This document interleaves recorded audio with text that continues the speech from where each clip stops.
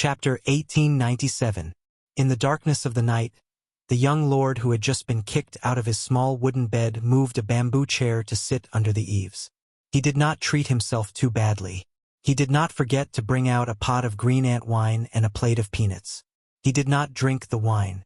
The small plate was placed on his robe, and he slowly ate the peanuts one by one. The night was long, so he should eat sparingly. Su Fengyan sighed. Haste makes waste. He thought that she was in a good mood because he had helped her earn so many copper coins. In fact, she did let him touch the small bed. However, when his paw just touched a certain place that was finally not peaceful, he was immediately met with an unexpected disaster before he had time to savor it. Su Fengyan lowered his head and glanced at his crotch. He said sadly, "Jianghu's loyal young man, you enjoy the blessings, and I bear the difficulties. That's loyal enough, right?" After muttering, Su Fengyan leaned back in the chair and held the back of his head with his hands. He looked up and saw the bright moon in the sky. It was autumn, and the night was as cold as water.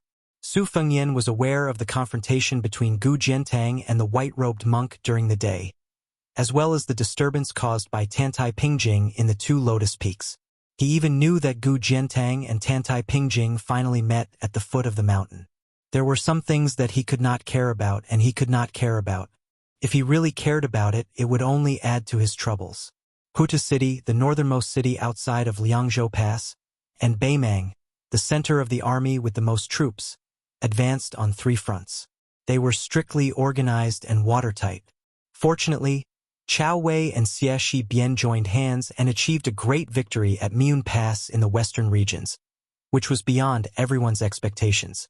However, the two cavalry troops under Xie Shi Bian's command, as well as the horse bandits recruited by Han Wenbao and Chai Dongdi, were almost completely wiped out. The Huayang Pass Governor-General had already made an exception to promote Xie Shibang to Deputy General of Liuzhou. He was temporarily in charge of the two towns of Linyao and Fengxiang, and the 20,000 monk soldiers of Lantua Mountain were also under his command. Xie Shibian's cavalry didn't suffer too many losses. Mount Qingliang and the Governor-General Manor hastily came to a temporary decision, deciding to have Xie Shibian lead the troops to charge north. Together with Yu Luan's Saber Division's Yuzhou elite cavalry that was already approaching northern Mang's Gentleman's Pavilion, they formed a coordinated force to advance side by side, directly assaulting the southern dynasty's west capital. Yuzhou Gourd Pass was calm. The group of 20 or so swordsmen that had left the Wu family's sword tomb could take this opportunity to lead a small group of cavalry outside the pass. Although it was just icing on the cake, it was still a good thing. North of Qingsong City in Liuzhou, Huang Manor and Ko Jiangwai's two cavalry units were ready to set off. This afternoon, he had reached an agreement with Su Su. The 20,000 Shu Zhao soldiers were not like a drop in the bucket, but they could only be used as a surprise force outside of Liangzhou Pass. In a battle where there was very little room to maneuver, it was not a good thing to fight a battle where the sword needed to be unconventional. Su Fengyan hoped that, in the end, there would be no need for the 20,000 soldiers to rush to the battlefield. As for the message that Wei Miao sent to Chen Jibao, saying that he would not stop this old man's son Zhao Dingxiu's troops from crossing Shu into Liang, it could be trusted, but not completely trusted. Currently, the northern and southern territories near Guangling River were in a mess. Yan King Zhaobing, Shu King Chen Jibao, King of Jing and Zhao Sun, and Liang, these three vassal kings were working together. Maybe the Liang court that was loyal to the Zhao family still felt that with Gu Jiantang, the stabilizing force, the court still had some advantage. However, Su Fengyan knew that Gu Jiantang's fate with the Zhao family of Great Peace City had come to an end. His son-in-law Yuan Tingshan had betrayed the court during the Spring Snow Building's celebratory feast. In the eyes of outsiders, he had given his father-in-law, Gu Jiantang, a difficult problem. However, that ambitious mad dog had also gone with the flow. Right now, Su Fengyan, other than the situation outside the Guanbai border, was truly worried about the grain that the court had promised before entering Liang. With his friendship with King of Jing and Zhao Sun, and the fact that Zhao Sun was about to be pushed onto the dragon throne, it would be strange if the court's grain could be smoothly transported to Lingzhou.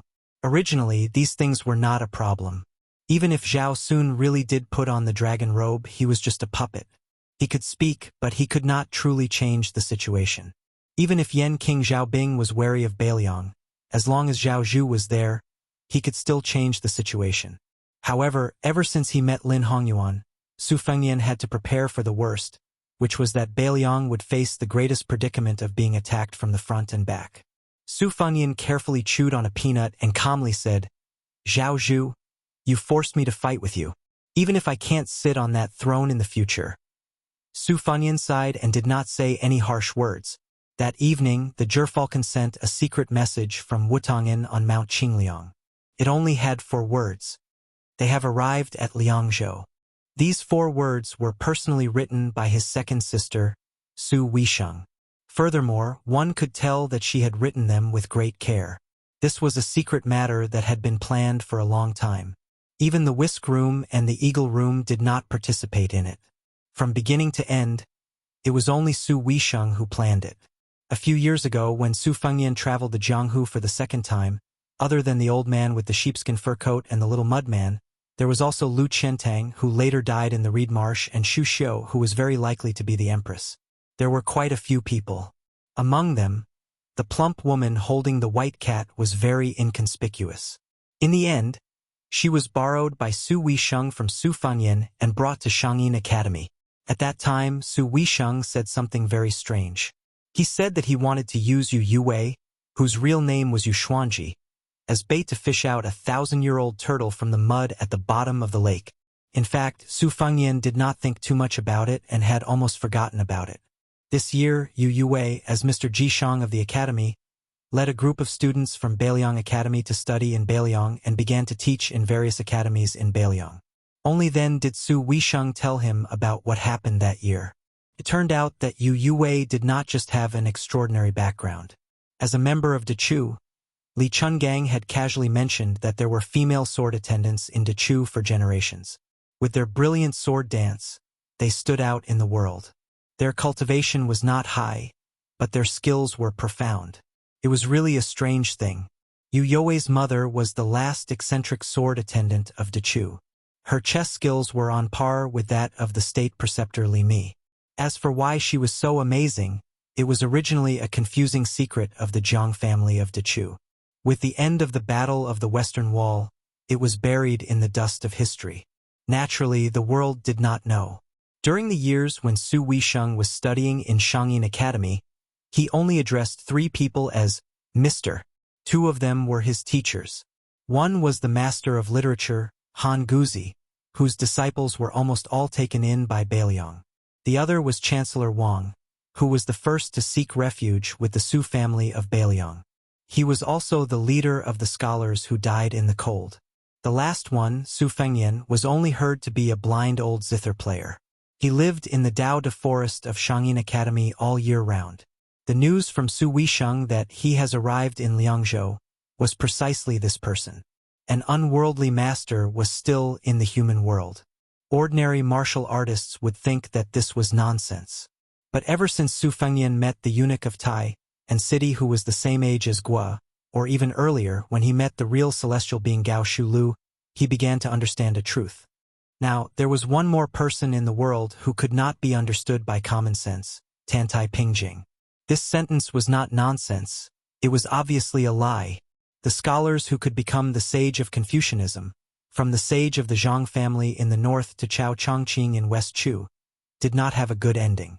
People of the same 3 religions, Buddhism and Taoism, almost every generation had people who succeeded in proving their Tao, reaching perfection or ascending.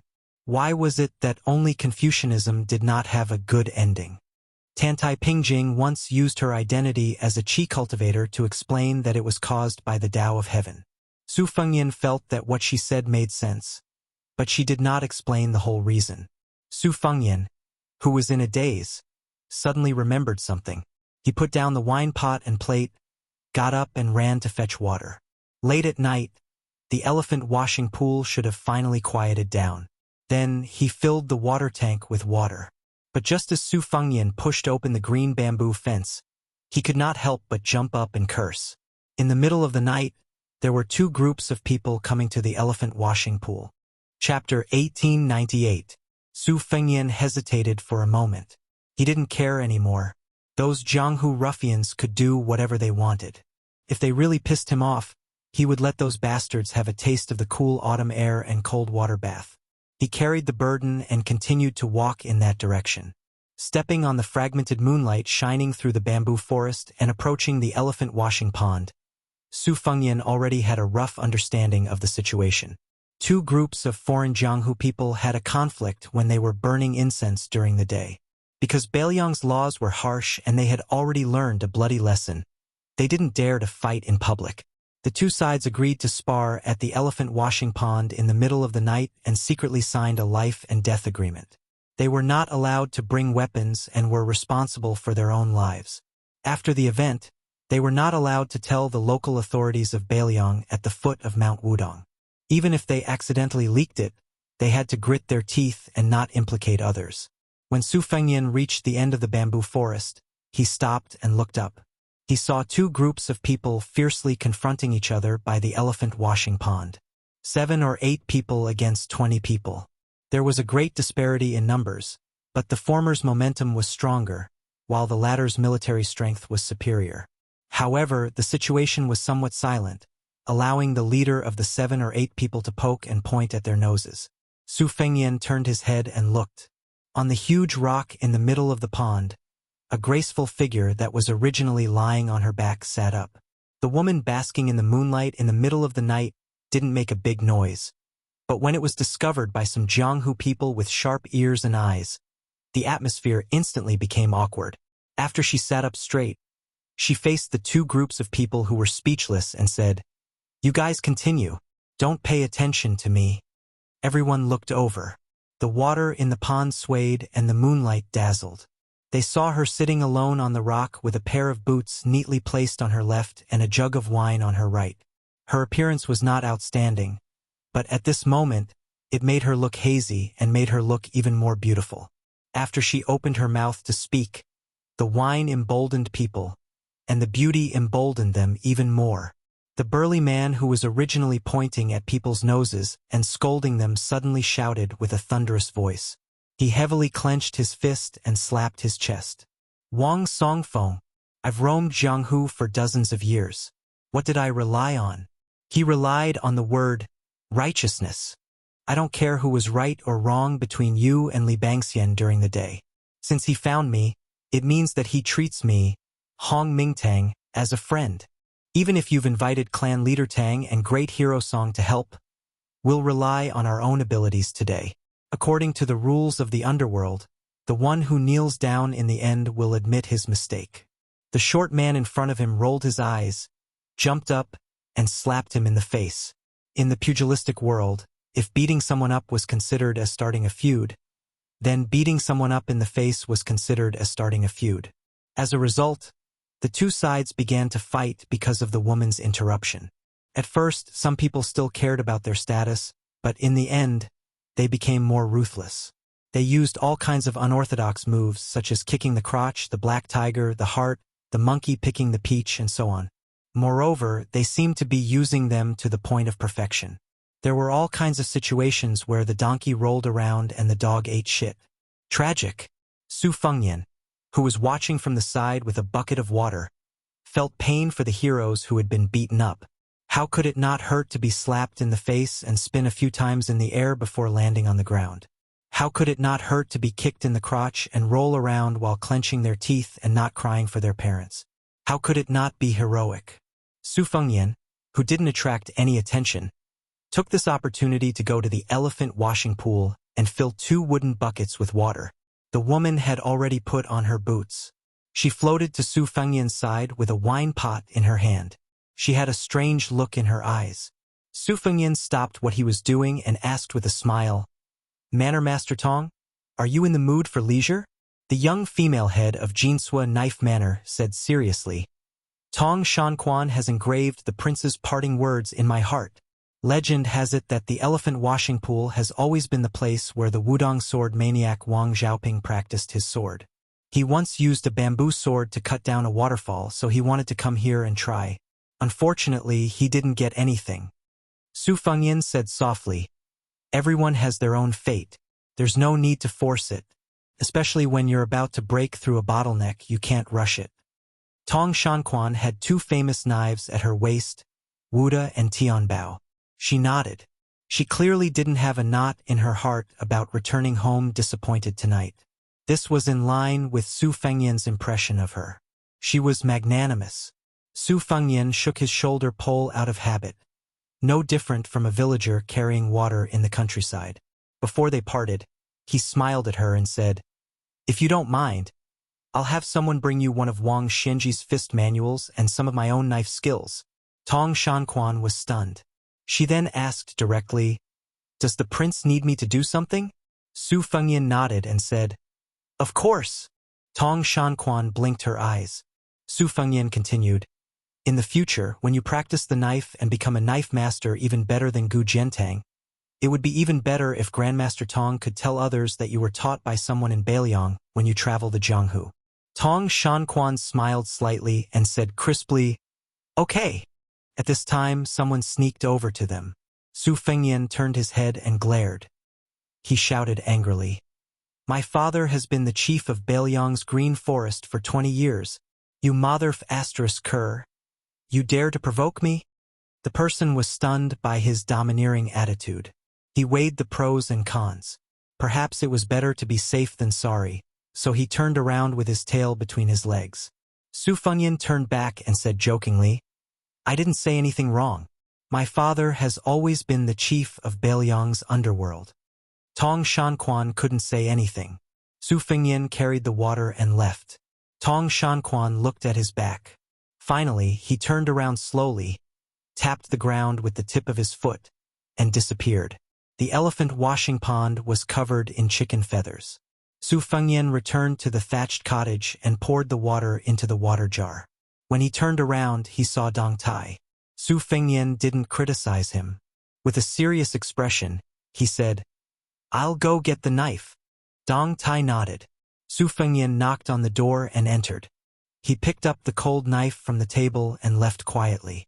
Not long after, Su Fengyan and Dong Tai stood side by side at the top of the stone steps of Big Lotus Peak. Dong Tai asked calmly, "Do you know who he is?" Su Fengyan shook his head and said, "I don't know." The peach blossom sword deity didn't say anything else. He closed his eyes and rested. Su Fengyan said, "You don't have to do anything unless it's absolutely necessary." Dong Tai remained silent. At the foot of Wudong Mountain, an old man and a young man walked through the archway and slowly climbed the mountain. The young man was called Go Yufeng. He was once the lowest rung in the martial emperor city of Donghai. Until one day, the young man met a strange middle-aged man who carried a bowl into the city. There was another middle-aged man with an ordinary appearance following closely behind. The young man still didn't know that the former was Xie Guanying and the latter was Dong Tai. After the young man left the martial emperor city, he traveled around and met the hunchbacked old man. They traveled west together and came to Beiliang. The young man only knew that the old man's surname was Zhang. He called the old man Grandpa Zhang. The old man was an old-fashioned man who didn't like to smile. He was like a strict old teacher. Fortunately, although the young man didn't learn how to read, he was born simple and polite. The old man and the young man got along well. As the young man walked up the stairs, he muttered. Confucius said, "The way of heaven and earth is broad, thick, high, bright, long and long." Along the way, the old man taught the young man similar phrases when he wanted to say something. The young man just memorized them. If he didn't understand the meaning, he just put them aside.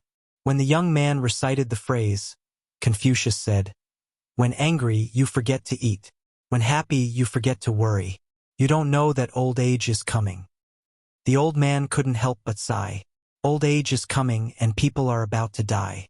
Since the fall of the great Qin dynasty, for the past 800 years, generations of scholars in the world had to recite the words Confucius said in the books of the sages. Now that the imperial examinations were popular in Liang, there were more scholars. Naturally, the words Confucius said were more common. This Confucius said. It was the words of the sage Zhang of the scholarly school. At this moment, the old man sighed with emotion. "So, I've said so much. The young man asked, Grandpa Zhang, what did you say? The old man smiled for the first time. He rubbed the young man's head and said, Yufeng, you're my closed-door disciple. You can call me teacher in the future. The young man looked confused. The old man took the young man's hand and continued to climb the mountain. He said calmly, You have many senior brothers. The youngest one is called Huang Longshi. The young man habitually called him Grandpa Zhang. He asked curiously, Is it Huang Longshi who has the same name as the great demon of spring and autumn, Huang Sanja? The old man laughed it off. Chapter 1899. Wasn't it a joy to have a guest coming from afar? Su Fengyan was very unhappy at this moment. He was even unable to suppress his anger. Unlike his encounter with the eunuch in the small town in Yuzhou, Su Fengyan was not angry at all during that dispute. He even regarded the eunuch as a gentleman. However, this strange guest who climbed the stairs brought an inexplicable sense of irritation to Su Fengyan after he appeared at the foot of the mountain. At Su Fengyan's level, he could predict the future. Therefore, Su Fengyan was certain that the person who climbed the mountain was not someone who would provide timely help like Dong Tai. The level of danger was very likely no less than Qi Jiajie's 10,000-mile sword that originated from the Dongyue sword pool. Could even be compared to Wang Xianji's death alone. However, Su Fengyan was mentally prepared for Wang Xianji and Qi Jiajie's appearance. One of them was doing it for her own martial arts, while the other was doing it for the emperor. Su Fengyan could understand their loyalty to the emperor. But at this time, the old man, who was becoming clearer and clearer in his field of vision, was like an unexpected disaster that he could not avoid. How could Su Fengyan, who had originally planned to go to Jebei City tomorrow morning, not be angry? It was like a person sunbathing in front of his house. He was clearly not in anyone's way, but a passerby inexplicably threw a bucket of feces and urine at him. The peach blossom sword deity, who clearly sensed Su Fengyan's disturbed state of mind, frowned and said, Are you planning to surrender without a fight? Su Fengyan took a deep breath and said in a low voice, It's good that you're angry. You can just beat him to death. Dong Tai gently pressed the Taiya sword at his waist. Sword Qi instantly filled his sleeves and he said in a serious tone, That person can't be underestimated. Even after Chao Chongqing switched to the way of tyranny, he's just like that. If you still want to fight the enemy with such a state of mind, then go away. Su Fengyan's face was livid. He closed his eyes and pressed his palm against the cold blade's hilt. His fluctuating mood finally calmed down. There were more than 100 stone steps between them, and the two parties were about to meet. The monk stopped in his tracks and rubbed the head of the young Go Yufeng. He asked with a smile, Is that uncle the benefactor who gave you the white wooden sword box? The young man widened his eyes and looked over. As expected, it was that uncle whom he had met once before standing at the top of the stairs. However, the uncle who was eating wontons in the Marshal the Archcity was sloppy, and he didn't have a sword. He didn't have the demeanor of an expert. The old Confucian scholar, who exuded a decaying aura from his body to his aura, patted the young man's head and said softly, Go say hello. The youth with the bamboo box on his back smiled when he heard this. Then, he walked up the stairs with light footsteps. Dong Tai was at the top of the steps. The young Go Yufeng ran toward him, while the old Confucian stood still. Right at this moment, the old Confucian shouted 3 times in succession, Dong Tai, Taiya sword, the Wu family sword tomb. His mouth contained the heavenly law, and his words were followed by the law. At the same time, Dong Tai's figure flashed and disappeared. Only ripples were left in the place where he stood. Su Fengyan's sleeves were fluttering in the wind. The young man who watched his benefactor disappear was stunned on the spot. He didn't know when the old Confucian scholar came to his side and said with a smile, It doesn't matter if you thank him later. Yufeng, you can walk around after you reach the top. There is a house in the Purple Void Temple where Ancestor Lu's sword was hung for hundreds of years. You can go there and pay your respects. Oh, the excited young man replied. He continued to move forward cautiously, brushing past the young man with the saber. Then he trotted away. The old Confucian scholar stood still and looked up at the young king. Why are you still hesitating when facing a strong enemy? Did your Beiliang frontier army also cower when you met the Beimang cavalry outside the Liangzhou Pass? The Beiliang cavalry is the best in the world. Can't be that your Su family is bragging about it, right? Su Fengyan did not make a sound. The qi in his body did not fall, and in an instant it circulated 800 li.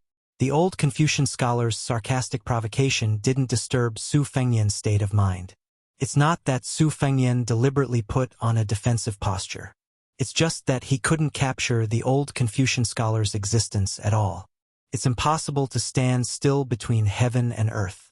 The reason why the female zither player, Xue Songguan, could kill people even though she was blind was that she had the wonderful mysterious finger technique. She could sense the slightest ripple without looking at it with her eyes. The wind chimes seemed to be quiet under the eaves when there was no wind, but she could clearly feel them shaking. There was once a scholarly sage who described this realm and called it exerting force in the heart's marrow. Su Fengyan had fought with the three great grandmasters, Hong Jingyan, Tuoba, and Chun Jibao. Although his celestial being body was damaged and far from the peak, his realm didn't fall. In today's world, he was still second only to Dong Tai and Xue Songguan in the depth of the mysterious finger realm. Because of this, Su Fengyan didn't move. He still held the hilt of his sword and didn't draw it. The hunchbacked old man smiled and said, "If you're waiting for Dong Tai, I advise you to forget about it. This peach blossom sword god is now on the sword mountain of the Wu family's sword tomb." He immediately rode his sword to the west. It would take him about 6 hours to reach Mount Wudong. There's no other way. Deng Tai is now at the peak.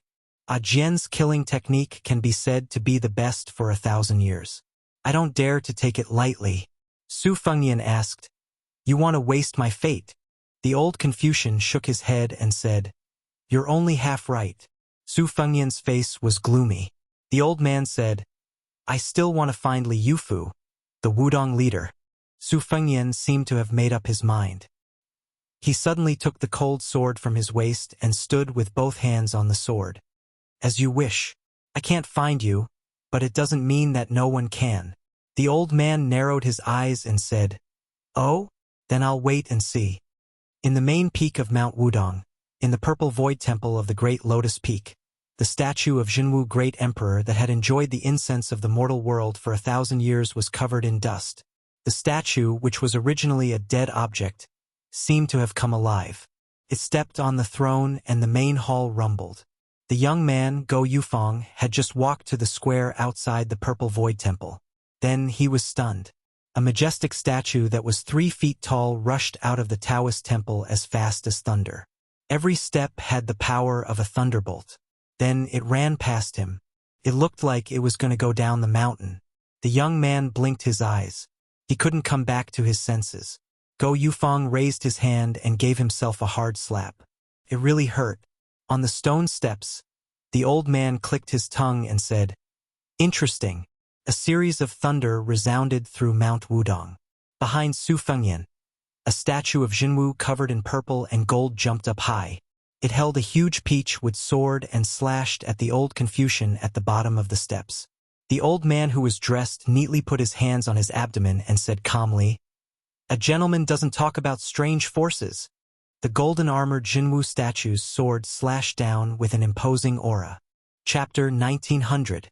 However, just as the sword was about to strike the head of the elderly Confucian, it suddenly stopped in midair. Su Fengyan finally moved. Without hesitation, he directly used the 2-sleeved green snake of the old man. Although he used the cold blade, it was the same as Li Chuangong's wooden bull. On the stone steps between the two, a thick and brilliant green sword essence flowed rapidly like a river. The old man smiled and said, "A gentleman walks the straight path." When the monk took a step forward, the originally still statue of Jinwu seemed to break free from its restraints. The peach-wood sword struck down before the sword essence. The old man raised his left hand and gently held the peach-wood sword. At the same time, his right palm met the 2-sleeved green snake. This kind of leisurely stroll was like a scholar who had studied hard for many years casually picking up a brush and writing on a whim. It was natural and without stagnation. The aura of a saint. The monk had straightened his back and walked up the steps step by step. His left hand held the statue of Jinwu, and his right hand blocked the two-sleeved green snake, the peach-wood sword of the statue of Jinwu, Li Chuangong's majestic sword essence. Under the contrast, the old man's steps were slow, but he never stopped. The old man even had the energy to say, "I'd like to see how long you can hold your breath." The purple qi on the statue of Jinwu the Great Emperor was wavering. Visible cracks began to appear on the wooden sword that was almost as long as a person. From these cracks, countless rays of dazzling light bloomed. This statue of Jinwu from the main hall of Wudong's Purple Void Temple was, of course, not the Dharma of Jinwu the Great Emperor. Su Fengnian had long given up on that fate and was no longer involved. But for some unknown reason, Su Fengnian quietly condensed his own fate into it after climbing the mountain. Previously, the young king had jokingly asked Dong Tai how to arrange his fate after death. The Peach Blossom Sword God's answer was, of course, as carefree as ever. But Su Fengnian could not be so carefree. He had too many people and too many things to consider. Asking Fan Shaochai to search for the wooden sword wanderer was the same. Many seemingly unintentional actions were the same. The old Confucian scholar's weathered face shone brightly under the purple gas and sword energy. He sneered and said, "King of Bailiang, I don't think you can do it with your own fate energy." At the beginning of the magnificent sword force, the young lord said in a deep voice, "Li Yufu, continue your closed-door training." The old Confucian took a big step forward and said in a clear voice, "Su Shao led his troops to trample the Six Nations and broke the spines of the Spring and Autumn dynasties. As a result, the Central Plains were littered with new graves. Now that he's dead, do you really think that the Su family doesn't need to repay the debt?" The boundless energy swords kept shattering in the old man's palm. The old man was also somewhat angry. He shouted, "Su Fengnian, do you really think no one in this world can kill you? Will I let you do whatever you want? As long as you don't give up, Xie Guaniying's death will be followed by Tantai Pingjing's. Even if Tantai Pingjing dies, there will still be the next person." A purple gold date mark appeared between Su Fengnian's eyebrows. He said slowly, "A gentleman walks straight? My Bailiang cavalry guards the border, Huta City, Crouching Bao City, Luanha City, and Qingcang City. Only those who die with their backs to the south will die." The old Confucian scholar suddenly pushed his right palm forward. At the same time, his left wrist shook slightly. The entire energy swords were pushed back dozens of feet. The statue of Jinwu, whose peachwood sword had turned into powder, was thrown back hundreds of feet. Even when facing Su Fengnian, whose combat strength was not at its peak, the old man was able to gain the upper hand from beginning to end. The old man's unfathomable cultivation was enough to shock the world and make ghosts and gods weep. The old man finally reached the top of the stairs. In his sight, the young lord stood in the distance with a cold saber in his hand. A trace of blood seeped out of the corner of his mouth. The old man smiled and asked, "Even though you've fallen to such a state, you still don't want to use the entire Bailiang's fate to fight against the enemy?" Su Fengnian spat out the blood clotted in his mouth and took a breath of fresh air. If he had not been hit by Tuoba's full-force hammer, even if the old man's cultivation was profound, he would not have been able to push back the energy swords with one palm even if he could block the energy swords of the mortal world. Su Fengnian twitched the corner of his mouth and said with a smile, "My fate is indeed not much, but I still have a chance to keep you on Mount Wudong." The old man's eyes were full of pity. He said, "I thought you would say, even if I die here, there will still be a king of Bailiang on Mount Qingliang who has the same appearance and height. What, is this the confidence you have to fight me to the death? When did the leader of 300,000 Bailiang cavalry, the well-deserved grandmaster of martial arts evaluation, become so unambitious?" Su Fengnian tightened his grip on the hilt of his blade. The old man did not seem to be in a hurry to make a move. It was unclear whether he was worried that both sides would be injured or that both sides would be destroyed. He asked, "Aren't you curious who I am?" Su Fengnian sneered and said, "A stray dog." The old man was stunned and then laughed. You hit the nail on the head. At the foot of Mount Wudong, there was a purple aura climbing the mountain. It was the statue of Jinwu that the old Confucian had casually thrown down the mountain. Although the body of the statue was broken, the purple aura lingering around it was even thicker. Su Fengyan sneered and said, "I'm just curious why you didn't continue to pretend to be a blind zither player in Shangyin Academy's Dowd Forest." The old Confucian nodded and said, "No wonder you were prepared. It was Su Weisheng who revealed the heavenly secret to you. You're really cautious. Originally, you shouldn't have regarded me as an enemy because of how I took care of the girl surnamed you in Shangyin Academy. It's a pity that Tantai Pingjing won't help you now. No matter how many tricks you use, in the end, everything will be for naught." Su Fengyan held the cold blade in his left hand and held it horizontally in front of him. He put 2 fingers of his right hand together and gently stroked the back of the blade. The old man laughed and said, "An ant trying to shake a big tree." Su Fengyan replied, "There was a disciple of your Confucian school who said that he was overconfident." The old man waved his sleeves. "Isn't that because I misled him?" Su Fengyan put his 2 fingers together and stopped at the tip of the blade. Silently, the cold blade was like a talisman. Gao Shulu had once been sealed by this move. The old Confucian was still calm and composed. He glanced at the previously ordinary Bailiang blade and felt as if it contained endless Tao. On the bright blade, there was a faint pitch-black dragon floating around. However, the old man was still in the mood to praise. "Very interesting. The person in front of Su Fengyan should have been dead for 800 years. Especially when the Dafeng dynasty was founded and the status of the Confucian school rose. After that, he was respected by the kings as the most sacred teacher of the dynasty. Countless civil officials, regardless of whether they were famous or not, accompanied him when he was alive and regarded it as a supreme honor. The Zhang family's holy mansion and the Taoist master's mansion of Mount Longhu had been known as the Holy Mansion for 800 years. However, no one really thought that the Zhao family could be compared to the Zhang family, especially in the hearts of the scholars in the world. The Zhao family was probably not even worthy of carrying the shoes of the Zhang family. This inconspicuous old Confucian. He was the first-generation saint of the Zhang family. Chapter 1901. The commotion caused by this battle of immortals was not small. On Wudong Mountain, apart from the wife of a certain white-robed monk who was still snoring, almost everyone had put on their clothes and got up. But without exception, no one went to join in the fun.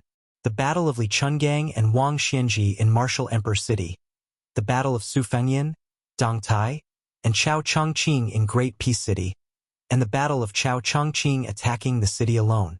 There were also grand events of the Jianghu that were second only to these peak battles. They had all taught the people of the Jianghu a bloody lesson. If they had not reached that level, they should not get involved. Otherwise, they would be implicated. It was as difficult as ascending to the heavens to criticize the moves of those martial arts grandmasters. When the true peak martial arts grandmasters engaged in a life-and-death battle, they would not give the small fries the chance to clap their hands and cheer or be surprised. The white-robed monk without the string of beads on his chest sat on the bench in front of the hut, quietly looking up at the moon. A tall woman dressed in the same white robe appeared in front of him. The white-robed monk did not look at her. He only said softly, "The heart is sloppy and the world calls it suffering. Only you and I enjoy it." The leader of the world's chi cultivators nodded and then shook her head. "You and I are the same, but not the same." The white-robed monk rubbed his bald head and said emotionally, "My daughter heard some nonsense from the foot of the mountain. It said that for the women of the world, it takes 10 years to cultivate Song Yushu, 100 years to cultivate Su Fengyan, 1,000 years to cultivate Lu Dongxian." The woman who was 100 years old but had a youthful appearance murmured sadly, "He does not understand." The white-robed monk sighed, "I am more afraid of playing dumb." She suppressed her emotions and looked at the white-robed monk. "No matter what, I am a chi cultivator. I will follow my heart." The white-robed monk made a sound of acknowledgement. "Then this poor monk will not invite you to tea?" she asked. "Is that all?" At this time, the white-robed monk suddenly thought of a young girl's clear voice. "Mother, mother, wake up. Father is secretly meeting with his confidant again. The white-clothed monk's complexion changed. He hurriedly stood up and said, Sovereign Tantai, please don't leave. Help me explain. How could the woman who only cared about enforcing justice on behalf of the heavens care about these trivial matters? She directly swept past them and disappeared. The white-robed monk turned around stiffly and saw his daughter gloating over his misfortune. His stupid disciple with sleepy eyes, and his wife aggressively running out of the house with a kitchen knife. The white-robed monk had a flash of inspiration as he said in all seriousness, That woman is over 100 years old. She's not someone of the same generation at all. The woman was stunned. So old. The white-robed monk nodded vigorously. The woman rolled her eyes and turned to leave. I'm as beautiful as a flower. At the very least, I'm still a middle-aged woman who's still charming. Why would I be jealous of an old woman who's over 100 years old? The white-robed monk secretly wiped off his cold sweat and glared at his daughter. She made a face and said angrily, It still hurts from being pulled by mother during the day. The white-robed monk said in a bad mood. Who told you to tell your mother about the little private savings that I've painstakingly saved? You've shot yourself in the foot, haven't you? The girl was stunned.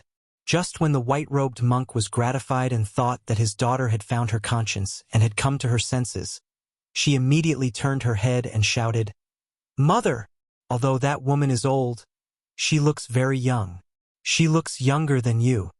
Suddenly, there was an angry roar that was more majestic than the Buddhist lion's roar in the house. What? The white-robed monk silently raised his head and looked at the moon. He guessed that this time even Buddha couldn't save him. Buddha probably really couldn't save this monk who drank wine, ate meat, and married his wife. However, his stupid disciple suddenly became enlightened and bravely explained to his master's wife. He actually persuaded his master's wife to go back. The white-robed monk who had narrowly escaped death rubbed his cheeks and called his stupid disciple to his side with a smile. Nanbei, while the moon is bright and the stars are scarce, your mind is clear. Master will teach you the profound Dharma. Little bald head sighed. Master, you're so old, but you still don't know how to behave. No wonder Master's wife has been telling me and that thing these 2 days. Flies don't bite a seamless egg. The white-robed monk glared at him.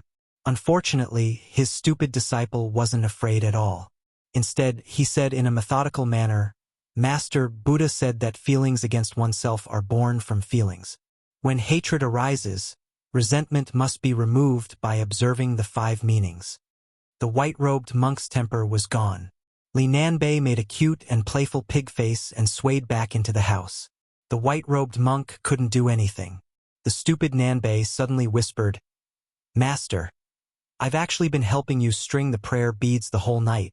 I was afraid that Master's wife would find out that the string was broken and would worry about the impermanence of life. I didn't even dare to light the oil lamp. I just used the moonlight from the window to string the prayer beads. The white-robed monk's face was full of joy. He said matter-of-factly, Master's daughter.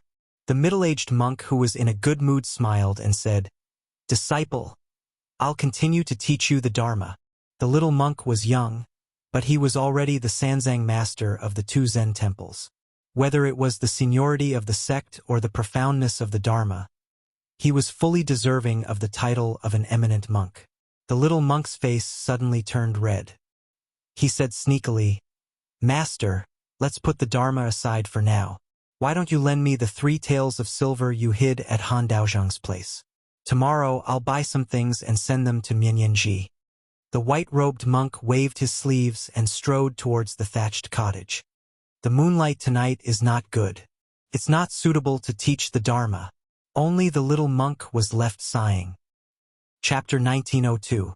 At the foot of Wudong Mountain, the statue of Jinwu Great Emperor strode up the mountain with purple clouds rising. 2 people were confronting each other at the top of the stone steps. Su Fengnian was holding a talisman knife that was glowing. The saint of the Zhang family was still calm. His hands were hanging down and he gently shook his sleeves. You're really stubborn. After a long period of silence, Su Fengnian did not launch a thunderous charge. Instead, He appeared in front of the saint of the Zhang family in the blink of an eye. He leaped high, twisted his body, and slashed down diagonally. His sleeves fluttered, and he looked like an immortal. The saint of the Zhang family raised his arm and stretched out a finger. He smiled and said, "Benevolent Lu Shan." Su Fengyan's blade that contained a lot of gang qi stopped moving. It didn't even touch the old monk's finger. Between the two, there seemed to be hundreds of thousands of undulating mountains. They were separated by a thin line. Su Fengyan, who was in the air, almost said at the same time, "Open the mountain." His spirit was Li Chuangong's. "If the mountain doesn't come to me, I'll open the mountain with my sword." His move was Jian Jihuang's, 6,000 miles. The tip of the blade continued to press down. It was not overwhelming, but it was slow and firm. The saint of the Zhang family, with one hand behind his back, didn't seem to want to touch the talisman knife with a dragon hidden in it. Seeing that the tip of the blade was only an inch away from his finger, he frowned and said in a deep voice, "Wise Li Shan." The hand behind his back quietly shook his wrist. In the middle of the mountain, there seemed to be a green dragon drinking water. A magnificent water column that was as thick as a well was quickly pulled up and went straight to the top of the mountain. At the same time, the saint of the Zhang family didn't give the young king a chance to withdraw his blade. He changed from holding the blade with one finger to holding it with two fingers. "I'd like to see if you're qualified to be the leader of the Beiliang cavalry." Su Fengyan, who was holding the blade in his left hand, looked calm. He raised his right hand and slapped down. The wind and thunder of the palm shook. The immortal touched the head and broke the longevity. The saint of the Zhang family, who was driving the long dragon in the pool to hit Su Fengyan's chest, had to slightly change its course to respond to the young king's palm. Previously, the old monk used one palm to disperse the green snake in his sleeves. Su Fengyan's palm was not inferior to the old monk. The saint of the Zhang family's hand was the saint of the Zhang family. The saint of the Zhang family. Of the saint of the Zhang family. The two of them changed their qi at the same time. The water column stopped, and the saint of the Zhang family slid back a few steps. Su Fengyan held the talisman knife and landed on the ground. It just so happened that the statue of Jinwu had already approached the top of the mountain and was about to attack the old Confucian. The saint of the Zhang family didn't turn around. Instead, he looked directly at the young vassal king with purple gold between his eyebrows and laughed. "I'll teach you what it means to cultivate one's body and mind, and what it means to resonate with heaven and earth with the Great Spirit." The old monk gently stomped his foot. Ordinary martial artists, especially grandmasters of external martial arts, paid attention to penetrating the earth and killing snakes and rats. They meant that if they stomped on the ground, the snakes and rats hidden deep underground would be shocked to death on the spot. But the saint of the Zhang family did not have any momentum. Instead, it was like an old farmer casually stepping on his own crops. When the saint of the Zhang family was about to reach the top, a clay statue suddenly appeared behind the saint of the Zhang family. It was dozens of feet tall. It sat upright and was level with the top of the big lotus peak. The clay statue holding a scroll was far more familiar to the world than the Xuanwu Great Emperor of the North, who only enjoyed the incense in Beiliang. It was everywhere in the ancestral hall of the Zhang family, the imperial palace of the capital, the headmaster's temple, the school, and the academy. The saint of the Zhang family flipped his palm casually and laughed loudly. The vicissitudes of life are like watching the palm lines. The clay statue behind him slapped the saint of the Zhang family's statue with the scroll.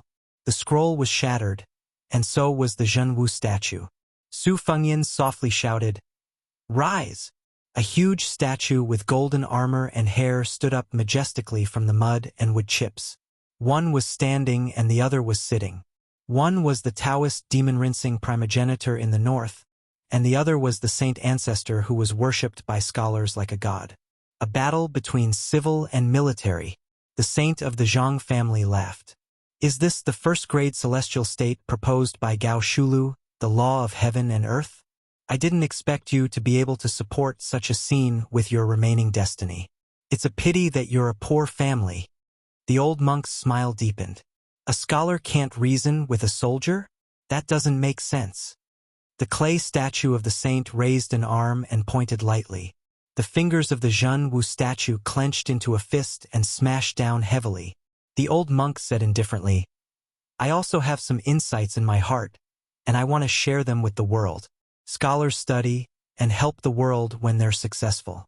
They point out the country when they're in the imperial court, and they take care of themselves when they're poor.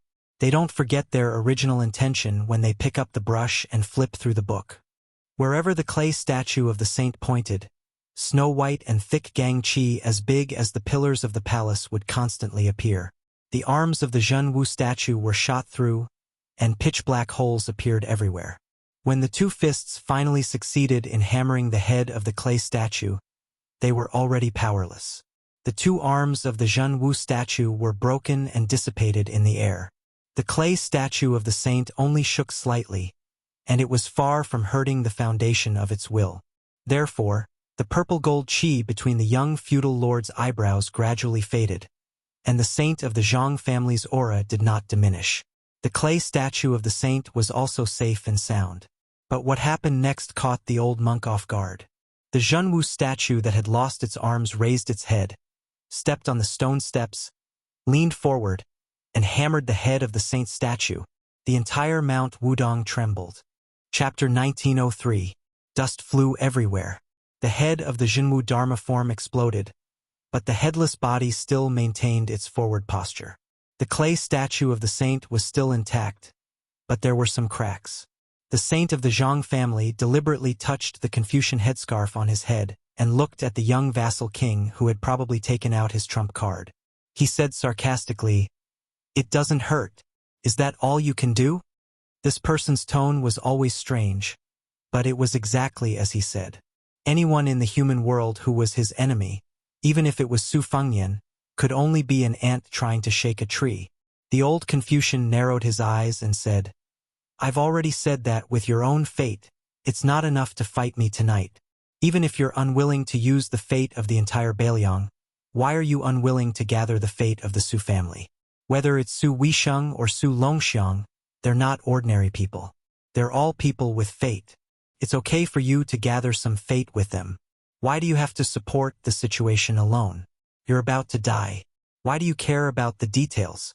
Don't you, Su Fengyan, always joke that you never do a losing deal?" Su Fengyan ignored him and kept silent. Since he was young, as the eldest son of the Su family, he was the only one who gave all kinds of rare things to his eldest sister, second sister, and Huang Manor. He had never asked for anything from them. He had never even thought about it. Just like when he obtained the pair of young tiger kuei, he did not hesitate to give them to his second sister and Huang Manor respectively. When he got the new sword Spring and Autumn from the swordsmith surnamed Qi in Beimang, he also thought of his brother immediately. He thought that he could finally change the wooden sword. When he snatched the river soldier from Jiang Fuding, he also thought of borrowing the embroidered winter spring thunder from the white fox face.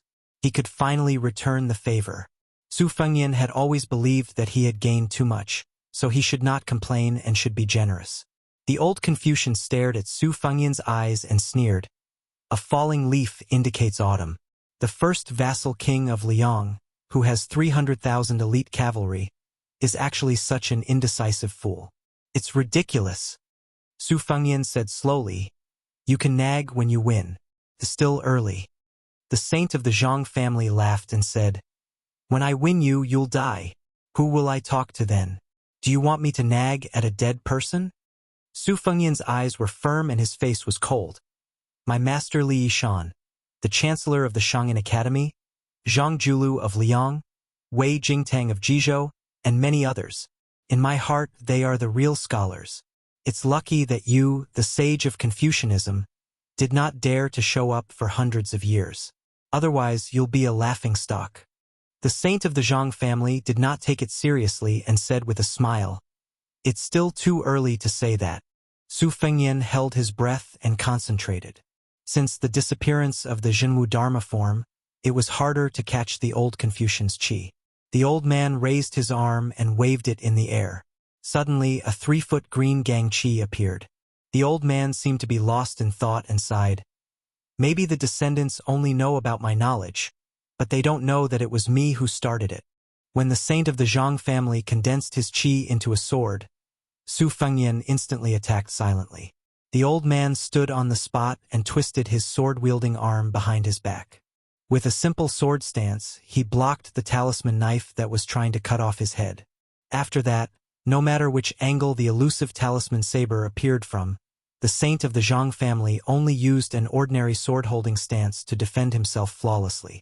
The two sides' qi lasted for half an hour. Su Fengnian finally stood 20 steps away from the saint of the Zhang family. The old man was still calm and composed. The 3-foot sword qi in his hand was as powerful as before. The clay statue of the saint that he had invited into the mortal world did not disappear. It was still quietly looking at the foot of the mountain. The old man looked around leisurely and laughed. "Ghost talisman.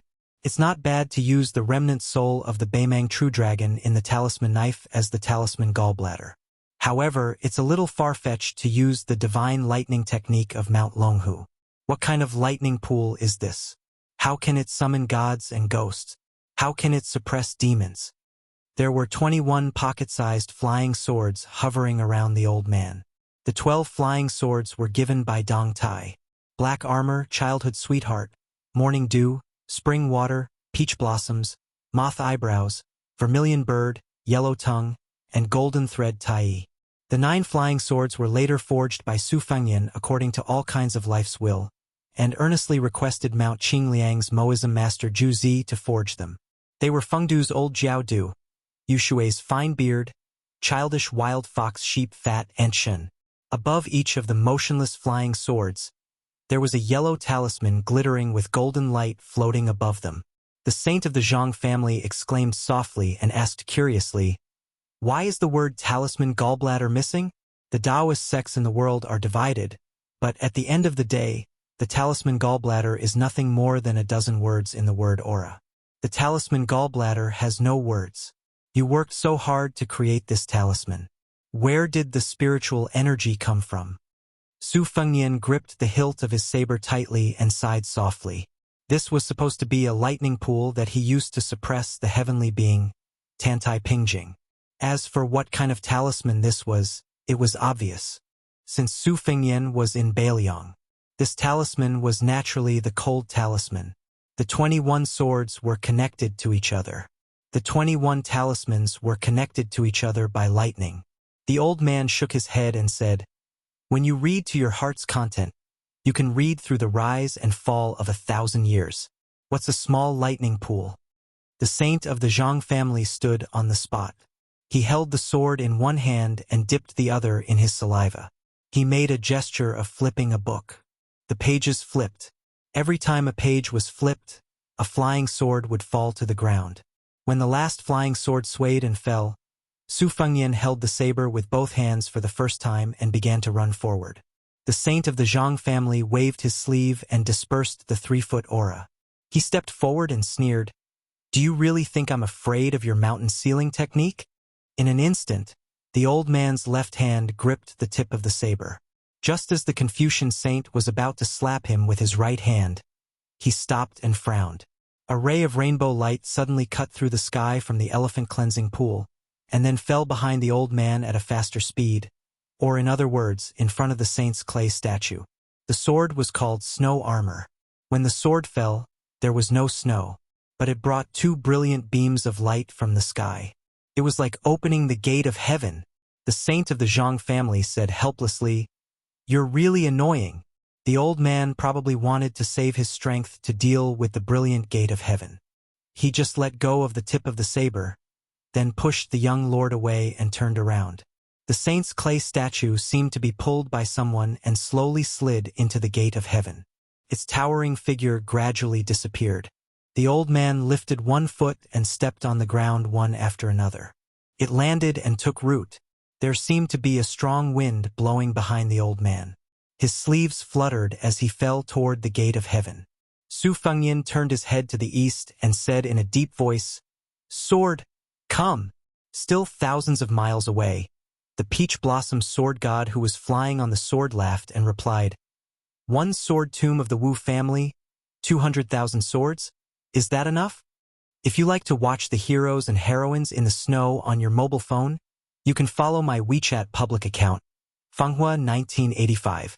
The snow is coming to an end. If you follow me, I believe there will be a lot of surprises. Not only some fragmentary writing experience in the snow, but also some future chapters, some of the bad stories I have never published publicly, some of the songs I like to listen to when I write my own words, and some activities of giving autograph books, update notices, etc., will be posted on my WeChat public account. Chapter 1904. The gate of heaven opened wide. Vaguely, one could see the heavenly maidens scattering flowers. In a trance, one could hear the chanting of Sanskrit and the ringing of celestial bells. Of course, it was to forcibly recruit the first ancestor of the Confucian school. This kind of formation was like the Grand Kai sect of the world welcoming a distinguished guest. At this critical moment, the old man still had the mood to turn around and smile at the young lord. My old body has been buried in the ground for hundreds of years. I can't stand your torment. Then, the old man looked to the east and laughed. You, the peach blossom sword god, are too narrow-minded. As a junior in Jianghu, you don't know how to respect your elders.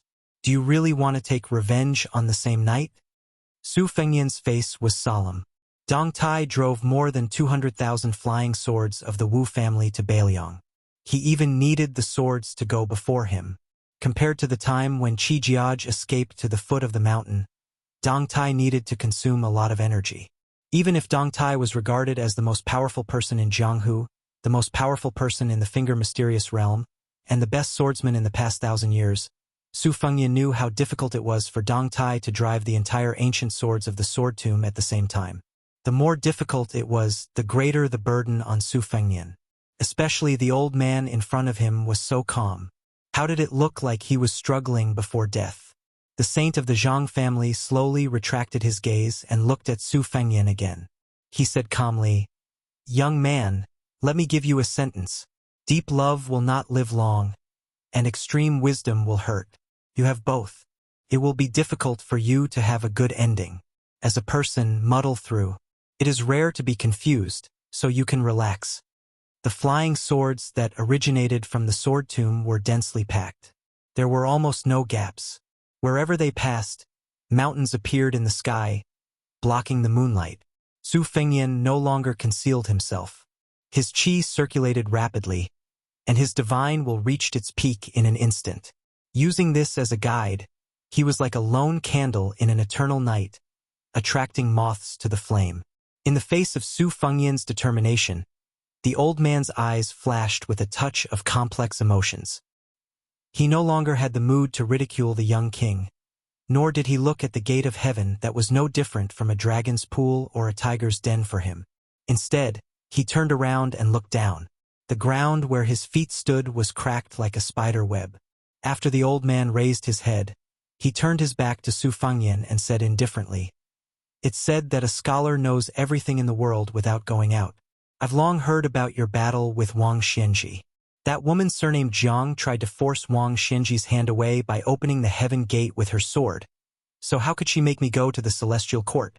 Besides, the old man, whose hair was fluttering in the wind, suddenly turned his head. His eyes were cold as he said in a serious tone, "Besides, Lu Dongxian can pass through the divine gate and return. Can't I do the same? It's not that I can't, but I really don't want to." The old man turned his body and finally turned his back to the gate of heaven, facing the young man. "A tree will wither one day, and a man will run out of strength. Today, I'll let you know that even if you, Su Fengyan, have invincible cavalry, and even if you're a grandmaster of martial arts evaluation, there will be a time when you have no choice but to accept your fate." Su Fengyan laughed in the face of the strong wind. "Do you know that people in later generations have ridiculed you as a person who knows what's impossible but still does it?" Su Fengyan continued, "Do you know that a quasi-sage in the Confucian school whose status is only second to yours said, 'Even if there are thousands of people, I will go forward'?" The old man said indifferently, "Those are good words, better than your words of a stray dog." Su Fengyan and the saint of the Zhang family looked at each other. Although the heart may not be able to reach it, it can still make people yearn for it. When Su Shao was old, he told me in private that he didn't like all the scholars in the world. But when he remembered how many times in the early years, He saw scholars together in the palace, each in high spirits, the jade pendants on their waists jingling. He really envied them. It was so pleasant to the ears. Finally, the old man said, "Generally speaking, if things are not at peace, they will make a sound. Since that's the case, Su Fengnian, do you have any last words for this world?" The talisman on the cold blade had disappeared. Su Fengnian hung the new cold blade of the Su family's 6th generation. Countless heroes have died in Beiliang. Every family has a white scarf. Most of them don't leave behind any last words, and they don't need mine. The old man shook his head and said, "That's because you haven't really lost all hope." Su Fengnian, who was indifferent, raised his palm as if he was grabbing something. The saint of the Zhang family snorted, "Dong Tai's flying sword is not bad, but it must be able to reach Wudong Mountain." The old man also raised his arm and then pressed down. "Drop the sword for me." The first wave of flying swords that had already approached Beiliang and Yuzhou were nailed into the ground like arrows at the end of their flight. The extremely spectacular scene at the junction of Yuzhou and Hezhou. The wind blew and the rain fell, and the flying swords drew an arc in the air and stabbed into the ground. They fell on the mountains, the rivers, the fields, and the yellow sand. It was like a heavy snow falling on all the places where there was no one. The young man who had been leading the flying swords to the cold had a trace of scarlet blood between his eyebrows. However, the place where the sword fell was getting closer and closer to Wudong Mountain. A wave of slanted flying swords was less than 100 miles away from the big lotus peak. And the young king's ears, nose, and mouth also began to bleed. After the saint of the Zhang family pressed down with his palm, his originally motionless body slid back a step, and he was one step closer to the gate of heaven. When a wave of more than 1,000 flying swords landed on the green bamboo peak to the right of the big lotus peak. The young man's eyes began to bleed. His face was already covered in blood. When a flying sword landed in the deep stream outside the big lotus peak. Su Fengnian's face was already blurred. But that unknown rusty ancient sword was already the last of the 200,000 flying swords in the Wu family's sword tomb. But that saint of the Zhang family, even if he seemed to have his back against the gate of heaven, his feet were still standing outside the threshold. The difference of one step was like the difference between heaven and earth. In the human world of the heavenly court, the old man lowered his head and looked at the 3-foot sword called Armor of Snow, and gently pressed down with his free left hand. The young man whose face was covered in blood slightly twitched the corner of his mouth. The old man, who was clearly not looking at the young vassal king, seemed to be able to see through the mysteries of heaven. "I know that you still have one last sword, but no matter how much you calculated, you would never have thought that in the entire northern Liang Path's 4 provinces, you would be able to borrow that sword no matter where you went. Only on Wudong Mountain you would not be able to do it. After all, Wudong Mountain is a peaceful place for Taoists, and since ancient times it has been the ancestral court of Taoism in the north. From the Great Qin dynasty to the Great Feng dynasty, and now to Liang, this place has almost never been affected by the flames of war, so the connection between you and the Su family is the weakest. If it was outside the Liangzhou Pass, at the mouth of the gourd in Yuzhou, not to mention that I couldn't stop you from borrowing Dong Tai's last sword, I'm afraid that I would have already sent you to the gate of heaven." The old man slightly bent down and gently patted the sword's hilt. "You and that Taya sword are brothers in hardship." A rainbow light like a comet in the sky, from the west to the east, crashed into the big lotus peak. But it seemed to have crashed into an invisible wall. It caused a burst of dazzling sparks, and was incomparably gorgeous. Chapter 1905. The ancient sword couldn't move forward an inch, and it kept whining. The old man closed his eyes as if he was listening to the sound. He murmured, "Essays talk about grief but not pain, but on the battlefield it is said that soldiers with grief will win. Which one is right?" The old man answered his own question. "Scholars write essays, but how many of them really work hard? But people die in war, it would be strange if they don't die." The Confucian ancestor finally looked at the young man. He slowly closed his eyes. His face was blurred by blood, so it was impossible to see his expression. He didn't know if it was pain, sadness, regret, relief, or something else. If he consumed Beiliang's fate, he might be able to save himself. But if he fought Liang Mang, he would definitely lose. In the end, he didn't want to. Was it also not impossible, but unwilling? This sage of the Zhang family, who had overpowered the two grandmasters on Mount Wudong tonight, laughed aloud, looking up to the sky and laughing loudly. Desolation, sorrow, joy, all kinds of feelings.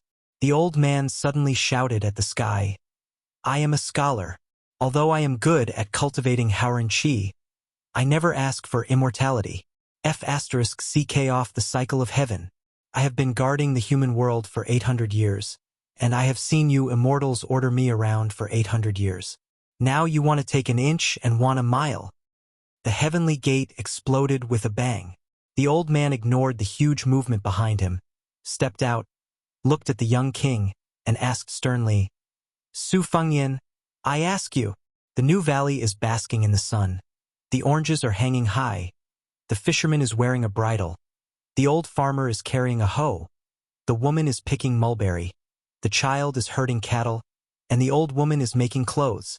The iron armor is clanging, the sword is like frost, the drums are like thunder, the iron cavalry is out, the arrows are like rain, the smoke is everywhere, and corpses are everywhere. Have you seen all kinds of things in the world? The young man covered in blood didn't move. Between life and death, one could see life and death. When there was no way out, one could see the root of human nature. But this guy surnamed Su, is he really dead? It shouldn't be. The old man showed a trace of panic for the first time. He quickly moved forward and came to the front of the young man. He stretched out his thumb and pressed on the middle finger of the vassal king. He wondered, "The qi in your body is still quite strong. Why is there no movement?" In the next moment, this absolute saint was sent flying by the young man's kick. The old man fell heavily to the ground, but he didn't stand up. He just sat there, as if he hadn't completely regained his senses. The young man also sat on the ground with his hands on his knees. He opened his eyes and said weakly, "Damn you!" The old man burst into laughter. Su Fengyan had no idea what this crazy old man was thinking or what he was trying to do. He was constantly gasping for breath, and of course he was also vomiting blood. But for some reason, while the pain pierced his heart, he also felt an inexplicable sense of refreshment, as if a heavy burden had been lifted off his shoulders. Especially that kick, it was really a kick to his heart's content. The saint of the Zhang family raised his hand and patted the dust off. He pointed at his own nose and asked, "Are scholars powerful?"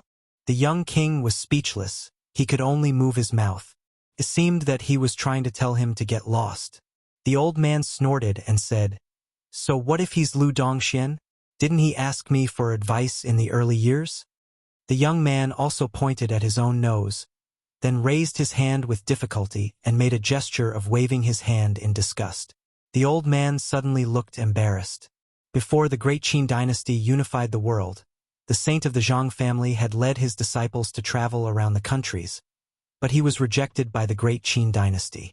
The old man laughed at himself and said, "It's never too late for a gentleman to take revenge, but 800 years is a little too late."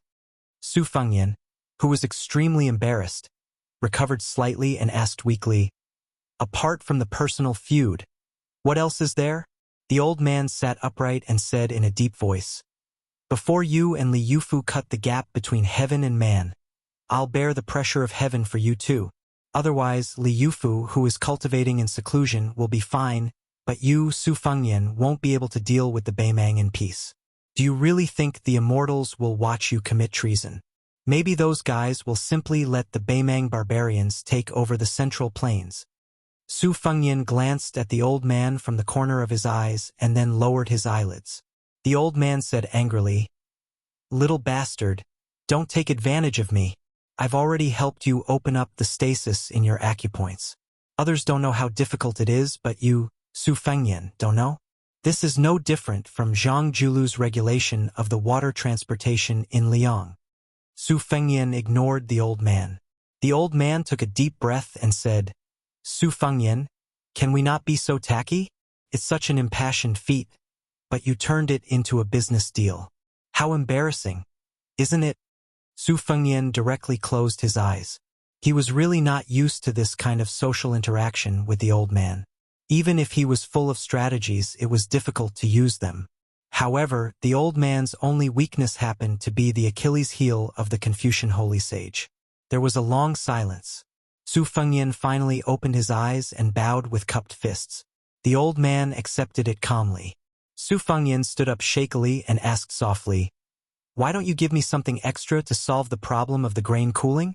The old man wanted to refuse on the spot, but he suddenly thought of something and said with a smile, "This is not easy, but as long as you let that guy surnamed Deng talk nicely later, I'll give it a try. However, I can't guarantee success." Su Fengyan waved his hand. "No one in the world can stop Dong Tai with the Taya sword. Not even me." The old man stamped his foot and said anxiously, "Hurry up and hide the Taya sword." As he spoke, the Taya sword had already flown back. Su Fengyan gloated and slowly walked toward the old man. The old man smiled and turned to look at the foot of the mountain. Su Fengyan and the old man stood side by side. The old man pointed into the distance. "In the past, I heard Huang Longshi talk nonsense about the strange situation in the next 1,000 years.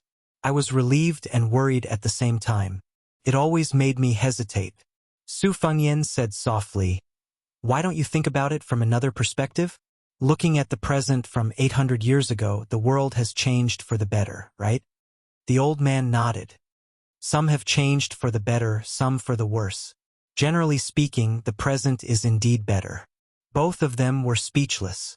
The old man suddenly said, "I probably won't be able to wait for Deng Tai to return to Mount Wudong.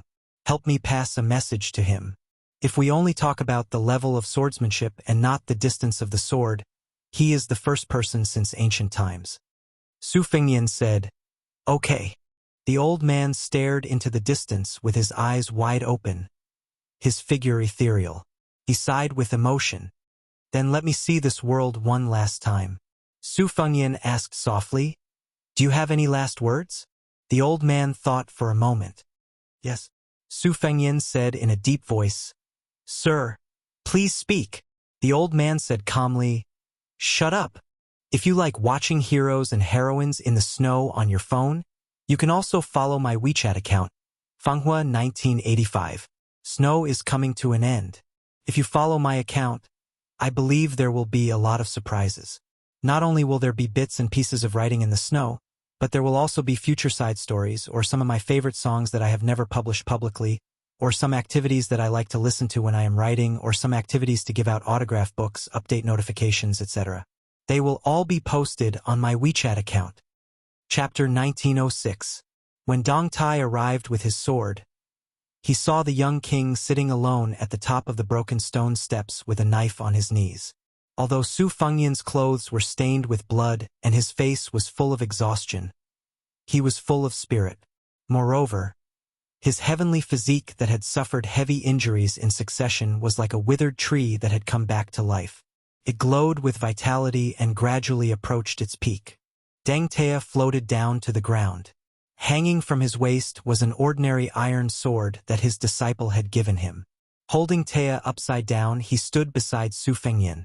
800 years of scholarly spirit scattered in the world?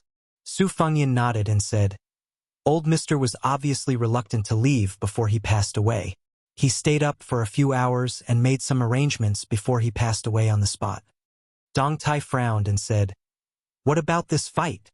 Su Fengyan smiled bitterly and said, "The old man who was the backbone of the Central Plains should be more trusting of Li Yufu, who had a pure Taoist heart. When Master Li escorted the dragon carp along the Guangling River to the sea, the old man must have secretly observed and trusted him. As for me, he did not have much confidence. Not only was I the son of Su Shao, but I was also very likely to fight for the throne. If it were me, I would not be at ease to hand over the old man's belongings. That was why there was such a storm. The old man must have forced me to a dead end and was only willing to let it go when he saw my true nature."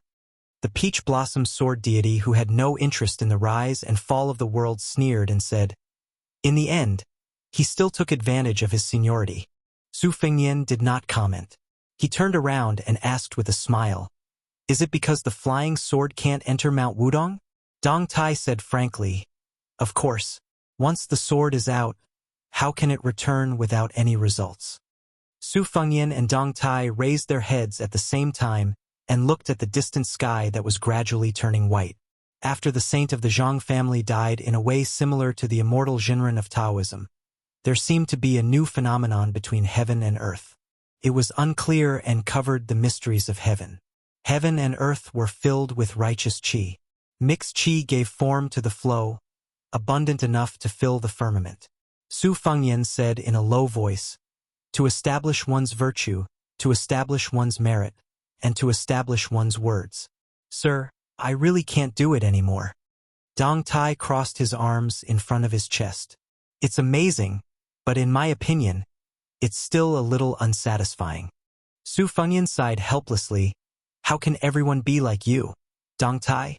You don't just stand there and talk." Su Fengyan remembered something and said with a smile, "That's right, before the old master left, he wanted me to tell you that, in his opinion, since the beginning of the sword 1,000 years ago, you, Dong Tai, have the best swordsmanship." Dong Tai grumpily said, "The path of swordsmanship is just a sesame seed abandoned by ancestor Lu after picking up a watermelon." Su Fengyan rolled his eyes and said, "Talking to you is boring." Dong Tai glanced at him from the corner of his eyes. Su Fengyan asked, "How should we deal with the 200,000 swords scattered on the ground of the Wu family's sword tomb? Do we need you to return them?" Dong Tai asked in return, "Why? Do you want to keep them?" Su Fengyan hurriedly waved his hand and said, "How would I dare? That Wu family's ancestor would fight to the death with Beiliang. I can't go overboard when I use my hoe to steal their swords."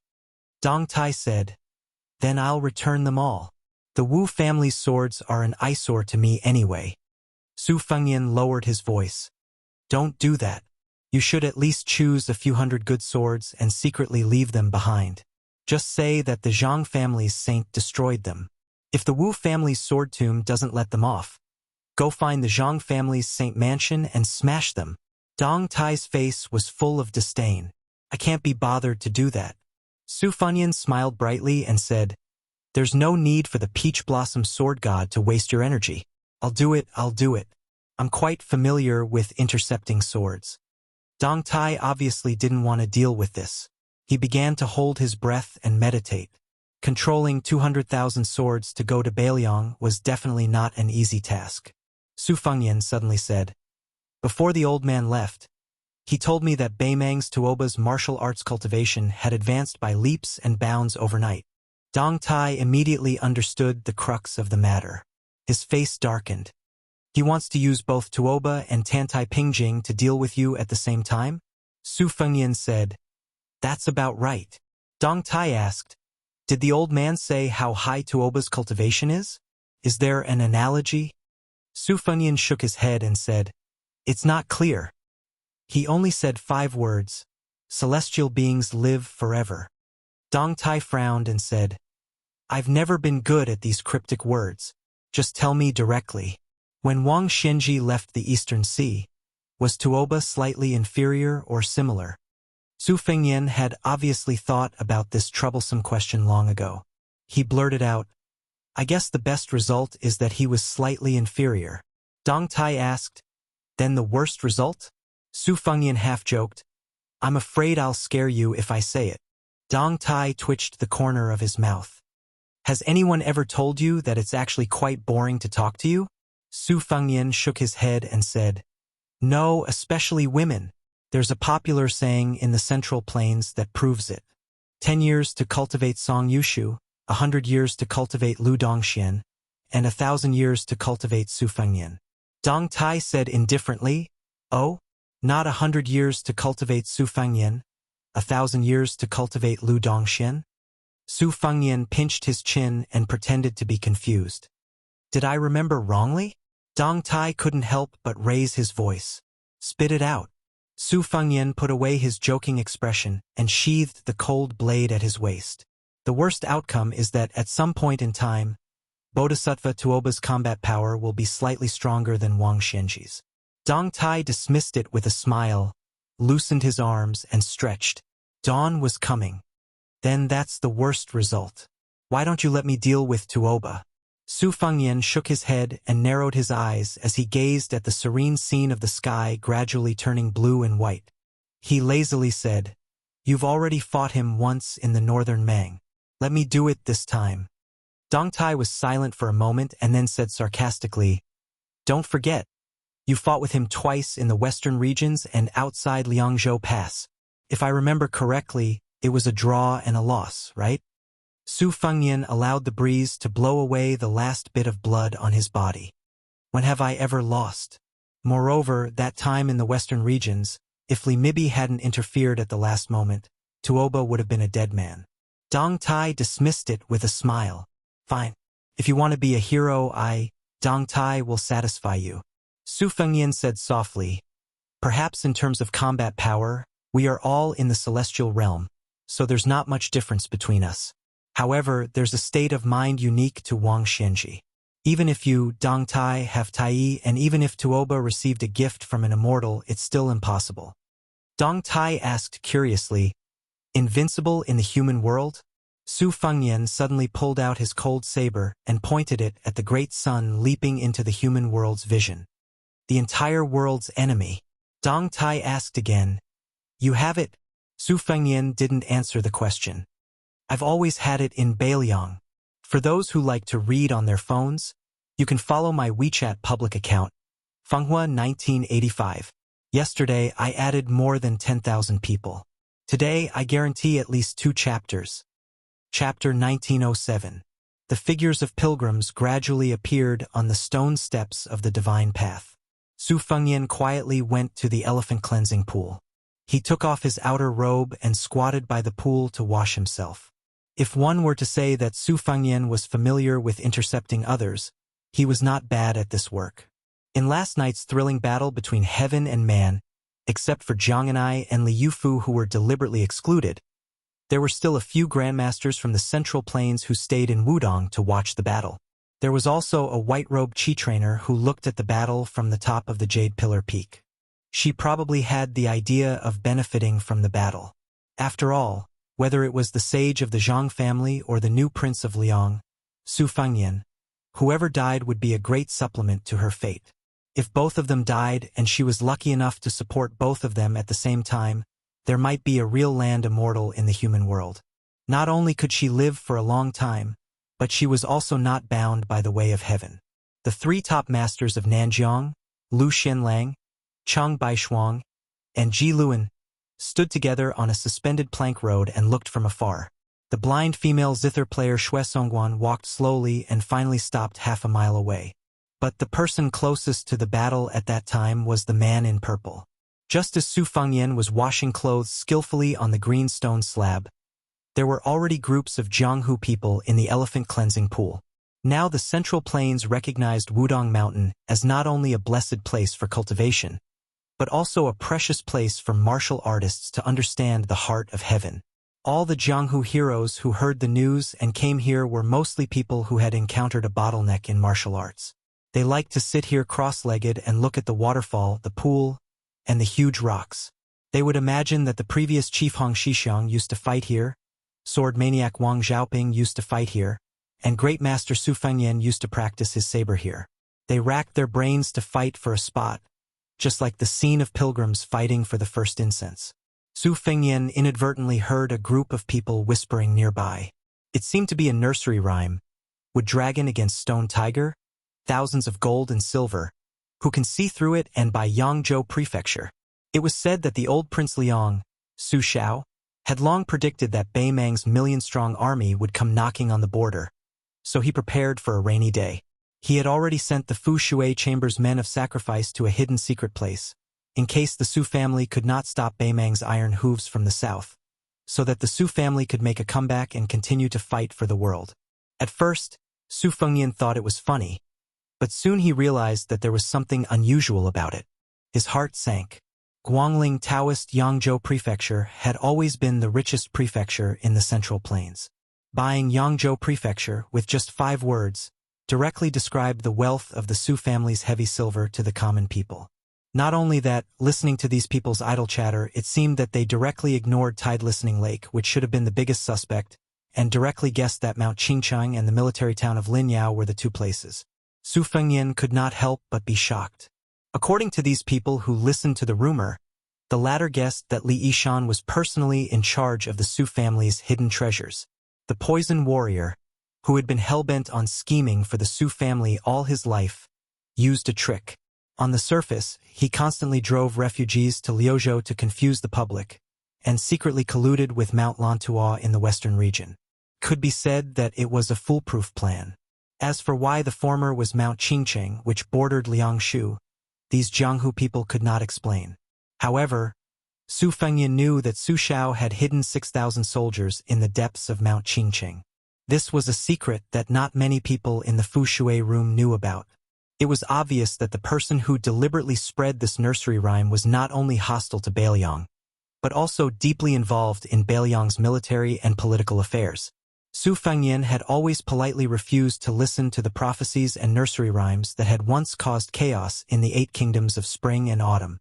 Back then, Huang Sanjia was the founder of a sect that had been founded because of this.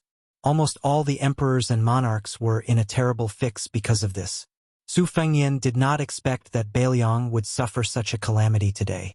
It was not to say that a small nursery rhyme could really shake Beiliang's foundation. In fact, Beiliang had always valued military power more than literature. In addition, Su Fengnian's series of actions after the hereditary succession, especially the great victory in the First Great War of Liangmang, had already fulfilled his master Li Yishan's request at the beginning of his will. We must continue to maintain the structure of Beiliang as the Su family. Therefore, there was no harm in having a few dozen more of these types of prophecies and nursery rhymes. However, Li Yishan had always repeatedly mentioned that the wind rises at the end of the green duckweed, and the waves rise in the midst of the small waves. I, Li Yishan, do not have extraordinary talents, nor do I have extraordinary strategies. I only have caution in my life to warn Su Fengnian. Su Fengnian suddenly had some doubts. Since this person knew the inside story of Beiliang so well, why would he still use such meaningless and boring methods? This was like the peach blossom sword god fighting with a level 2 master. He could have finished the fight with one strike, but he insisted on playing with a mouse for 100 moves. The master who knew everything would probably only feel disgusted. Was it adding fuel to the fire, or was it adding fuel to the fire? Su Fengnian fell into deep thought. Not far away, someone's eyes flashed as he greeted, "Little brother, why do you have bloodstains on your body? What, did you meet an enemy on Wudong Mountain yesterday?" The people of Beiliang wore thick autumn clothing, so after Su Fengnian took off his robe, there was not much blood on it. Su Fengnian picked up his robe that had been rolled into a ball after washing it, stood up and squatted down beside the person who shouted. He was not too close, about 4 or 5 steps away. He went straight to the point with a light smile and asked, "Isn't that so? I was beaten up a bit badly. I won't beat around the bush. Big brother, you are a night watchman. How much would it cost to break a leg? If you beat him to death, how much would it cost? If it's fair, according to the old rules, I'll give you half of the payment first." When night watchmen patrolled the streets, they would often clean up the trash on the streets. The night watchmen of the underworld were the kind of people who took people's money to get rid of disasters. That person's eyes lit up. He was not in a hurry to accept this deal that fell from the sky. He carefully sized up this young man with an authentic Beiliang accent, and said with an official accent unique to the Wuyue region of the Central Plains, "Little brother, let me make it clear first. Is your enemy a local gangster or a gangster?"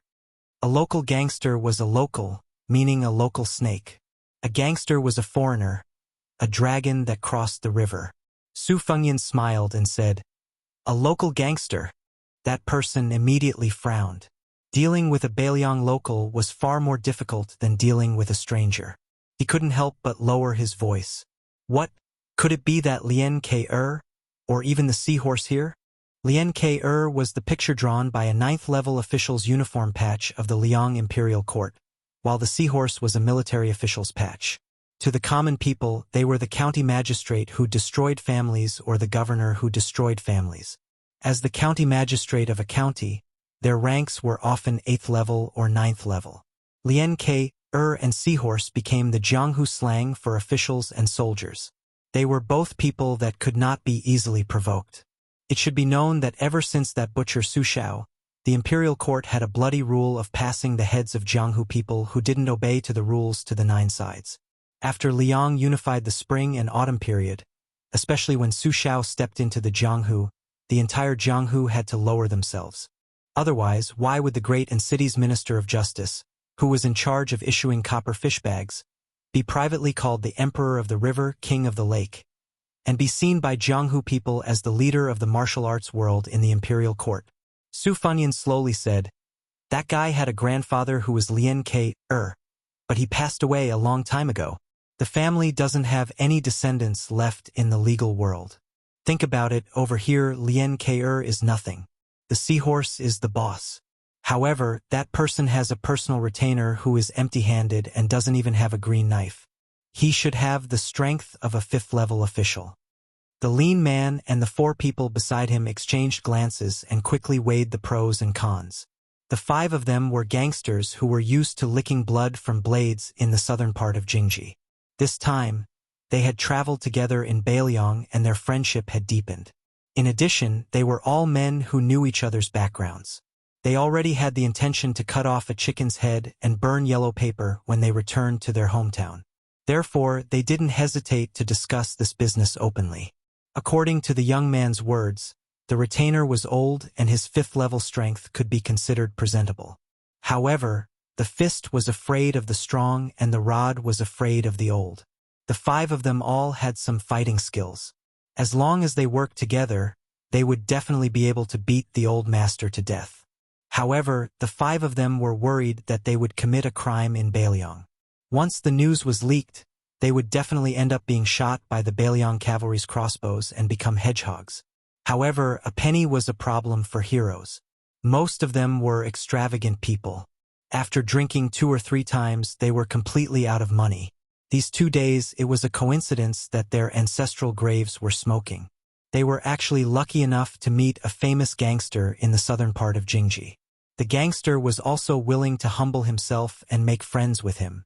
Then, to burn incense and worship Buddha in the temple, they needed incense, so they needed incense money even more. What was the use of just saying things like, "I've heard so much about you for a long time and your reputation resounds like thunder"? The lean man cautiously asked, "Which Taoist temple on Mount Wudong does he live in?" This question was asked with great care. Mount Wudong had 81 peaks. The number of peaks was actually not many, less than 30. Taoist temples of various sizes were located on these peaks. Perhaps the Taoist priests of Mount Wudong didn't care about the size of the cultivation area, but the people of Jianghu did. For this Wudong Taoist discussion, naturally they would choose to live on a famous peak or Taoist temple.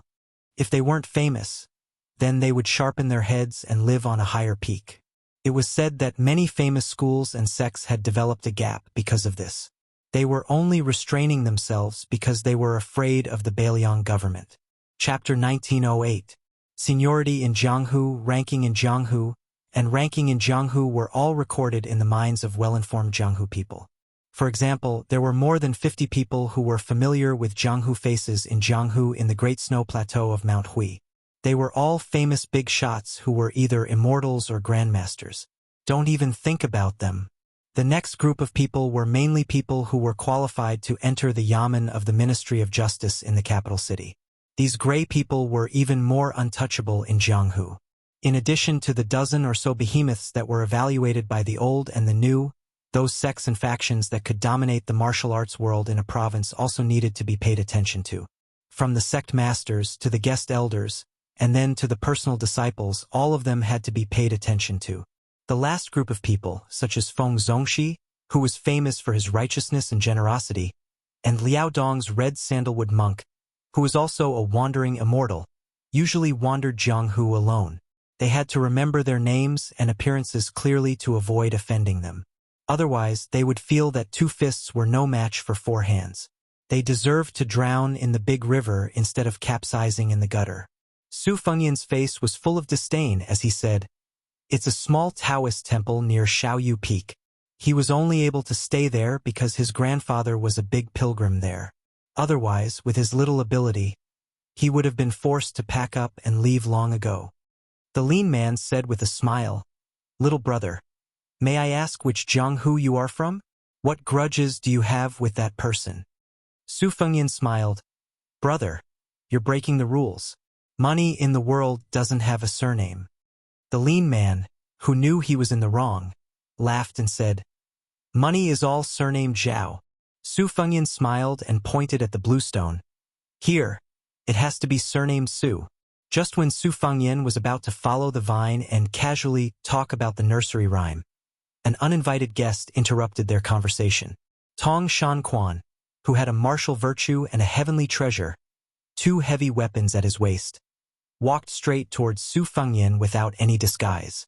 Su Fengyan was not annoyed by this. He believed that the spies of the Whispering Water Chamber on Mount Wudong had already known about this matter. Even if they did not attach as much importance to this matter as he did, he would go back and greet them personally.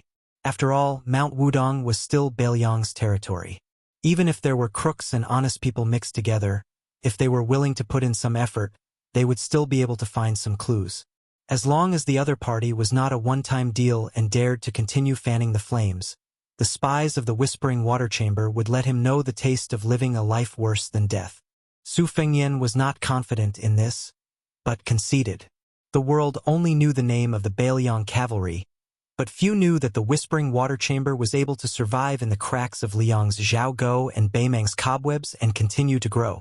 Only the high-ranking generals of Beiliang knew that in the heart of this new Prince Liang, he respected the spies of Beiliang more than the crossbowmen on white horses outside the Liangzhou Pass. Su Fengyan did not stand up. He raised his head and asked with a smile, "Master Tong is here to comprehend the saber again?" The master of Jin Qiu Dao, who had a quiet temperament but a strong and vigorous saber, smiled and nodded slightly. She tapped the ground with the tip of her foot and nimbly flew towards the giant rock in the middle of the pool. She sat down cross-legged facing the waterfall and placed the 2 sabers across her knees. Naturally, the lightness skill that she displayed did not carry any worldly aura and did not appear to be superior. However, the young woman's bearing of a master was apparent at a glance. The lean man muttered to himself, "Why does she look so similar to the legendary young master of Jin Qiu Dao Manor? She also has 2 sabers at her waist and is also a national beauty? Or perhaps she is a heroine of the Central Plains who admires Tong Shanquan." Su Fengyan joked, "Brother, do you think that I would know such an unattainable master of martial arts? In the Jianghu of the ordinary heroes of Jianghu, let alone the Great Snow Plateau, even the high and mighty Holy Land of Jianghu such as Jin Qiu Dao Manor had a plaque hanging at its front door. The beautiful peony green waist in the manor, the young master of the manor, Tong Shanquan's 2 sabers were heavenly treasures of martial virtue, and the quality of the 2 sabers embroidered with winter and spring thunder on someone's waist. Whether or not Tong Shanquan and Chen Tianyuan of the Taibai sword sect, who was also from the southwest of Liang, were an immortal couple, whether or not they had a short-lived marriage, and even whether or not she was secretly pregnant with that young banished immortal. These were all topics of conversation in the Jianghu of the Central Plains, enough to drink a few cups of wine. The fish and shrimps that lived in this Jianghu naturally carried the smell of dirt. If they did not speak the words of the heavens that were related to the heaven, earth, mountains, and rivers, they would not be able to achieve the magnificent feat of freezing the 30 provinces of the Central Plains with one sword. They went to the martial emperor city to pay homage to the high wall that was once filled with divine weapons, went to the great snow plateau of Mount Hui to see the goose feather snow, went to the Donghua sword pool to see the words high mountains, deep waters, long sword carved in cursive script, went to Yin Mountain Villa to see the Dragon Rock sword furnace forging swords, went to Beiliang's Lingzhou restaurant to drink green ant wine, went to the Quick Snow Mountain Villa to admire the scenery of the Spring God Lake. These were the blessings that they had been dreaming of. A young swordsman carrying a box on his back who was passing by the elephant washing pool unintentionally saw Su Fengyan, and his face was full of surprise. He was the young master of the Yuan Mountain Villa, Zhang Chunlin. Yesterday when Shenyuan Qingfeng of Mount Hui was drawing lots, he had already recognized Su Fengyan, who was squatting at the stall next door and eating pancakes. After Zhang Chunlin returned to his residence yesterday, He used up a large jar of saliva before he finally found out the exact location of the new Prince Liang from an old Taoist of the Qing generation on Mount Wudong. That year, His Royal Highness, who had a bad reputation, came to Mount Wudong to practice his knife skills. In fact, the Taoist on the mountain did not think much of it and no one was willing to take it seriously. They were not immortal Zenrins who could predict the future. How could they have foreseen today's situation? After Su Fengyan's hereditary inheritance was passed down, Wudong Mountain sealed off the path from the washing elephant pond to the thatched cottage. In fact, it was just a small path with a fence. In those years, probably only the young martial grandmasters who had not yet ridden down to Jiangnan on cranes would often run over to help with the vegetable garden, allowing the greenery to last year. Later on, Su Fengyan personally wrote a letter to Wudong Mountain's Zhenren Chun Yao, imploring the mountain to help maintain the tranquility near the thatched cottage. So Wudong Mountain built another green bamboo fence. But that was all. Su Fengyan waved his hand and greeted, "Little Zhang, you're here." Zhang Chunlin had mixed feelings. When they first met, Su Fengyan, who was still His Royal Highness, had a head full of white hair. He mistook him for a land sword immortal who had returned to his natural state. The second time they met, it was in the western region. They did not have much to talk about, which made this young swordsman, who even named his sword Frost Blade, feel regretful. Zhang Chunlin squatted beside Su Fengyan, slightly uneasy. Su Fengyan joked, "Carrying so many swords around? Are you a sword seller?" Zhang Chunlin blushed. It was very strange. Perhaps it was because he was born into a family of swordsmiths, but Zhang Chunlin did not have much obsession with the way of the sword. He also did not have the lofty ambition of wanting to be the only one in the world of swords. In the 100 years of Jianghu, sword masters emerged one after another. Zhang Chunlin did not particularly worship Li Chungang and Dong Tai, nor did he particularly yearn for the Wu family sword tomb or the Dongyue sword pool. Instead, he admired Jian Zhihuang the most. His greatest wish was to be like that old swordsman of Western Shu, collecting all the famous swords in the world into his sword case. Just carrying them around in Jianghu was enough. Su Fengyan smiled and asked, "Little Zhang, have you given yourself a nickname?" Zhang Chunlin blushed and shook his head vigorously. Chapter 1909. Su Fengyan, as an experienced person, earnestly instructed, "Then you must give yourself a prestigious name as soon as possible. Otherwise, if you inexplicably give others a silly Jianghu nickname, it will be too late for you to cry." There are many examples of this in Jianghu. For example, in Gangnam-do, there is a sword master with white hair and long arms like an ape. His swordsmanship is actually not bad, but after he was called White Monkey when he was young, he could not get rid of it. Even if he had to say, "I am the white ape divine sword," every time he did something chivalrous, others did not care. They all thanked the White Monkey hero for saving their lives. Don't you think he was aggrieved? There is also the famous Fist Master in the Southeast Sword State. He is obviously a righteous hero, but because his surname is Wang and he is ranked 8th, he did not know to announce his name when he entered Jianghu. In the end, he was given the nickname Turtle Immortal Fist. Turtle has become an immortal if he is not an old turtle. Then what is he? Zhang Chunlin, who was enlightened, nodded his head like a chicken pecking at rice. He deeply agreed. The lean man was about to interrupt the young master's nagging, but his companion pulled his sleeve. He turned his head and got the meaning from his companion's eyes. This guy was unreliable. Even if this business was true, and it was not ambiguous about the money, but such an unreliable guy could not keep his mouth shut. The lean man thought about it and agreed. He sighed, still feeling a little regretful, and coughed heavily, attracting the young man's attention. The lean man patted him on the shoulder. "Little brother, unfortunately, we suddenly remembered that we have an urgent matter to attend to. I'm afraid that we can't help you with your trouble. However, even if we can't make a deal, we still have feelings for each other. Let me give you a piece of advice. If you want to make a name for yourself in the future, you must be down to earth." Su Fengyan smiled and nodded. "Brother, you are right." The young master of Yuan Mountain Villa was stunned. After the 5 people left, Su Fengyan accompanied Zhang Chunlin and chatted for a while by the elephant cleansing pool. As more and more Jianghu people came here to comprehend martial arts, Su Fengnian was the first to stand up and leave. Although Zhang Chunlin was still somewhat unsatisfied, he could be considered to have come in high spirits and returned in high spirits. However, the young man did not understand why his benefactor ended up talking about the female head of the Jin Kuo saber manor, so he casually spoke his thoughts. He heard that the woman surnamed Tong was extremely talented and practiced the saber very hard, but her temperament was old-fashioned.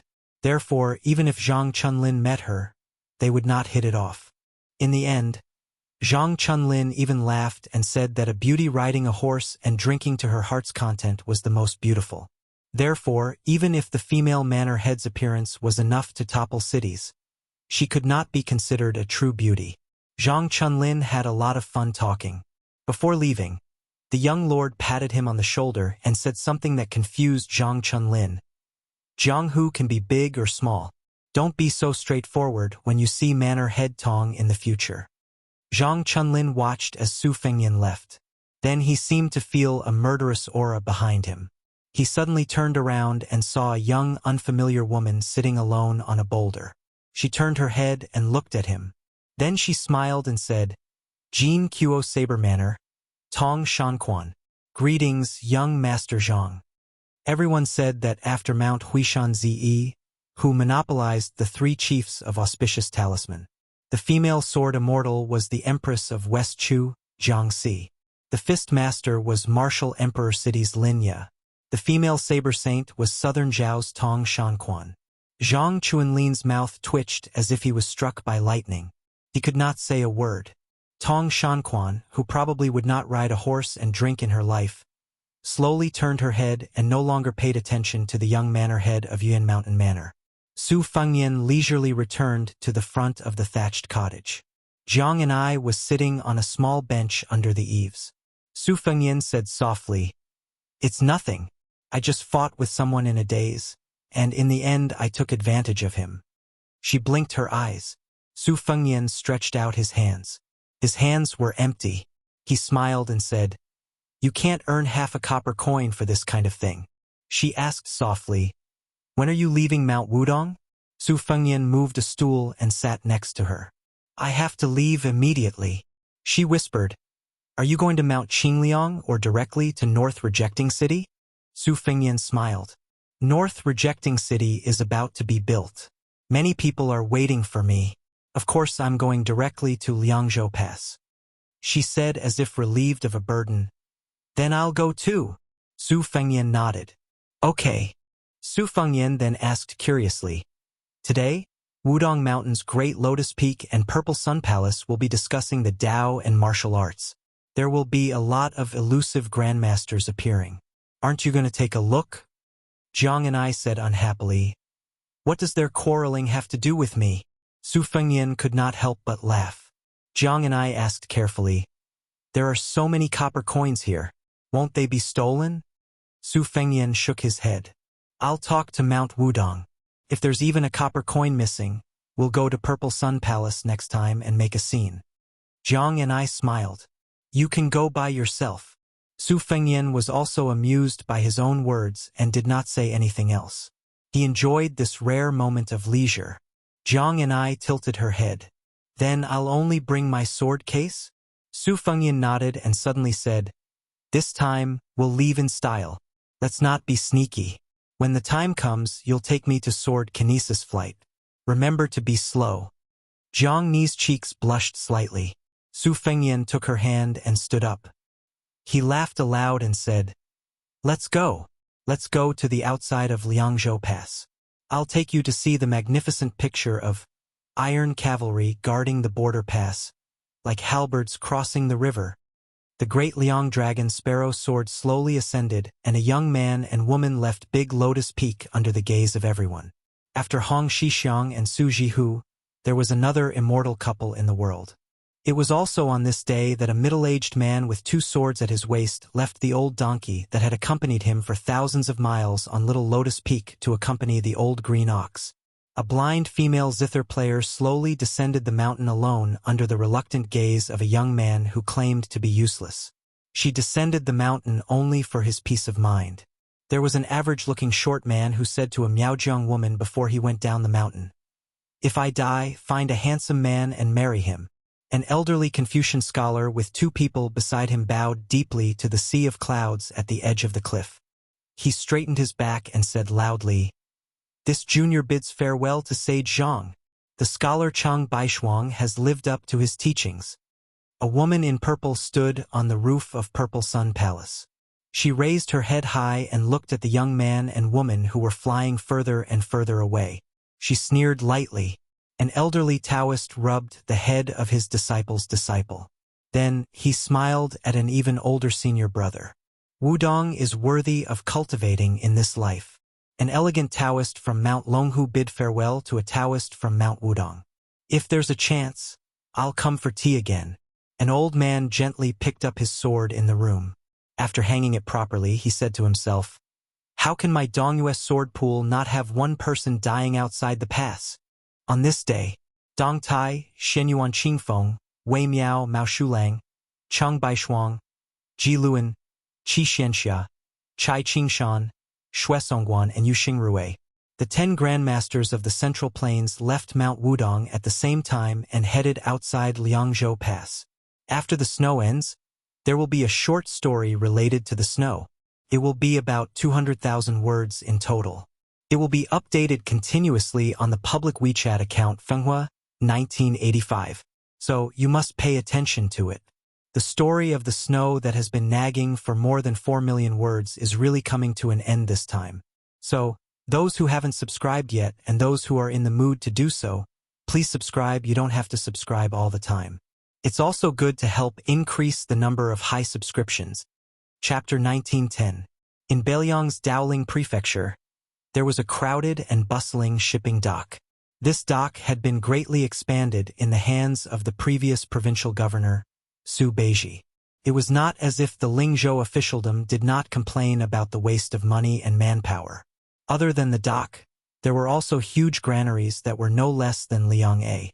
This provincial governor had built a lot during his time in office. However, who did not know that Su Beiji was known as the most favored Beiliang? In addition, Beiliang had never had the custom of censuring officials. At most, the officials and scholars in the officialdom would privately criticize him. Naturally, no one was willing to go to Mount Qingliang to be rejected. It was probably because Su Beiji's official reputation in Lingzhou was terrible. After the newly appointed provincial governor, Chang Sui, took a break to recuperate, the entire Lingzhou, who had been mentally prepared, felt like they were bathing in the spring breeze. They were full of praise for this scholar who came from the Shangyin Academy.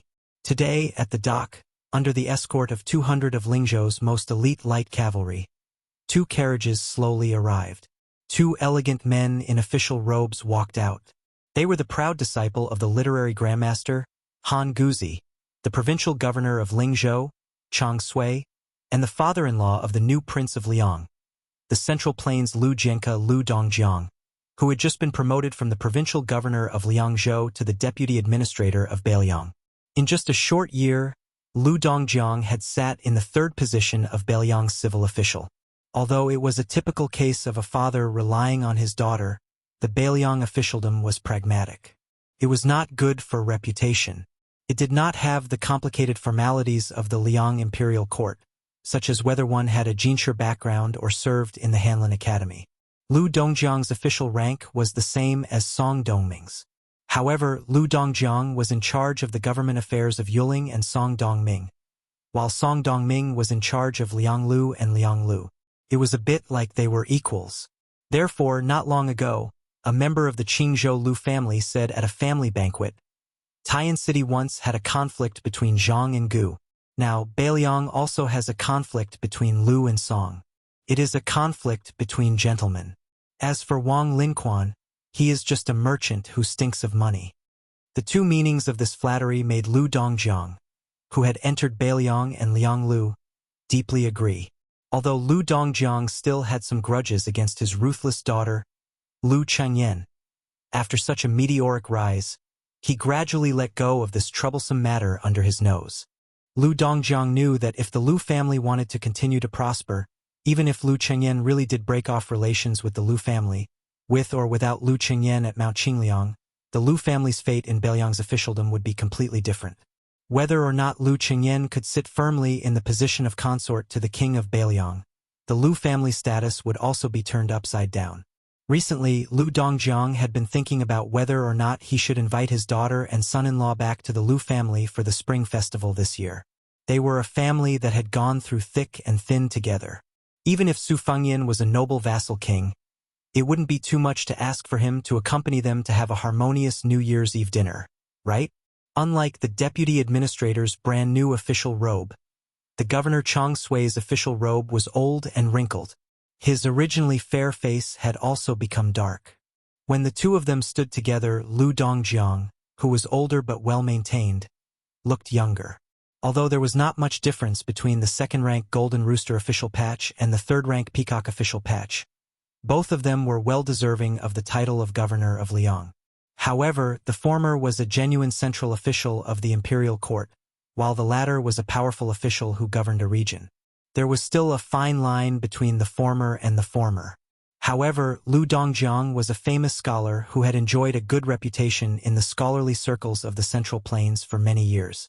If it were any other governor accompanying him, he would still put on an air of authority.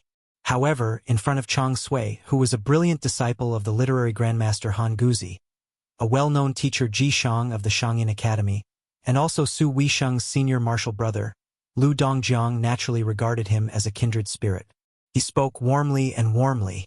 As the deputy administrator who was in charge of Lingzhou and Yuzhou, Lu Dongjiang had naturally heard about the Liang transport. He knew that the imperial court had originally promised to guarantee that 1 million dan of grain would enter Beiliang before autumn. However, until now, not even half of the grain had reached 500,000 dan. There were 3 batches in succession, scattered and hidden, and only 400,000 dan of grain. The Liang transport had 2 lines, horizontal and vertical. The horizontal line had the Guangling River as the main stem. Xiangfan City in Qingzhou, which was regarded as the waste of the Central Plains, was an important transit point for grain. However, no one had expected that the young vassal Zhao Sun would rebel with the Yan King Zhaobing and the Shu King Chen Jibao. It was said that he was going to be elected as the new emperor. As a result, the Zhao imperial court lost half of the Jinggan Road's jurisdiction, and the grain transport was delayed again and again. Lu Dongjiang could only lament that this was an unlucky year. Chang Sui accompanied Lu Dongjiang to the shore of the ferry. The boats on the river were piled up like they were walking on flat land. The 2 sides of the pier were bustling with activity, which surprised Lu Dongjiang. Chang Sui's words broke the mystery. The Liang imperial court announced to the outside world that they would provide 500,000 dan of grain to the Beiliang Road before autumn. In reality, our prince and minister Qi Yanglong had agreed on 1 million dan. In reality, this autumn, under the supervision of Qi Yanglong and Huan Wen, close to 800,000 dan of grain had been shipped into our Lingzhou granary. However, out of consideration for Liang's reputation, we only said to the outside world that we had received 400,000 dan. Since the weather was good and the political matters were clear, Lu Dongjiang was pleasantly surprised. However, he immediately realized that the Lingzhou provincial governor beside him, who had suddenly taken a high position, did not seem to be in a good mood. Chang Sui said calmly, "Sir Lu has just taken office, so there are some things that you might not be clear about. Apart from promising 1 million dan of grain before autumn, the Liang imperial court also promised to ship in 2 million dan. However, looking at the current situation, that seems to be far away." Lu Dongjiang was confused. The Central Plains is in chaos, and the Jinggan Road is also under the jurisdiction of the rebel vassal king Zhao Sun. It is reasonable that the imperial court is unable to control the grain transport, right? Chapter 1911. The spring snow building of the Guangling Wangfu had changed owners. In reality, half of Liang had changed owners that night. Nalan Yusi, who had planned all of this, sat at the mouth of the Rouge Well at the peak of the mountain by the river. There were a dozen rainflower stones produced by the Guangling path in one hand. He picked them up one by one and then threw them into the well. Beside Nalan Yusi stood sword immortal Tang Shi Lu Baijia, who had been reduced to a prisoner. Unlike the administrator Wang Shengui who had been locked in prison, as the Guangling Path Jidushi, Lu Baijie was not restrained as long as she did not leave the Wangfu. Lu Baijie asked, "Mr. Nailan, what business do you have with me?" Nailan Yusi lowered his head and bent down to look at the black well. He said with a gentle smile, "While the Yanqi Wangfu has some spies and death warriors who have been rooted in Great Peace City for many years, and some of them have high positions, they cannot compare to Mr. Tang Shi who has been in the center for a long time. I want to know how many of the important officials of Liang in Great Peace City who are qualified to attend the small court meeting of the Divine Cultivation Hall are loyal officials. How many of them will waver in times of danger, and how many of them are not loyal to the young emperor? If Mr. Tang Shi is willing to speak frankly, we will be able to act accordingly. In the future, there will be fewer ghosts in Great Peace City." Even if he was speaking extremely vicious words, this strategist's voice was soothing and his smile was shallow. He was truly a romantic figure that was hard to dislike. Lu Baijie shook her head and said, "Mr. Nailan is thinking too much."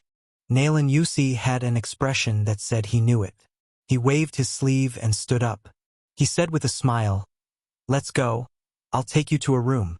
I spent 3,000 dan of rice to gather a study for Mr. Tang Shi." Lu Baijie was confused. A study as a gift?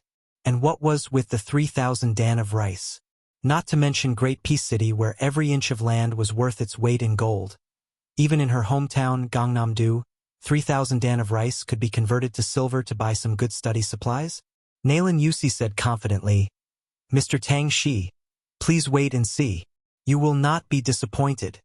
Lu Baijie followed Nailan Yusi to a secluded courtyard in the Wangfu.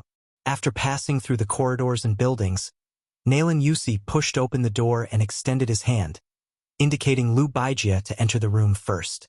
The first thing that came into view was a table made of yellow rosewood with black lines. Because it was a short table, it was naturally not a desk that was used to place expensive and elegant items. However, the waist of the table was made of banana leaves, undulating like water ripples, flowing elegantly. On the side, there were branches of flowers and birds, giving it a sense of fancy.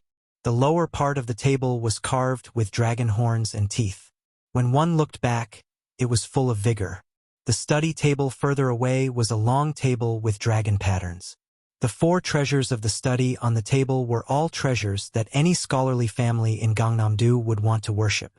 Nailan Yusi walked to the side of the table, 2 fingers holding the lid of an ancient and cute purple clay teapot. He raised it up high, but the body of the teapot did not fall. He said with a smile, "This is the heaven and earth tea teapot that has been lost in the old Dongyu." When this teapot was popular in the north and south of the Yangtze River, the matter of drinking tea had already taken a back seat. It became a peerless item for people to enjoy. Now, it is even more difficult to buy with money. There is no way around it. Most of the people of Dongyu like to bury a heaven and earth tea teapot with them when they die. Mr. Tang Shi is a divine hand in the way of tea and should know better than me. This teapot is not ordinary. Lu Baijie just glanced at the teapot and looked around. She asked with a heavy face, "All the items in this room only cost 3,000 dan of rice?" Nailan Yusi laughed and said, "Don't worry.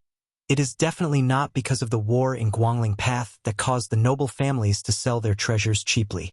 To put it bluntly, since the fall of Dechu 20 years ago, the officialdom of Guangling Path was full of villains who suddenly became rich and powerful. There were not many valuable family names. Otherwise, they are just fence-sitters. This time, the owner of the Spring Snow building changed. Most of them changed their rudder very quickly. There is no need to take out these good things to exchange for gold, silver, and rice." Nailan Yusi suddenly squatted down and went under the dragon pattern table. Then he stuck his head out and waved at Lu Baijie. Lu Baijie was confused by this strategist. After hesitating for a moment, she followed his example and went under the table. Nailan Yusi rubbed the bottom of the table with his fingers and said with a smile, "It is not easy to light a candle in broad daylight. However, with the eyesight of Tang Shi Sword Fairy, she should be able to see the origin of this item from the handwriting. It is here." Lu Baijie followed Nailan Yusi's finger and looked up. She saw that there seemed to be 6 words carved with a dagger. It was crooked, Except for some childishness, it did not have the demeanor of a master. However, Lu Baijie was shocked on the spot. The 6 words meant that there were 3 people with no surname: Fengyan, Jihu, and Longxiang. It should be known that Su Jihu, who was married to Jiang Nan, was Lu Baijie's niece-in-law. Lu Baijie was also the family elder who loved that woman the most in the Lu family. Therefore, Lu Baijie confirmed that this was undoubtedly Su Jihu's handwriting. Moreover, Lu Baijie knew that in Mount Qingliang, Su Jihu and Su Weisheng had an ordinary relationship since they were young. Therefore, among the 4 children of the Su family, only Su Weisheng's name was missing. This was strong circumstantial evidence that the world could not fake. Lu Baijie could even imagine that many years ago, the girl in red sat on the ground and carved words with a knife. Lu Baijie was silent for a long time. Even after leaving the table with Nailan Yusi, she was still unwilling to speak. Nailan Yusi's face was full of joy. I guess even the owner of the table didn't know that his sister had carved words under the table. Otherwise, he would not be willing to sell it. Lu Baijie thought of the young man who asked her in the early years if she could sell him some benevolence, righteousness, and morality. Her mood was complicated. She smiled bitterly and said, "Why did the Su family have to do this? Didn't Mr. Nailan say before that after Zhao Sun left Qingzhou, he lost control of Jing'an Road?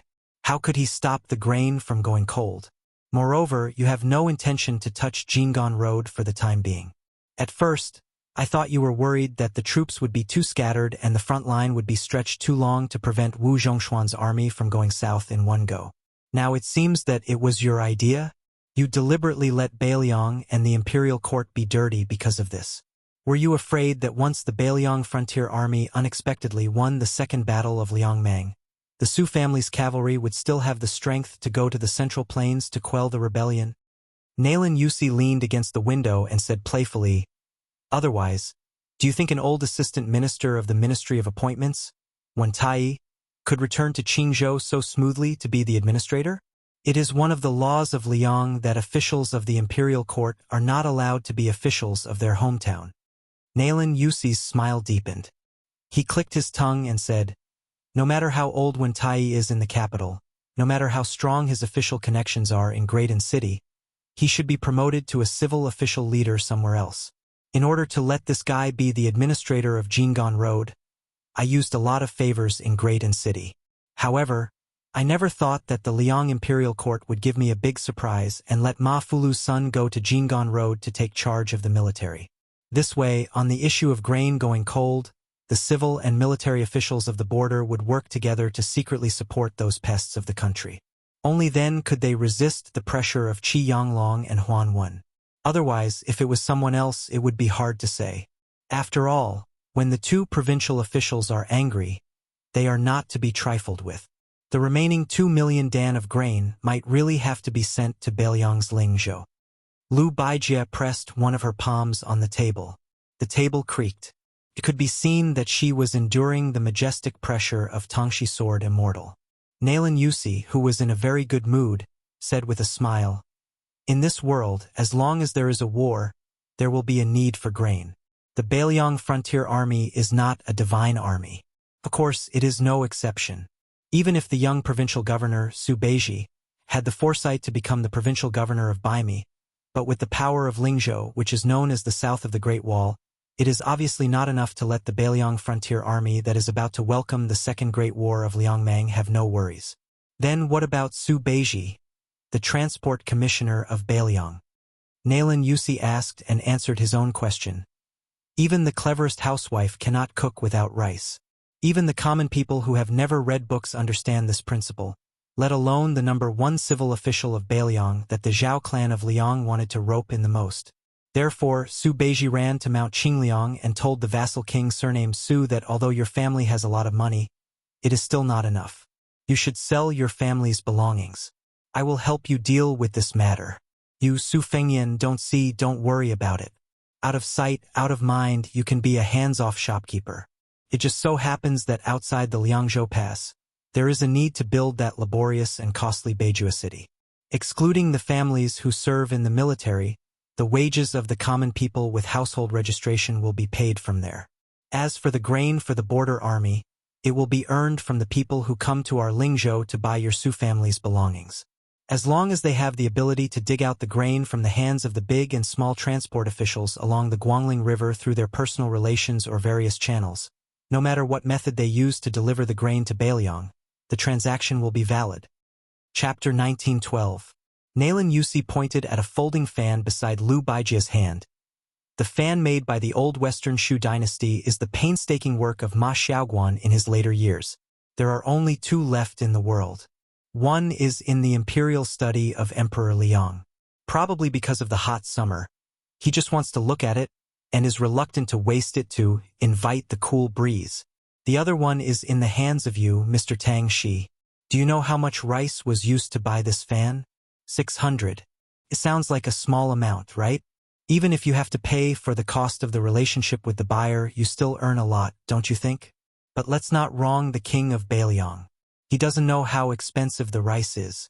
The calculation in his mind is not the same as ours. It's a pity that you, Mr. Tang Shi, know the calculation. Even Qi Yanglong and Huan Wen, the two pillars of the country, know it, but it's still useless. Nalin Yusi came to the half-table with yellow rosewood and black patterns. He suddenly tiptoed and sat on the table in an ungraceful manner. He looked at Lu Baijia, who was standing, and stretched out his hands. Mr. Tang Shi is not the kind of old-fashioned scholar who only knows how to bury himself in books. He used to be the minister of the Ministry of War in the capital. Although he is not the head of the Ministry of Revenue, he naturally knows the annual rations of the people in the Central Plains and the border army. Although the local customs are different and the rich and the poor are different, they are roughly the same. Mr. Tang Shi is the son of a rich family in Gangnam-do.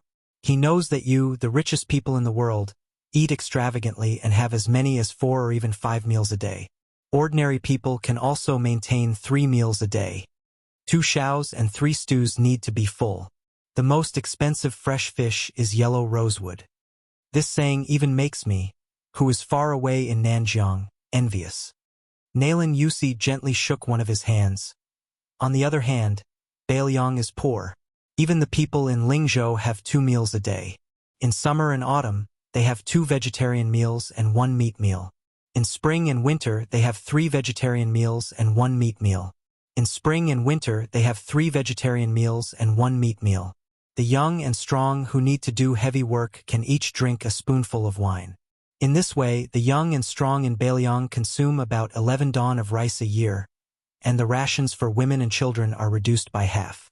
If a family of 5 people is counted, because there is usually one young and strong in the family who is in the border army outside the Great Wall, a family in Beiliang with only one young and strong in the Great Wall needs 16 to 17 dawn of rice a year. With Su Beiji's food collection measures in Lingzhou 2 years ago, it can roughly guarantee that the food of the people in the Great Wall will not be affected by the war for 3 years. In a critical moment, it can even provide 500,000 dawn of rice to the Beiliang border army. However, this is already Beiliang's limit. The second battle of Liangmang is imminent. If they fight for a year, with each young and strong in the border army getting 11 dawn of rice a year, by next autumn, they will need 1 million dawn of rice. Nalin Yusi lightly patted his palm and smiled. However, the court has only sent 800,000 dawn of rice. The remaining 2 million dawn of rice that was promised is something that even I can't turn around. Furthermore, it is easy to go from frugality to extravagance, but it is difficult to go from extravagance to frugality. For no reason, we will lose a total of 3 million dawn of rice every year.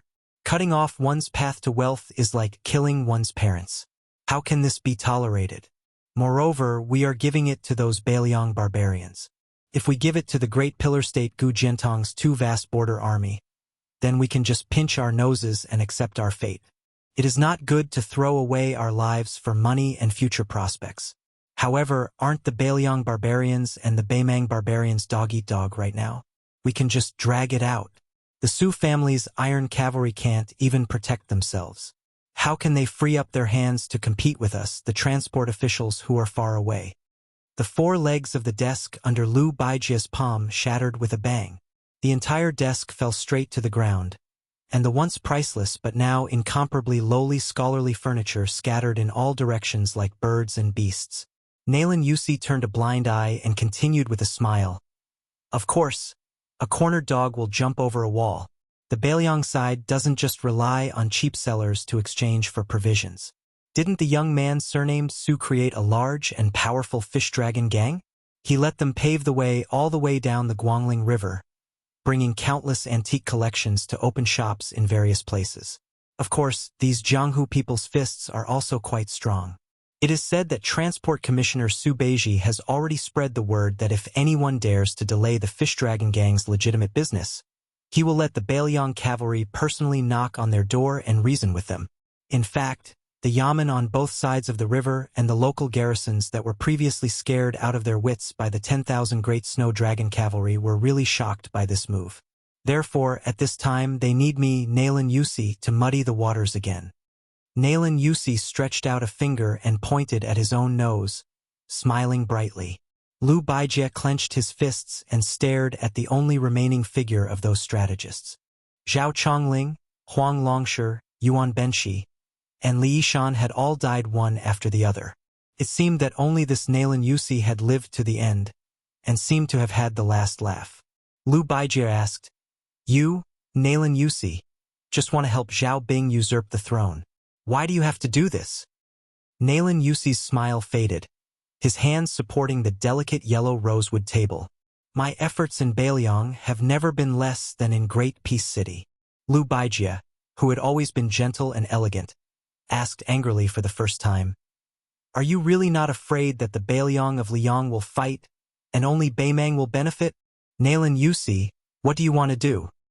Nalan Yusi did not care about Lu Baijie's murderous intent at all. He said lazily, "Those who know me know my worries. Those who do not know me ask what I want." Then Nalan Yusi turned and smiled at the door. "Move back. Mr. Tang, she is just joking." Lu Baijie laughed in anger. "I am joking with you, Nalan Yusi?" Nalan Yusi asked in response, "Otherwise, can you really kill me?" This sword immortal Tang, she immediately became dejected. Lu Baijie had never been so disheartened. Lu Baijie had never felt so helpless, whether it was when he was willing to be silent in a family full of heroes for a woman, or when he was exiled from Great Peace City by the Emperor of Liang, or when he became a prisoner in the Spring Snow Building. Nalan Yusi jumped off the table and sneered softly. "The entire Central Plains will be as helpless as you. You, Lu Baijie, are the first person to experience this." Lu Baijie silently crouched down and flipped over the table. He looked dazedly at the words the woman had carved in her early years. After Nalan Yusi finished speaking, he slowly walked out of the room and did not forget to close the door for Mr. Tang Shi. That sentence was, "I want to see how the young man surnamed Su will help you guard the northwest gate of the Central Plains." Nalan Yusi walked out of the house, left the courtyard, and climbed to the top floor of the Spring Snow Building. He came to the corridor and stood against the railing, looking at the Guangling River in the distance. He muttered to himself, "Drunk holding a wine cup, can swallow the cool breeze of Jiangnan. Brushing the armor and blowing, can absorb the strength of the northwest Qinlong. But now I am living in Jiangnan. You, who said such bold words, have long died in the northwest." Nalan Yusi raised his head and asked softly, "Li Yishan, if you are still alive, will you persuade your student not to guard the northwest gate?" At this moment, a voice sounded behind Nalan Yusi. "Li Yishan will never say this." Nalan Yusi did not turn his head. He quickly returned to normal and asked with a smile, "Why does King of Shu also have the leisure to climb high and look into the distance?" It was Chun Jibao's uninvited guest. He said indifferently, "Wu Zhongshuan is nothing. If I throw him into the Bailiang frontier army, he can't even be the deputy commander of the infantry. Is he worthy of my attention?" Nalan Yusi finally turned around. He leaned against the fence and said with a smile, "Don't say this in front of Zhao Bing. It's too much of a slap in the face. Back then, Wu Zhongshuan and I, Nalan Yusi, were the right-hand men of King Yen." Chan Jibao sneered.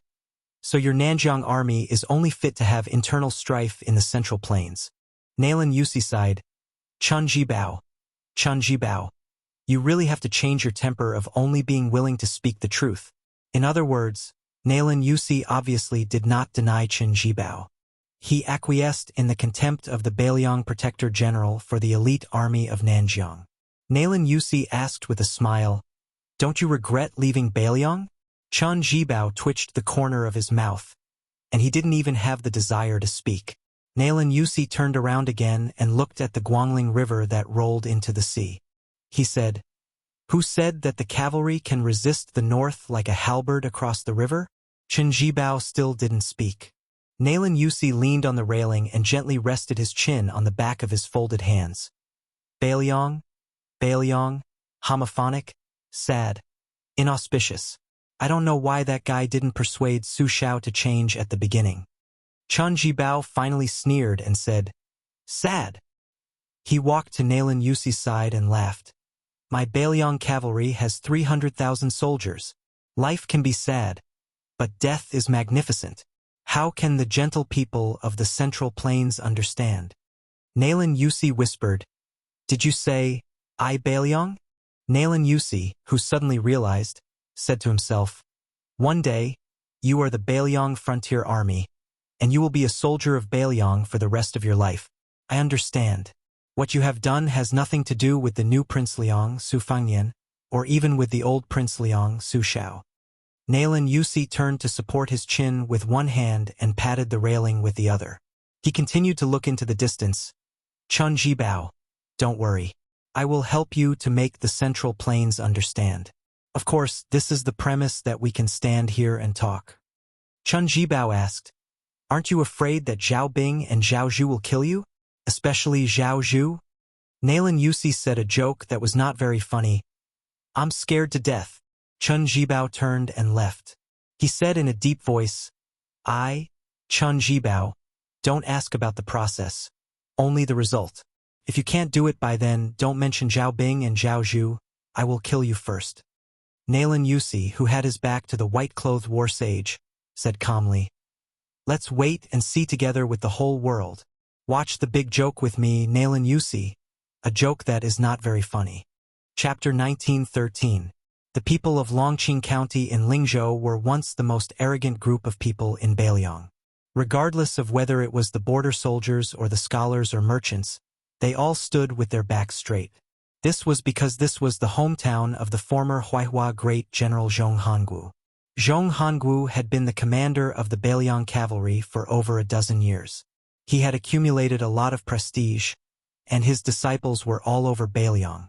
Adding on the fact that Zhong Hangu was known for being protective of his own people, promoting generals was a public show of kindness to his hometown, so the people of Longqing County all felt superior to others.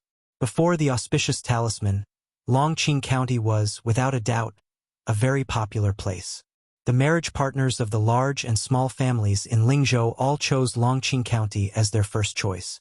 However, after Zhong Hongwu's death, it became a bleak scene, especially after the former Longqing County chief, Zhong Hongwu's eldest son, Zhong Qingxin, after he was promoted to an official in the provincial capital. He openly rejected the officials of his hometown many times, causing Longqing County to completely lose its backbone. Just like that, of the three most prosperous counties in Beiliang in the past, Longqing County, Yanji County, and Huangnam County, there were only two other counties left. For example, during the construction of North Jebei City, as long as the people of Beiliang were willing to participate in the construction outside Liangzhou Pass, they would be able to obtain quite a bit of money. There were poor people from all over Lingzhou who surged into the pass. Only Longqing County did not have many people responding. Of course, this had to do with the fact that the people of Longqing County were mostly well off. However, the knot in their hearts that everyone in Beiliang knew about was the key reason. The people of Beiliang had always been valiant and warlike since ancient times. Although Lingzhou was rich, there were as many martial arts schools as there were hairs on a cow. Naturally, they did not lose to Liangzhou and Yuzhou. In the past, His Royal Highness, who had stirred up storms in the officialdom of Lingzhou, no matter what his original intentions were, in the end, he uprooted the Zhong family, this towering tree that shadowed the entire county, from its roots. The people of Longqing County were both afraid and resentful. It could be said that their thoughts were complicated. It was impossible to explain clearly in a few words. Therefore, when an ordinary middle-aged man in Longqing County's capital planned to go to northern Bailiang City to beg for a living, his neighbors began to despise him. This was especially so when they heard that this man planned to move his wife and son out of Bailiang. This was no longer just idle gossip. Some people even wanted to point at his spine and curse him in front of his face. They scolded him without any regard for the feelings they had accumulated over the years. Then, very quickly, there were people who dug up old scores. They said that this fellow called Lu Deyuan was not originally from Bailiang. It was only after he married a woman from Longqing County that he went to the Yamen to change his registration. It could be said that he had taken root in Longqing County. All these years, he had been a butcher in Longqing County who slaughtered pigs and sold meat. In fact, he had always been fair in his business and didn't earn any money that went against his conscience. It was just that this trip to northern Bailiang City this time had incurred the wrath of the public, causing his family of 4 to become like rats on the street. Who knew which gossipy idle man remembered that this bastard surnamed Lu had let slip that the second round against the Baimang barbarians when they were drinking and chatting. This immediately caused an uproar. In Lu Deyuan's pork shop, that whole pig that weighed less than 100 caddies was sold for 3 days straight. He couldn't even sell half a caddy of it, so he could only stew it at home every day to celebrate the new year. During this period, Lu Deyuan gave a large piece of the best tenderloin to a lonely old man who lived at the end of the street. He threw the tenderloin to the old man directly out the door. Lu Deyuan, who was simple and honest, just silently picked it up and took it home. On this day, a large pot of fragrant stewed meat was made at home. Lu Deyuan squatted on the door sill and looked at the courtyard gate, patiently waiting for his youngest son to come home from the private school for dinner. Lu Deyuan and his wife didn't know how to read. Previously, they would take that letter to the private school of the younger son and consult that stern teacher about the content. The teacher would read it word by word to Lu Deyuan. After that, Lu Deyuan would return home and tell his wife the general idea. This trip was the most satisfying time for Lu Deyuan. Lu Deyuan still remembered that when his eldest son was young, he always complained that his father wasn't in the northern Liang border army, which made him unable to raise his head in front of his peers. Later on, when his son grew up, he became more and more promising in his studies and became a well-known talent. Therefore, his son's smile and laughter at home became more and more frequent. Although his younger son had similar complaints, with such an honest elder brother who could support him, he was not as depressed as his elder brother was when he was young. He was always a cheerful kid who liked to grin and laugh. Occasionally, when he heard his schoolmates talking about their relatives who had made military exploits outside the northern Liang Pass and was promoted, he would squat in the courtyard and sigh or pick up the wooden short saber that his father made for him and run all over the courtyard crazily. When he ran out of strength, he would eat and read. Generally speaking, the life of the family of 4 was getting better and better.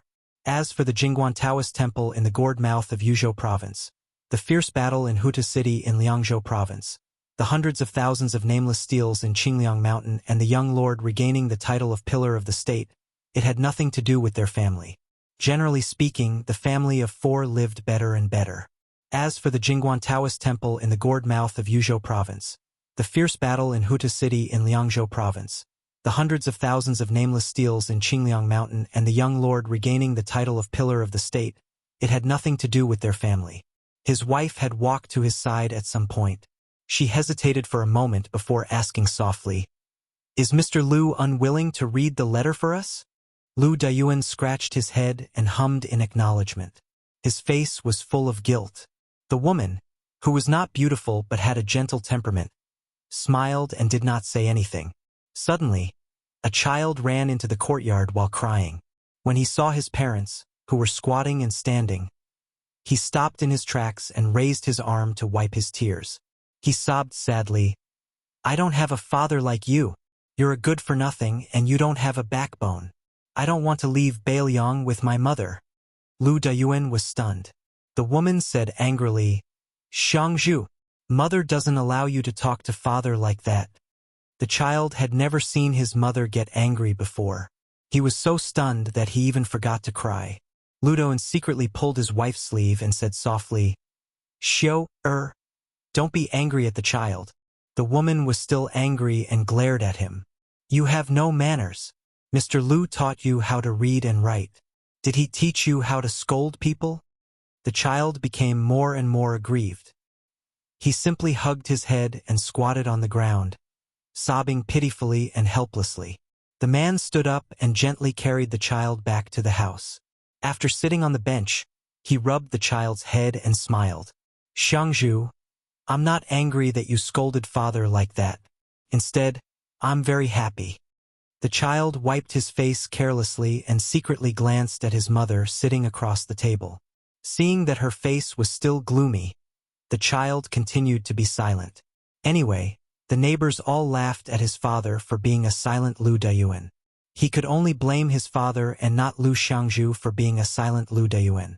The man was about to say something to his wife when she said softly, Don't. You're the man in charge of the house. Whatever you say goes. However, when you reach the border, remember to wear warm clothes. The weather is cold and the snow is heavy in winter. You have to work often. After all, this is not your home. You can always have a place to shelter from the wind and rain. Oh right, I'll prepare 3 more pairs of cotton shoes for you. Don't complain that the soles are too thick. Listening to the woman's endless chatter, the man was not impatient at all. He responded with a smile and occasionally lowered his head to pick up a piece of meat for the child who was sitting in his arms and eating. In the end, the child had a temperament that could not bear grudges. He was like this to his peers, let alone his own parents. Soon, the child raised his head and said angrily, Father, I'm telling you, Mr. Lu told us that according to Beiliang's military law, if a person is to be killed, he or she will not be killed. According to the military law, those who cower before battle will be beheaded. You're lucky that you're not a soldier of the border army. Otherwise, humph. The man did not know whether to laugh or cry.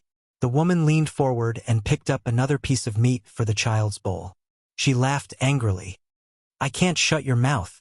Every night when you're doing your homework, you often nap. I've never seen you so energetic.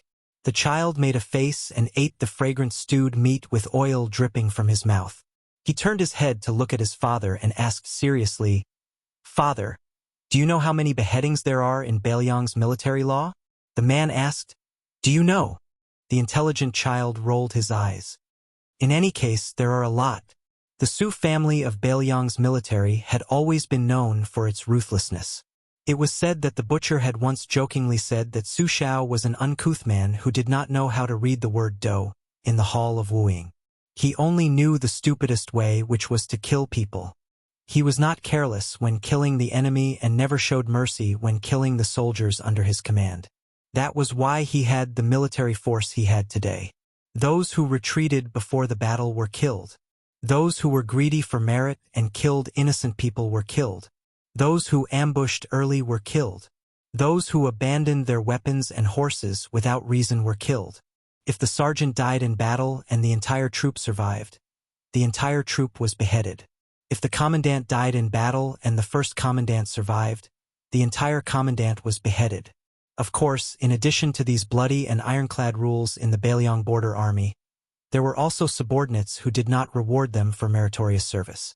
Regardless of whether it was the commanding officer or sergeant, the entire camp was beheaded. Those who were greedy for military pay and pensions, no matter how many there were beheaded. When the man heard the child's words, he laughed loudly. The child suddenly said, Father, after Mother and I go to that place called Songbai County in the Central Plains, will our family have the money to buy a bigger house? The middle-aged man laughed. That's very difficult. I haven't saved much silver over the years. The Central Plains are richer than our Lingzhou. The child made an O sound and was a little disappointed. Chapter 1914. The man continued with a smile. But don't worry. I won't forget to send you money in the future when I reach North Rejecting City. The child shook his head like an old man. As the saying goes, riches and honor cannot be corrupted. Poverty cannot be shaken. Might cannot be subdued. That's what a real man is. The man asked curiously, What do you mean by that? Can you explain it to me? The child chuckled. It means Mr. Lu said that the sage of the Zhang family said it. You don't even know this. Dad, you're really ignorant. The man was gratified. It's okay if I'm ignorant, as long as you and your brother are. At the mention of his brother, the child immediately said proudly, I'm far from my brother. Even Mr. Lu said that my brother is amazing. The man laughed heartily. Aren't you both my son? The woman looked at the father and son with a gentle smile. She didn't know anything about war, nor did she know anything about knowledge. She only relied on her many years of daily necessities and saw a lot of people and things. She understood a simple truth. Some men would only say the harshest words to the people closest to them. However, some men would save their best temper for their family members. Her man was the latter.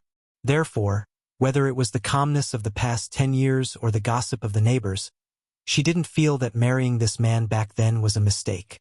The child asked, Dad, where was your hometown in the past? Is it that Songbai County? The man nodded. Yes, but when I was your age, life wasn't good. There was no one left in the family and I couldn't survive, so I left my hometown. The child laughed rudely. No wonder the neighbors said that my mother fell for you. They're really blind. This time, the woman didn't get angry. She only covered her mouth and laughed secretly. The man was even less angry. He looked at his wife. That's right. The child asked worriedly, Dad, is my brother really going to study in that Gangnam-do? When will he be able to meet us in Songbai County? The man said softly, I don't know either. When I was young, I swore that my son would have to study in the future. I always felt that studying was the best. No matter what he did, no matter how much money he earned, it was nothing. I lost my parents a long time ago. I only know that more than 10 generations before me were farmers. Therefore, when I came to Bailiang, I met your mother, Xiangju. I was really lucky. Otherwise, if you and your brother were like me, you wouldn't be able to study. The child muttered, Then why don't you treat mother better? The man said helplessly, That's all I can do. There's nothing I can do. The woman's eyes curved into crescents. The man said that he was very lucky, but she felt that she was very happy. On the day the mother and daughter left Longqing County City with their luggage, this man slowly returned to the city along the post road. When he returned to the small and shabby alley, he thought for a moment. Carrying the only 2 pig legs left in his house, he went to 2 places one after the other. One was secretly placed in front of the old man's house at the end of the street, and the other was delivered to Mr. Lu's house. During this process, the man didn't know how many people rolled their eyes at him and spat at him. In the end, the man returned home and took out the wooden box covered in dust from under his bed. He never opened this box, and his wife was also considerate and never asked about it. This man, who had lived in this small street for more than 10 years and had always been silent, carried the heavy wooden box to the courtyard. He squatted down and used his strength to wipe away the dust.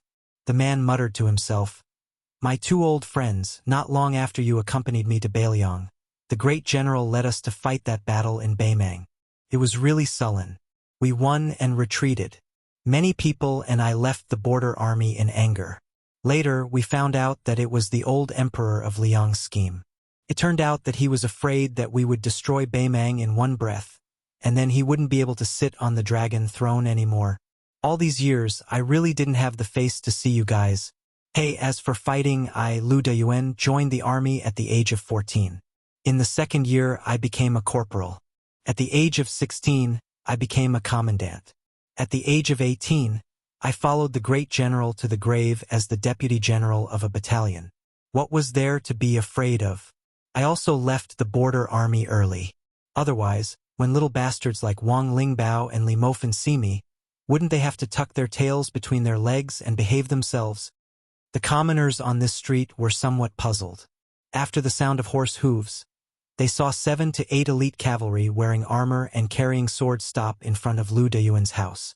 This made the commoners somewhat worried. They scolded Lu Deyuan, that foreign coward, but after all, they had been neighbors for more than 10 years.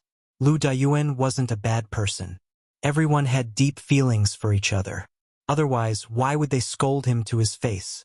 This big enigmatic Lu de better not offend the government's garrison. The leader of the elite cavalry was a tall and sturdy man in his 40s. He was now the main general of the local army stationed in Longqing County. He had been a commandant of the cavalry for more than 10 years. The commoners of Longqing County might not know him personally, but they all knew that this person was highly regarded by Lingzhou's General Han Laoshan. It was said that he was brothers with Hong Shuwen, who was born in the Red Phoenix Battalion. In the future, how could a commandant with real power or a deputy general of a province run away? One of the commandant's trusted subordinates asked softly, "Commandant, who are you sending off? Why do you need to personally come out? Normally, you wouldn't even be in the mood to look at those people who are close to the Zhong family. How could there be such an arrogant fellow in our Longqing County?" The commandant sneered. "Those embroidered pillows aren't even fit to feed the horse of the person in the house." Then, the commandant proudly said, "Back then, I was the one who fed his horse. This kind of thing could be used to brag?" The cavalry looked at each other. Did our commandant's head get clipped by a door recently? He wasn't like this in the past. His eyes were very high. When the cavalry finally saw the man with the luggage step out of the courtyard, they were all stunned. His figure could be considered sturdy and tall. They couldn't tell that he was a person with 3 heads and 6 arms. The commandant quickly dismounted from his horse. Then, he led a horse that no one was riding and walked forward. He cupped his fists and said in a deep voice, "Longqing County Cavalry Commandant Ma Yunjing, greetings to old Deputy General." The man with the luggage was holding a long item wrapped tightly in cotton cloth. He glanced at Ma Yunjing, who had purposely avoided contact with him in the past decade, and said exasperatedly, "When you call someone else, you have the word deputy in your official position. Are you scolding me? Do you think you are a great general? Great Peace City likes to greet those military generals with the word deputy, and the civil officials who are second in command?" Ma Yunjing shrunk his neck and didn't dare to answer. This man called Lu Dayuan looked around. He straightened and cupped his fists. Lu Dayuan, thank everyone for taking care of me in these years." The people on the 2 sides of the street were puzzled and didn't know what to do. Lu Dayuan hung the armor bag on the side of the saddle and then skillfully mounted the horse. Regardless of whether they won or lost the battle outside Liangzhou Pass, he, Lu Dayuan, had no thoughts of returning to Lingzhou alive. He hadn't worn armor or touched a blade for more than a decade. How could he not kill to recoup his losses? Ma Yunjing reminded in a soft voice, "Old soldiers of Beiliang, according to the law, can carry a blade on the streets." Lu Dayuan raised an eyebrow. He finally took off the cotton cloth that was wrapped around the long item and revealed an old battle blade that hung from his waist. Lu Dayuan turned to look at Ma Yunjing, who could not possibly follow him out of the pass. "If we lose, there is nothing to discuss. If we win, if my 2 sons return to Lingzhou in the future, tell them that their father is a butcher, but also one of the cavalry of the Su family." Ma Yunjing nodded furiously. He had thousands of words, but only 2 words came out of his mouth. "Take care." Lu Dayuan glanced sideways and said, "Little brat, in the past, I knew that you were useless. As expected, you only became a shoddy commandant today." Ma Yunjing's face flushed red. Lu Dayuan suddenly took down the battle blade and threw it to Ma Yunjing. He laughed and said, "Fine. I'm going to use the new cold blade to kill the enemy. Since you fed the horse for so long in the past, I'll give you this one." Ma Yunjing felt as if he had received a treasure. Such a man actually had tears in his eyes. This battle blade was the first generation of the Su family's blade. It symbolized the rise of the Su family's cavalry in the land of spring and autumn.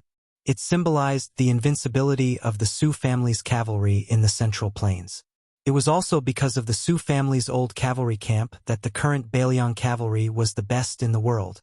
And this man was from one of the Su family's old cavalry camps, the Manjia camp, first-class cavalry, Lu Dayuan. The people on this street naturally did not know that after General Su Shao grew old, he had many times lamented to the civil and military officials in the meeting hall of Mount Qingliang. In the past, that kid called Lu Dayuan was the fiercest in battle. He was comparable to Lu Qiu'er. He was really not a coward.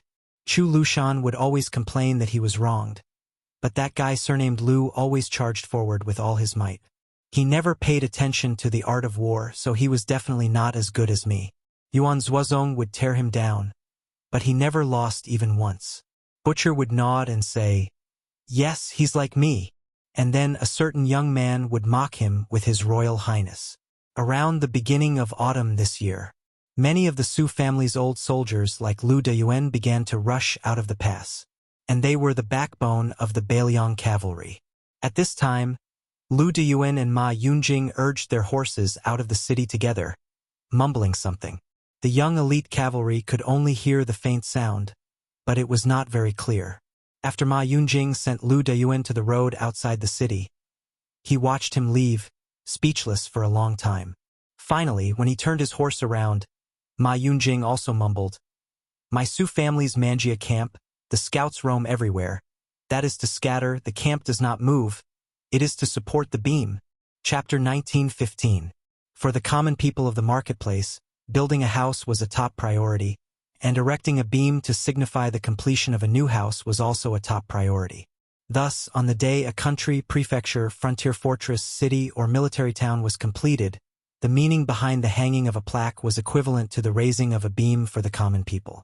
As a result, the significance was extremely important. Today, the day for the hanging of the plaque for the city outside Liangzhou Pass had arrived. They did not deliberately choose an auspicious day.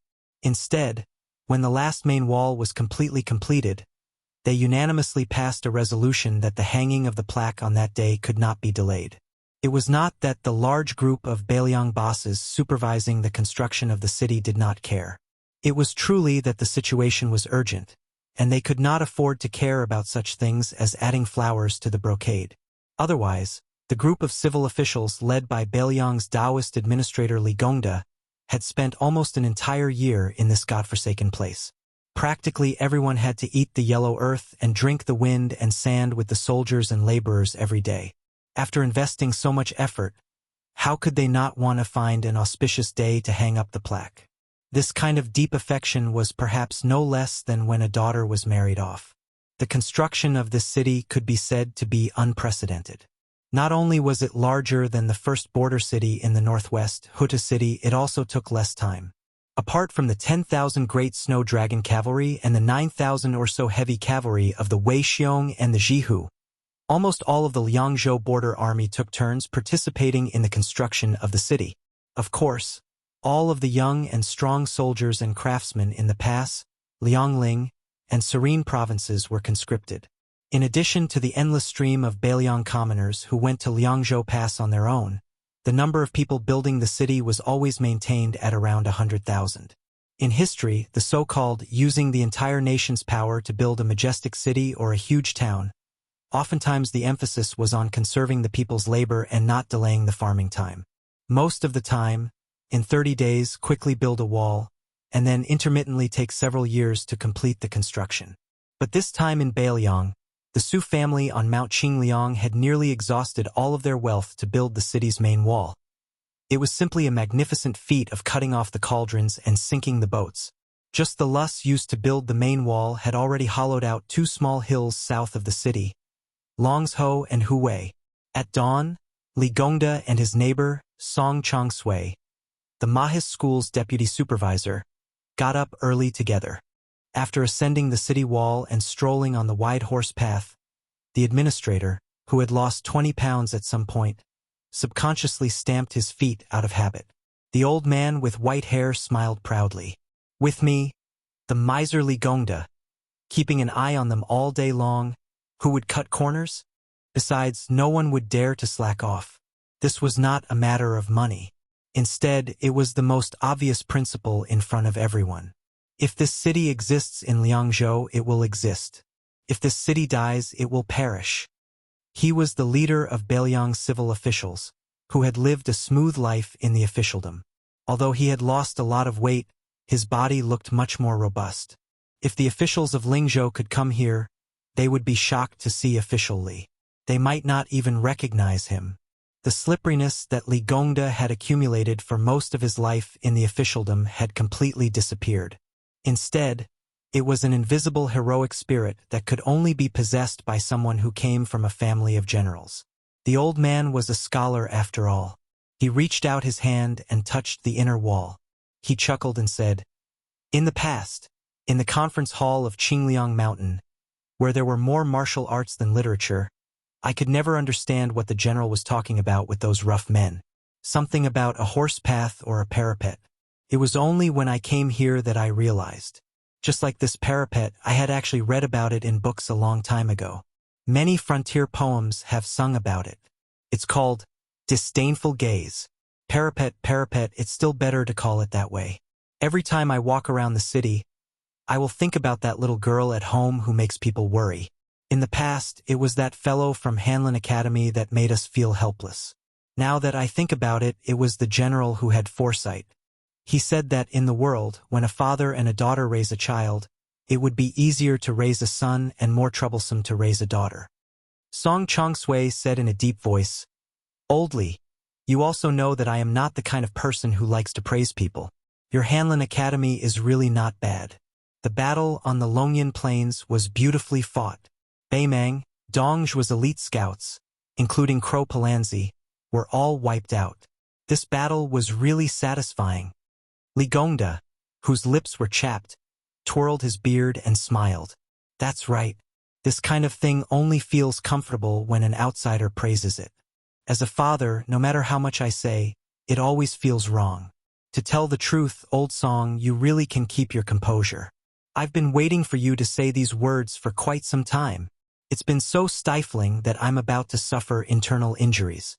Song Chongsui said helplessly, "Before this, I was so busy that my head was in a mess. How could I have the slightest bit of energy to chat with you?" Li Gongda sighed with emotion. "That's true. I boast that I have quite a lot of experience as an official in this life. In short, I ponder and ponder all day long about other people. Although it can't be said that I don't do anything at all, to personally attend to everything like this is unimaginable. It feels like in just one short year, I have repaid all the practical experience that I, Li Gongda, owe in officialdom for a lifetime." Song Chongsui smiled knowingly. Li Gongda suddenly slapped heavily on the arrow pile and said loudly, "If such a good city wall can't be defended, not only will they be killed by the Baimang barbarians, but they will also be scolded half to death by me."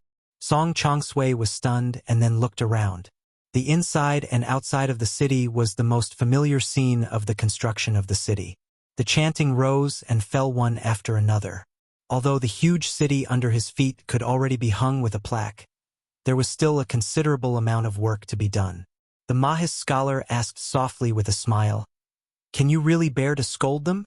Li Gongda, who was originally aggressive, suddenly lost his arrogance and only whispered softly, "There are so many Bailiang frontier army men. I, Li Gongda, can bear to scold my son, but I can't bear to scold them." The newly appointed provincial governor of Liangzhou, Bai Yu, could go to Mount Wudong to meet friends and slack off. However, as the transport officer and deputy provincial governor of Bailiang Road, a certain someone could not rest for a moment. He traveled non-stop from Qingsong City in Liuzhou to Qingyuan Army Town at the western gate of Liangzhou until he lifted the curtain of the carriage and could see the outline of the magnificent city outside the pass. It seemed that ever since Su Beiji left Mount Qingliang for Lingzhou, he had been constantly on the move. As the provincial governor of purchasing rice, he had built granaries all over his territory and served as the transport officer of a road. He was in charge of strategizing about the transport of grain. In between, he had gone to Lianghuai Road to meet with Han Lin in private. Not long ago, he went to Mount Lantua in the western region to bring 20,000 monk soldiers to the defense line of Qingsong City in Liuzhou. This time, after attending the plaque hanging ceremony, he immediately went to Lingzhou and personally watched the grain cooling before he could be at ease. In these years, he did not have a fixed residence. It seemed that if he was not on horseback, he was in the carriage. In any case, it was always bumpy. Outside this carriage, there was not a single elite cavalry of the Bailiang Frontier Army escorting it. Logically speaking, with Su Beiji's high rank and his great importance to the upcoming Battle of Liangmang, even if they sent him 1,000 Bailiang cavalry as a retainer, it would not be an exaggeration. However, it was precisely because of this that the position of this young strategist in the Su family's Mount Qingliang and in the hearts of the young kings was even more unparalleled. This was because there were only 80 people escorting the carriage. 80 riders, all carrying swords. 80 people of the Wu family's sword tomb. The current generation sword crown Wu Luding, the swordsman Cui Hua who carried the ancient sword Su of Gojoseon on his back, the demon Zhu Huang who was notorious even in the sword tomb, Helion who had a deep understanding of the way of the sword maniac Zhang Luantai, Gong Sun Xiushui, Nailin Huayu. If this could not be considered as extravagant, then there was probably no retainer in the world that could be considered as elite. Although Su Beiji, whose face was full of exhaustion, was extremely sleepy, he still could not fall asleep. Several times he closed his eyes but did not open them for a long time. He simply sat cross-legged, took out Li Yishan's old handbook from his bosom, and gently flipped through it. He had heard from Su Fengyan that the Tide Listening Pavilion's large golden signboard was personally written by the old Emperor Liang. The 4 large characters of Beiliang Palace on the gate of Mount Qingliang were written by Princess Consort Wu Su. After that, when the first city outside Beiliang's pass needed to be built, Su Zhao's original intention was for a boor like him to not make a fool of himself, so he wanted Li Yishan to do it for him. However, Li Yishan did not agree, so Rintu could only go to Wutangan to seek advice on writing from His Royal Highness. In the end, who knew how many baskets of waste rice paper were filled with it? Only then did the 3 words Huta City appear. Su Xiao had once joked that he, Rintu, had even finished writing the words for his next life. Later on, for example, the signboard in the Liuzhou provincial governor's mansion within Qingsong City was the words chosen by the young vassal king from his master Li Yishan's writings. This was because Li Yishan's contributions to Beiliang went without saying, and Li Yishan's contributions to Liuzhou were even more profound. Before the Tide Listening Pavilion and Wutangan's treasured antiques were scattered all over the central plains. Su Beiji and Su Fengyan once had a very relaxed and leisurely conversation. You don't feel sorry for them? Who do you think I, Su Fengyan, am? I am Su Zhao's eldest son. What kind of good things have I not seen in this world? When have I ever been such a stingy person? Back in the day, when it came to those wandering heroes from other places, those poor scholars who could write beautiful poems, and those fortune-tellers who set up stalls, I would always throw away 1,000 gold without even blinking an eye. Oh? Then why was it that when I casually picked up the toddler climbing urn painting and threw the mountain journey inkstone into the box, your eyes were blinking so hard that they could fan up a great wind? I was just reminding you to be a bit more gentle. If you bump into something and damage its appearance, it won't be easy to sell it. Appearance? It's nothing more than the cheap price of a few dozen or a few hundred dan of grain. Isn't it a bit pretentious to talk about appearance? Chapter 1916. The difference between each item is a few stones of grain. Many a little makes a mickle. It's already a lot. You really don't feel bad? I don't feel bad. Juzi, you've asked me this question at least 7 or 8 times. Oh, I don't know why, but every time I ask you this question, I feel quite happy. It's much better than drinking the green ant wine. Juzi, you go ahead with your work. I'm going to drink the green ant wine. I'll ask you one last time. I really don't feel bad. That's not it. I just want to ask, all your belongings have been ruined by me. What about the betrothal gifts for your wife? Same old rules. Cucumber. Salad. Su Beiji kept the notebook and stopped his thoughts. He lifted the curtains and looked at the majestic northwestern New City. In a chaotic world, the most worthless things were external possessions. When even human lives were worthless, what else could be valuable? Hongjia's journey to the north, which caused countless scholars to become homeless, had long proven this point. In the old days, the Duke and Marquis Hall flew into the homes of ordinary people. Countless priceless antiques, calligraphy, and paintings were first picked up from the mud, the toilets in the countryside, under the peddlers' tables, and under the tiles in the corners of small courtyards. It was only in the peaceful times when there was no smoke of war that they became valuable again. Su Beiji originally wouldn't have sold them at such a low price. However, after the spring snow building incident, the Central Plains had become chaotic. It had only been 20 years since Hong Jia's journey to the north. Most of the older generation of scholars still remembered it clearly. This group of people wouldn't buy things at such a time. No matter how cheap they were, could they be compared to things that were given for free after the war? Therefore, unless it was a rich and scholarly family that was truly obsessed with the scholarly and had a hobby of collecting, they would only come after hearing the news. It was one thing for them to come to Bailiang. Whether they could use their face and connections to buy the things they wanted was another matter. Whether the first-class officials of great and city who had enjoyed 20 years of prosperity on the water transport were willing to give face and open a back door was the third matter. These officials with deep backgrounds were all willing to take out grain from the rivers under their jurisdiction for the sake of money or friendship.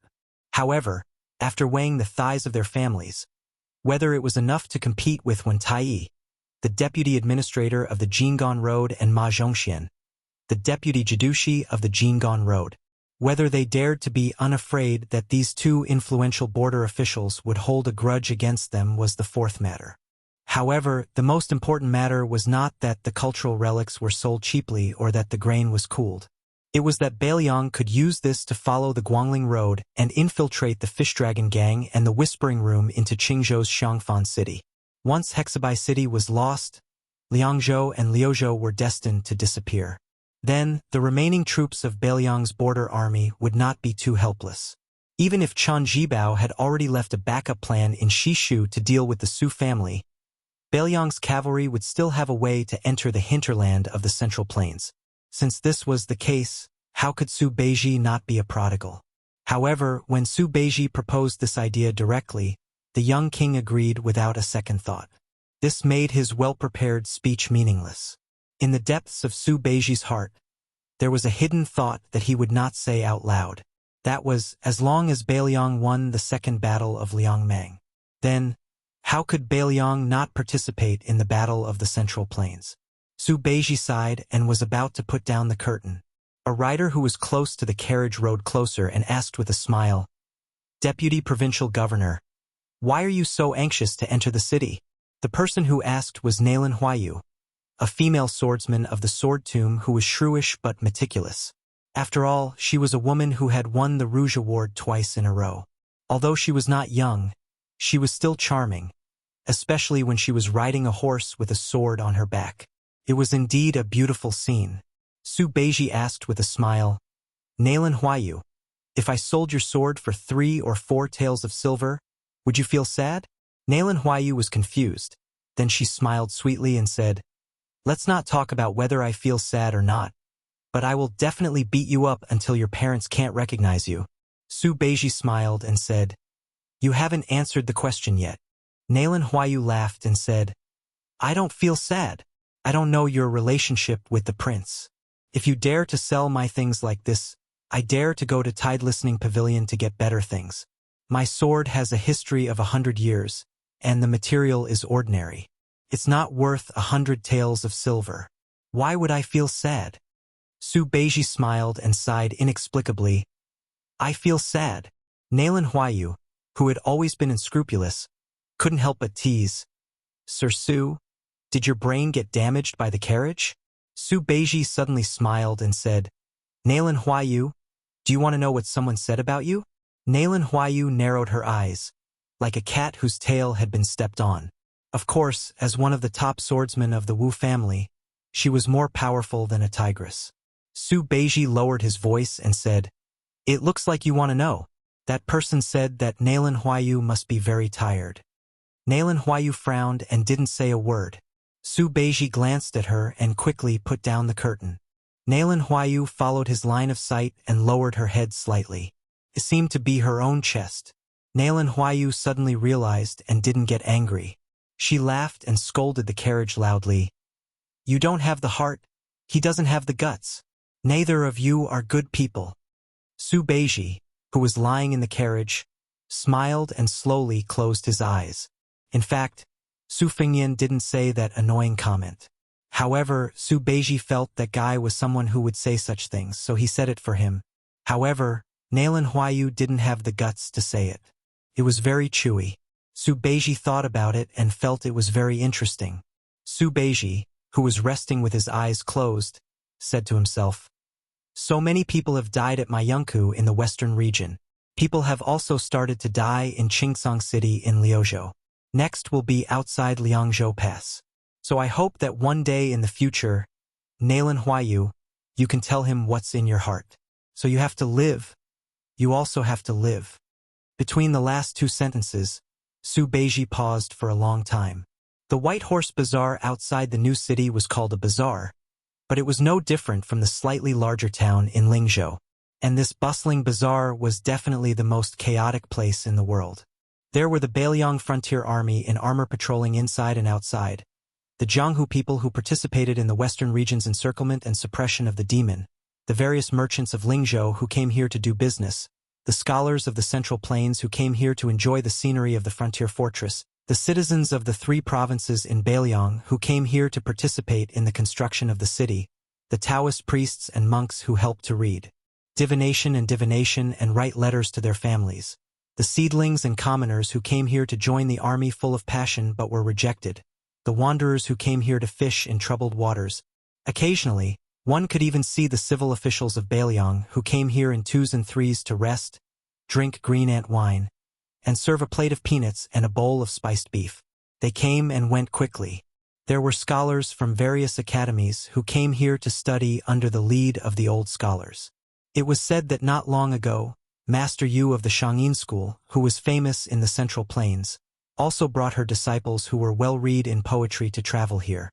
There were also rumors that Master Yu of the Shangyin School had an unclear relationship with our prince. Everyone was either busy or leisurely, but they all knew that the moment the young prince appeared in the new city. The second battle was the Battle of Liangmang. It was the real beginning. For thousands of years, whether it was the Central Plains or the grassland, the cavalry army with the largest number would go all the way to the south until they met the cavalry with the strongest combat power. Today was the day that the signboard of the North rejecting city was hung. The sun was high in the sky. The White Horse Bazaar was getting more and more crowded. People couldn't help but follow the two walls to the north. Then, the laborers and commoners who participated in the construction of the city were able to stop their work and leave the city from the east and west gates, joining the two large and dense groups. The North rejecting city, the North rejecting city. The main gate was naturally in the north, where the Beiliang Frontier Army pointed their swords, where the Su family cavalry pointed their spears. They had already gone north for 20 years. How did the people of the Central Plains know? How did the Liang Imperial Court calculate? Our Beiliang cavalry is the best in the world, and we don't care about them. Beiliang Governor-General Chu Lushan and Beiliang Taoist advisor Li Gongda led many civil and military officials. They had already gathered at the main gate of the North rejecting city. They set up ladders and waited for the signboard with the Beiliang Su word flag to be raised up high and hung on the city wall. The 10,000 great snow dragon cavalry were like white snow surging on the ground. Under the lead of Yuan Zuozong, they were the first to stop on the vast empty land north of the city. Following closely behind were the two heavy cavalry armies, the Fat Tiger Army and the Wei Bear Army. They stopped at the left and right wings of the great snow dragon cavalry. Finally, it was He Zhonghu and Zhou Kang's troops outside of Beiliang Pass. After the thunder of horse hooves, there was a short moment of silence. Who knows who was the first to raise their head and look over? Everyone saw a dazzling white rainbow streaking across the distant sky. That white rainbow landed on the city wall. When he appeared, Li Gongda and Chu Lushan exchanged glances and smiled. They started to raise the signboard. That young man waited until the giant signboard hung above the city gate before he slowly pulled out the sword by his waist. At the same time, the cavalry below the city gate all pulled out their Beiliang swords. The water was deep and silent. The sound of the horse hooves of the Beiliang cavalry was the most majestic war drum sound in the world. Sudao, North rejecting city. That scene, halberd crossing the river. In another 100 or 1,000 years, it would still be a legend. Chapter 1917. After reading and hanging the plaque on the city wall, Administrator Li Gongda led Su Fengyan to the general's mansion near the south gate. The main imperial road ran through the north and south, and the civil and military offices in the city were located on both sides of the mansion. Along the way, Li Gongda, one of the two city governors, talked endlessly. He talked about the height of the main city wall, the length of the double roads, the number of crossbows on the city wall, the inventory of arrows and armor, and so on. He was so familiar with it that it was like he was reporting how much silver was in a box or how many copper coins were in a cabinet. The administrator was even able to blurt out details such as how many northern Mang catapults a single wall could withstand, how many northern Mang soldiers would surround the city, and how many other details such as how many northern Mang soldiers would attack the city. He also knew the mobilization of troops on this central axis, how to build a second line of defense once the main city gate was breached, and how the small-scale cavalry would assist in the defense at the crucial moment. Not to mention Su Fengnian, Chu Lushan and Yuan Zuozong looked at each other. Jean Partridge Zhoukong, Infantry Deputy Commander Gu Dezhu, and other generals all widened their eyes. In the past, in Lingzhou in the south of the Great Wall, it was recognized that the power was in the Zhong family and the money was in the Li family. Everyone in the officialdom of Beiliang knew that this stingy official was good at making money. They had never heard that Li Gongda could do things so flawlessly. Approaching the general's mansion that had not yet been completed, Li Gongda suddenly smiled and said, "The Beiju city used up all the giant trees collected from the deep mountains and forests of Nanzhao and Shishu and then stored in Beiliang for many years. The giant stones needed to build the city almost turned the cave of Lanyu upside down. Let's not talk about these distant places. I believe that when you look to the south, you can't see the two hills at the head of the dragon and the tail of the tiger. From the first garrison in the pass to the north to build the city outside the pass, and then most of the border army took turns to work here, and the people in the pass were countless." Speaking of this, the old man stopped talking and smiled. Li Gongda, a civil official who had an extremely bad reputation among the generals in Beiliang, was in high spirits at this moment. He was not the slightest shadow of the sycophantic official of the Su family in the conference hall of Mount Qingliang in the early years. At that time, except for Chu Lushan, who came from the same sect and did not have a high rank at that time, no one was willing to pay attention to Li Gongda, the chief official of a province. Yan Jieshi, a famous scholar, naturally disdained to be associated with him. Even Tian Peifong, the former provincial governor of Liangzhou, who had now resigned, could not bring himself to call this person his brother. At that time, when Beiliang was determined to build Beiliang City, everyone mistakenly thought that the young vassal king did not really intend to let Li Gongda preside over the overall situation. Instead, he wanted to send the administrator, who had turned the officialdom of Lingzhou into a mess, out of the pass and hide him from then on. First, it was a legitimate reason to demote him, and second, it was to pave the way for Su Beiji, Chen Shiliang, or Chang Sui and other trusted subordinates. Little did they know that Li Gongda really had a firm foothold in Beiliang City. Song Zhongsui, Tian Peifong, and Wang Linquan, the deputy governors in charge of the three specific directions, followed the administrator's lead. They did not have any intention of overthrowing Li Gongda, and Li Gongda lived up to everyone's expectations and quickly got into his role. It had to be said that for a person who could become a civil official in Beiliang, when he was really practical, he was not careless and did everything himself. In the words of Li Gongda's private chat with Song Zhongsui, he was putting an end to the official career, living with the generals and craftsmen. He had experience in prospecting, tamping earth, materials, military manuals, stockpiling grain, and so on. Although he could not be called omniscient, he could not be considered an outsider.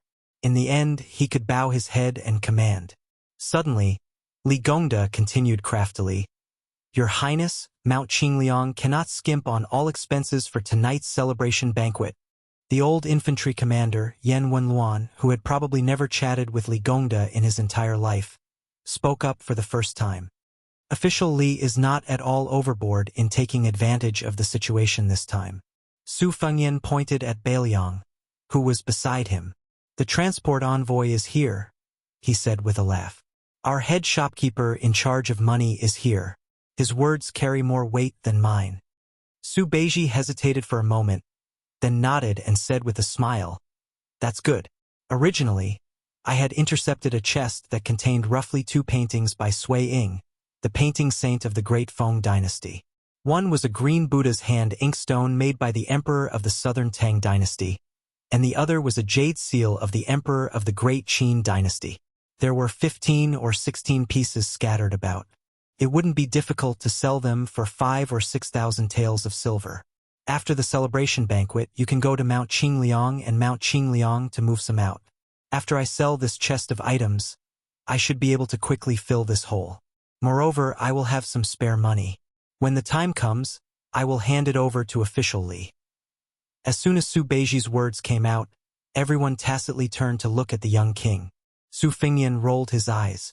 The audience burst into laughter. Perhaps Su Beiji was the only one who dared to openly stab the new King Liang. After the celebration banquet, there were 3 parties. The generals were divided into 2 groups. Yan Wenluan, Chen Yunxue, He Zhonghu, Lu Yuanji and Lin Dofang were the veterans who had experienced the Spring and Autumn War. The youngest one, Yuan Zuozong, also participated. For the Su family of Mount Qingliang and the Beiliang Frontier Army, this Yuan Baixiong was indispensable. After all, in terms of military affairs, Yuan Zuozong was the only one who could be compared with the white-clothed war Saint Chen Jibao. Although there were many famous generals in Beiliang, the one who could really make Chen Jibao sincerely admire was probably only Yuan Zuozong. Chen Jibao had said many times that Yuan Zuozong was the most underrated general in the Spring and Autumn War. The governor of Beiliang, Chu Lushan, personally led the other group, which included Wang Ji, Chao Xiaojiao, Hong Xinjia and Hong Yu. The deputy provincial governor of Beiliang, Yang Xinxing, also attended the banquet. The third party was a scholar banquet hosted by Li Gongda, Huang Shang and Tian Peifong. Most of the guests were scholars, and many Lu family disciples were also mixed in. Chapter 1918. Su Fengyan drank 1 cup after another. Although he drank a cup of green ant wine in 1 gulp, he only drank 2 small pots of wine after 3 rounds. The main reason was that no one urged him to drink to his death. This wasn't strange. When Su Xiao was still alive, he once said that the worst people in the world were those who relied on their high alcohol tolerance to urge others to drink. When it came to alcohol, one had to drink until they were drunk to their heart's content. Otherwise, they would only suffer. Of course, although Su Xiao said this, he didn't hesitate at all when he caught someone with a lower alcohol tolerance than him. The person being urged to drink would say, "How many battles did you win in the past? You have to drink 1 cup at a time. How many battles did you lose? I, Su Xiao, will help you remember them. If you don't want to be made fun of, you'll feel bad if you don't drink a few cups of wine today, right? Also, who heard that your grandson just started studying and needs to drink wine? Or that your son got beaten black and blue because he fought over a woman? As a father, how sullen are you? You need to drink to relieve your worries." However, although Su Xiao's ability to urge others to drink was unparalleled, as long as he drank with others on Mount Qingliang, no matter how many people he drank with, he would always get drunk. Could even be said that he would vomit whenever he drank. In this way, his alcohol tolerance could be considered mediocre. Don't think that martial artists who were accustomed to life and death drinking were more unbridled. In fact, when scholars drank, that was what was called heroic and uninhibited. Su Fengyan almost couldn't get away from the banquet.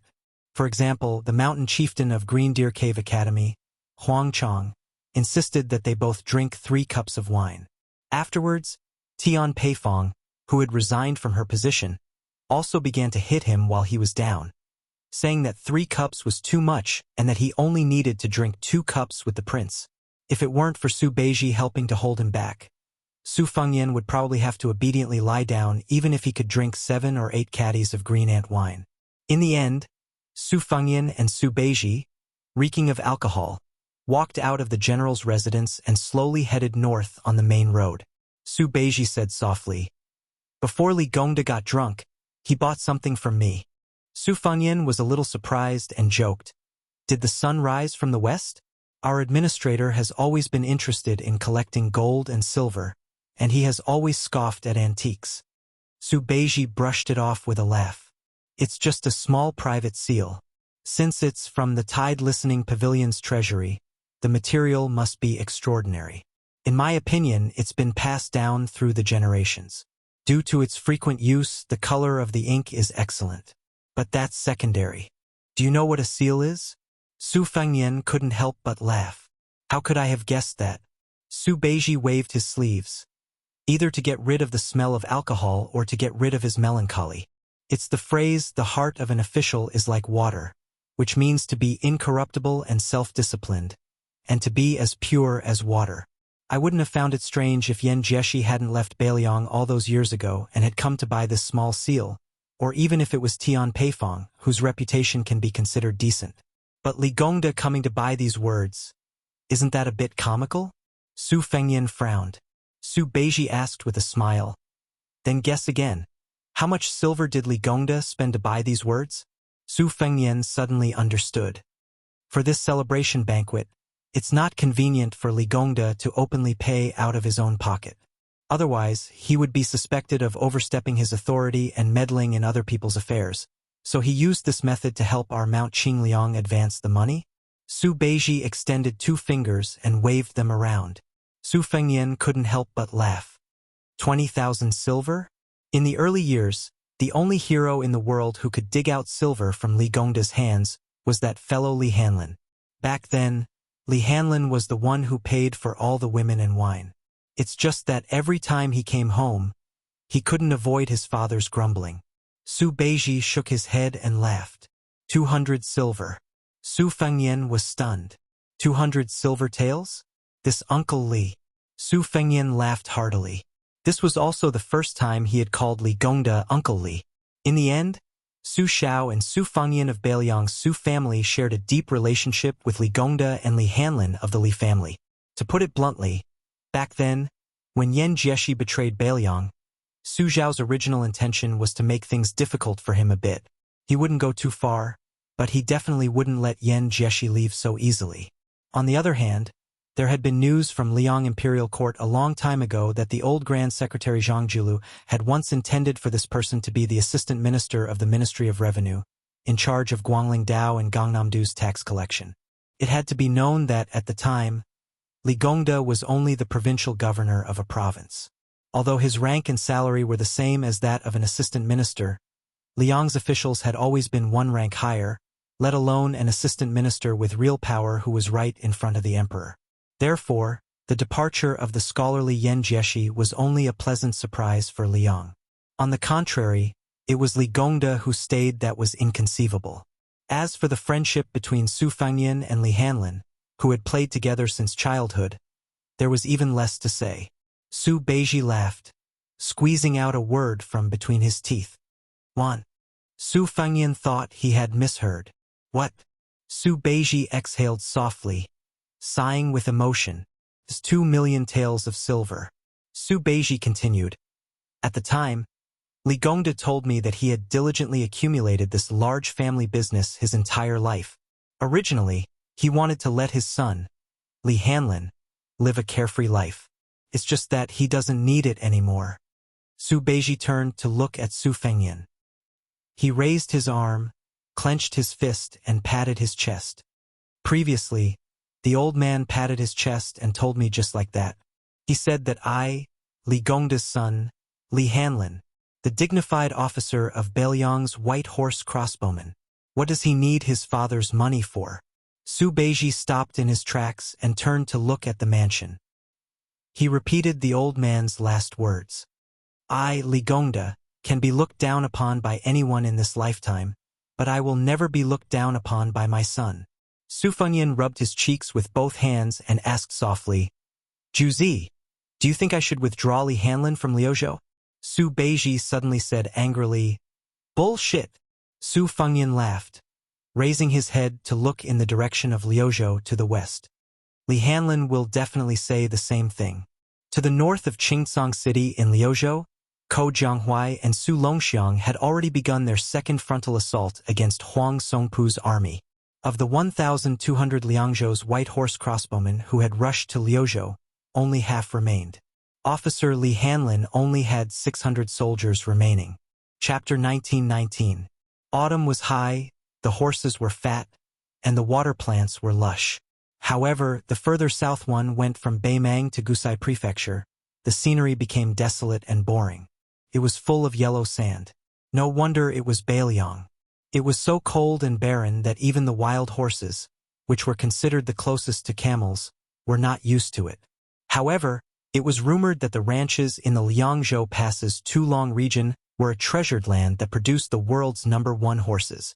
Because it just happened to have the word long in it, all of the civil and military officials of the northern Mang and the southern dynasties coveted it, viewing it as an exclusive property that was already in their pockets. The few great figures who could speak loudly in the western capital's imperial court had already eagerly announced that they were willing to use the heads of Yang Guangdou, Chun Shiliang, Ko Jianghuai, and the others that were worth more than the nobles' heads in exchange for the ownership of several ranches over there, such as the world-shaking Shenli ranches and Tianjing ranches. However, this expedition to the south was not going well. Not long ago, Xi Jing heard a piece of good news. It was said that the eldest grandson of the Zhong family, who had been promoted to Shajia because of his military exploits, had successfully convinced the bald donkeys in Mount Lantua to submit to Beimang. However, when the army had just stepped into the desolate Liuzhou border, bad news immediately came. First, a group of Beiliang light cavalry appeared out of nowhere and drove straight into Liuzhou from the border of Liuzhou. They bypassed a series of heavily guarded military towns such as the Gentleman's Pavilion and headed straight for Shijing, which shocked the imperial court. Then, 10,000 of Zhong Tan's elite cavalry were blocked at the entrance of Mount Miun. No one knew whether Zhong Tan was alive or dead. General Zhong Shentong, who was in charge of the second front of the middle line, quickly submitted a letter of apology to the King of Biting. His Majesty was not at all courteous to the Zhong family. He directly issued a transfer order to the middle line, ordering Zhong Shentong's younger brother, who was also Shajia's uncle, Zhong Liang, to lead 8,000 elite cavalry and rush to Gusai province to intercept the Beiliang cavalry that had penetrated deep into the hinterland. Nominally, they were under the command of Commander-in-Chief Zhong Shentong. It was obvious that they were saying that the good situation in Liuzhou had been ruined by the Zhong family's descendants, so they should pay off the debt with the lives of 8,000 Zhong family members. If they could stop them, they would let bygones be bygones. If they could not stop them, then they would continue to use the Zhong family to fill in the debt. If Zhong Liang was still not capable enough, then it would be Zhong Shentong's turn to personally take action. There would be no need for him to get involved in the battle outside Liangzhou Pass, and he would obediently go to Gusai province to clean up the mess. After Hong Jingyan died inexplicably on the Longyan Plains, the tens of thousands of Ruran cavalry were leaderless, and in the blink of an eye, they were carved up by the various major factions on the front lines. The major factions of the northern grasslands, who had suffered losses in the first battle of Liangmang, had more or less begun to make their own calculations. After the fall of General Zhong Shentong, how many veteran soldiers of the Zhong family would they be able to get their hands on? On the grasslands, everyone felt awkward when they learned from those scholars of the southern dynasty, who were fond of romance, sitting down and discussing the Tao. However, everyone was familiar with sharing the spoils. The army of Beimang on the western front pushed southward step by step. Their speed was not fast. 10 days ago, this army was suddenly attacked by 10,000 Beiliang dragon elephant cavalry. In just 1 hour, the 6,000 vanguard cavalry under Huang Songpu's command were left on the battlefield. From the close combat to the conclusion of the battle, and then to the careless collection of the corpses, many of the nobles of Longguan who had their ambitions in Liangzhou still felt that they had not recovered from the shock. In fact, it could not be said that there were no signs. After the army crossed the border from Gusai prefecture of the southern dynasty into the territory of Liuzhou, their own horse railings had clashed head-on with the Beiliang scouts. Soon, the generals of Beimang who had learned the truth were all stomping their feet and cursing their mothers. Of all things, it was the white horse crossbowmen outside Liangzhou Pass who had come here to cause trouble. Although they had already broken camp and moved southward away from the court, whether it was General Huang Songpu or the generals of Longguan who controlled the elite cavalry of the southern dynasty, they had no choice but to pay attention to what was happening in their own backyard. They did not want Huda Town to see the figure of a Beiliang crossbowman. This was the emperor's personal decree in the western imperial court. What was the result? Fatty Dong's crow railings were all dead. General Lu Gui's black fox railings were also all dead. It was even said that Dong Zhuo's brother-in-law had lost his life in the Longyan Plains. In the end, that young Beiliang lieutenant named Li had become famous in the grasslands overnight. Now, He had even swaggered into the northern part of Liuzhou to show off his prowess. Huang Songpu was an experienced veteran on the battlefield. Therefore, when the intelligence reports of the casualties of the horse railings kept coming into his tent, he had already begun to shrink the front line and slow down the speed of advancing southward. Obviously, he did not want to make any mistakes. The backbone of this army was the old king of the southern courtyard, Huang Songpu, who was used to being lawless in the southern dynasty of Beimang. It was very obvious that the main force of this army was the direct descendants of the Jia and Yi families of Longguan. Although Huang Songpu still carried the title of one of the 13 great generals of Beimang, the title of king of the southern courtyard had long been taken off. He was also an old man who had once retired. In the end, the troops that could barely be considered Huang Songpu's direct descendants numbered only 30,000. Compared to Lu Gui, who had been banished to the battlefield of Yuzhou, they were even inferior. To tell the truth, in the first battle of Liangmang, Fatty Dong had personally presided over the situation on the central front, and victory was assured. They had even taken down Huta City, and the corpse of Beiliang's great general Lu Jinu had been sent back to the southern dynasty in a coffin. The situation was very good. On the other hand, the battlefield of Liuzhou, where Lu Gui presided, was at least evenly matched. Although the losses were not small, even the deputy general of the Longxiang army, Wang Lingbao, had died in battle. It was a pity that the Yuzhou side was too much of a burden. Perhaps it was because Yang Yuanzhan was really too old that his army had been completely wiped out. In the end, only the Ruran cavalry managed to escape, which led to the complete defeat of Beimang. Therefore, at the bottom of their hearts, the great and small clans of Longguan did not feel that the Beiliang frontier army was really anything to be afraid of. This was especially true for the troops of Liuzhou that were naturally inferior to the Liangzhou cavalry and the Yuzhou infantry.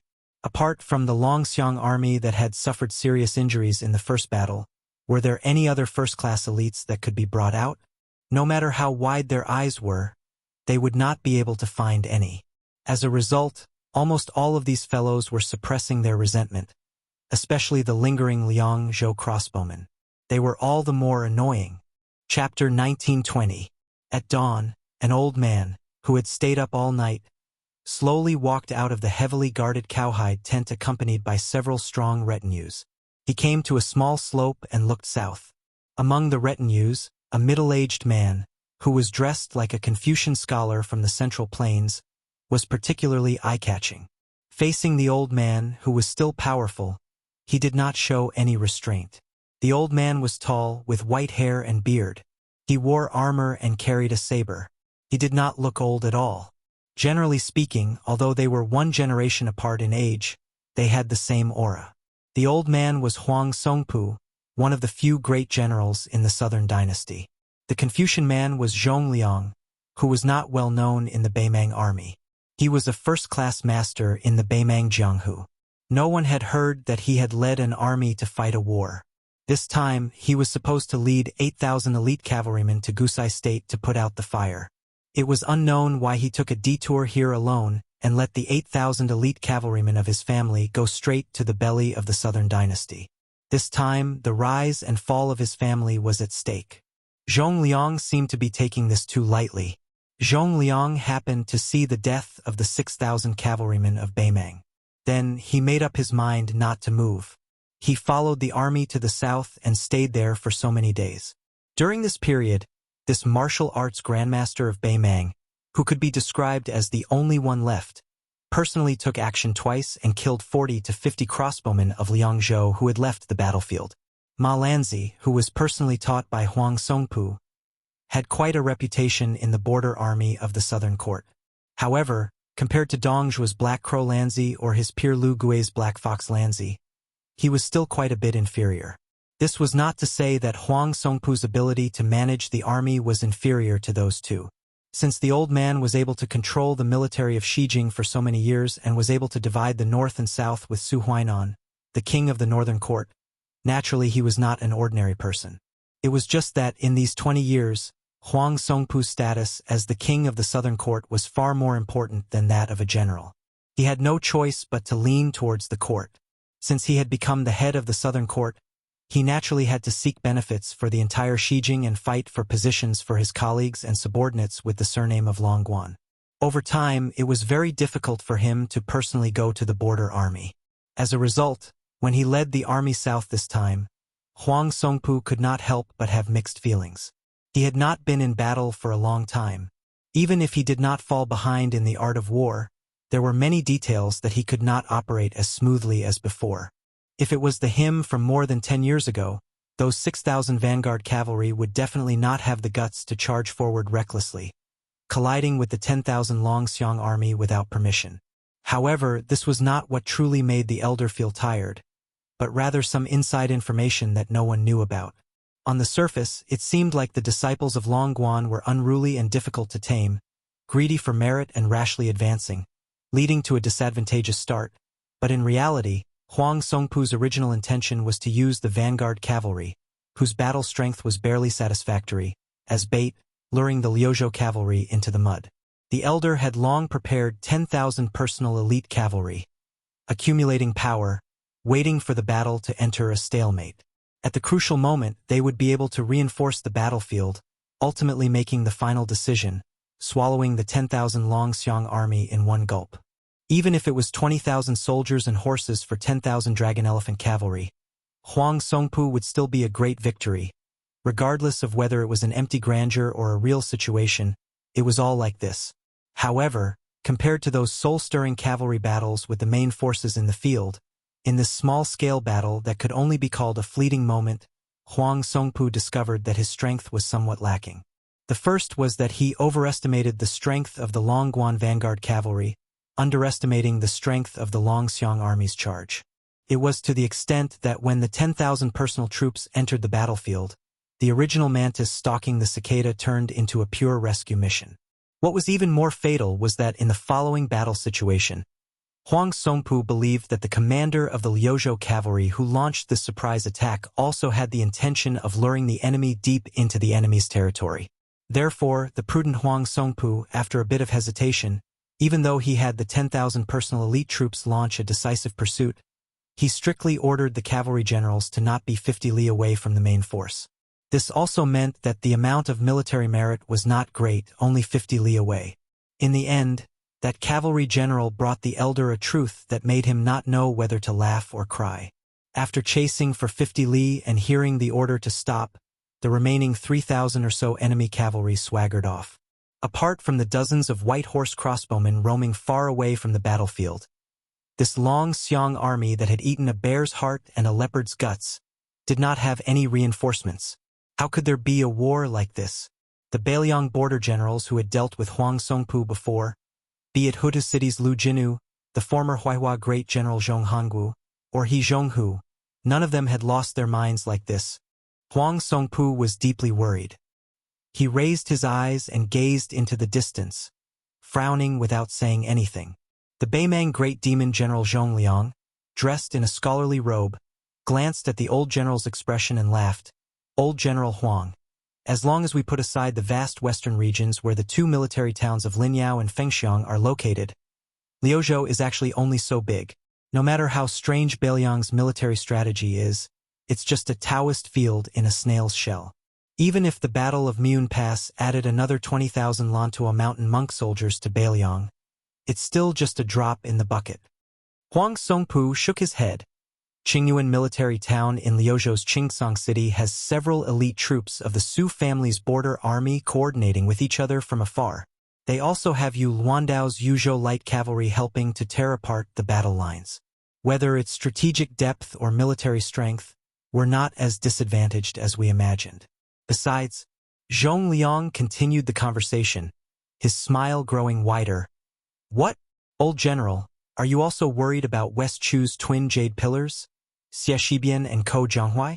Are the two of them really planning and strategizing for Beiliang on the Liuzhou battlefield? The old man calmly said, I believe that no general in the present age can underestimate the combined might of these two, right? Zhong Liang, whose graceful bearing was like that of a mountain immortal in a painting, laughed. As long as Liuzhou's military strength doesn't converge in one place, I believe that they won't be old general's match. Right now, the 30,000 Longxiang army compared to the first battle, although their numbers haven't decreased, and they're all elite cavalry transferred from the left and right cavalry of Liuzhou, their combat strength is still a little lacking. As for Ko Jianghuai's Liuzhou youths, they're all pieced together and won't be able to fight a tough battle. The remaining soldiers of Xie Shibian aren't even worth mentioning. Otherwise, Mount Qingliang and the Governor-General Manor wouldn't have given him 20,000 Lantua mountain monk soldiers. Taking everything into account, Liuzhou only has 70,000 troops, while Old General has 150,000 under you. Moreover, you can receive reinforcements from the Southern Dynasty at any time, as long as you don't collapse in one battle. At this point, Zhong Liang gave a self-deprecating laugh and didn't continue. Firstly, these words were somewhat inauspicious, and secondly, this view was too absurd. Liuzhou wasn't the gourd mouth of Yuzhou, and Huang Songpu wasn't Yang Yuanzhan. Furthermore, the Liuzhou border army couldn't even take care of itself, so they couldn't send so many troops into the Liuzhou battlefield. The old man dismissed it with a smile, saying, "Just Xie Shibian and Ko Jianghuai. These two young people were able to make Yan Zhenchuan and Yang Xinqing, these old generals, suffer a great loss. Now that there are even more young people in Lu province, how can an old man like me endure this?" Zhong Liang thought about that secret matter inside. The older the ginger, the spicier it is. Zhong Liang turned his gaze and looked toward the west of Qingsong City.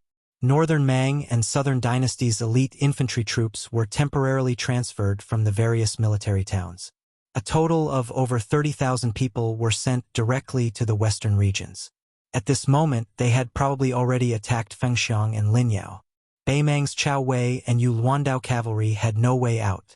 Only, let alone the northern Mang southern court and this army on the western front, in reality, even the protectorates of Mount Qingliang and Huayang Pass did not expect that the newly appointed Lu Province Deputy General Xie Shibian, who was supposed to lead 20,000 monk soldiers to Azure City, would instead split his forces and quietly enter Fengxiang Town and Linyao Town, biding his time. As for Lu Province General Ko Jianghuai, at this moment, he was leading 10,000 light cavalry of various brands, charging north with the speed of lightning. Then, he suddenly stopped at the maximum distance that the Huangsong Pu horse fence could possibly appear. The cavalry that continued to charge forward after a slight rest was the 30,000 elite cavalry under Su Longxiang. The main force of the Liuzhou border army was out in full force. Chapter 1921. The autumn wind was austere. Liuzhou General Ko Jianghuai sat high up on his horse, narrowing his eyes as he gazed towards the north.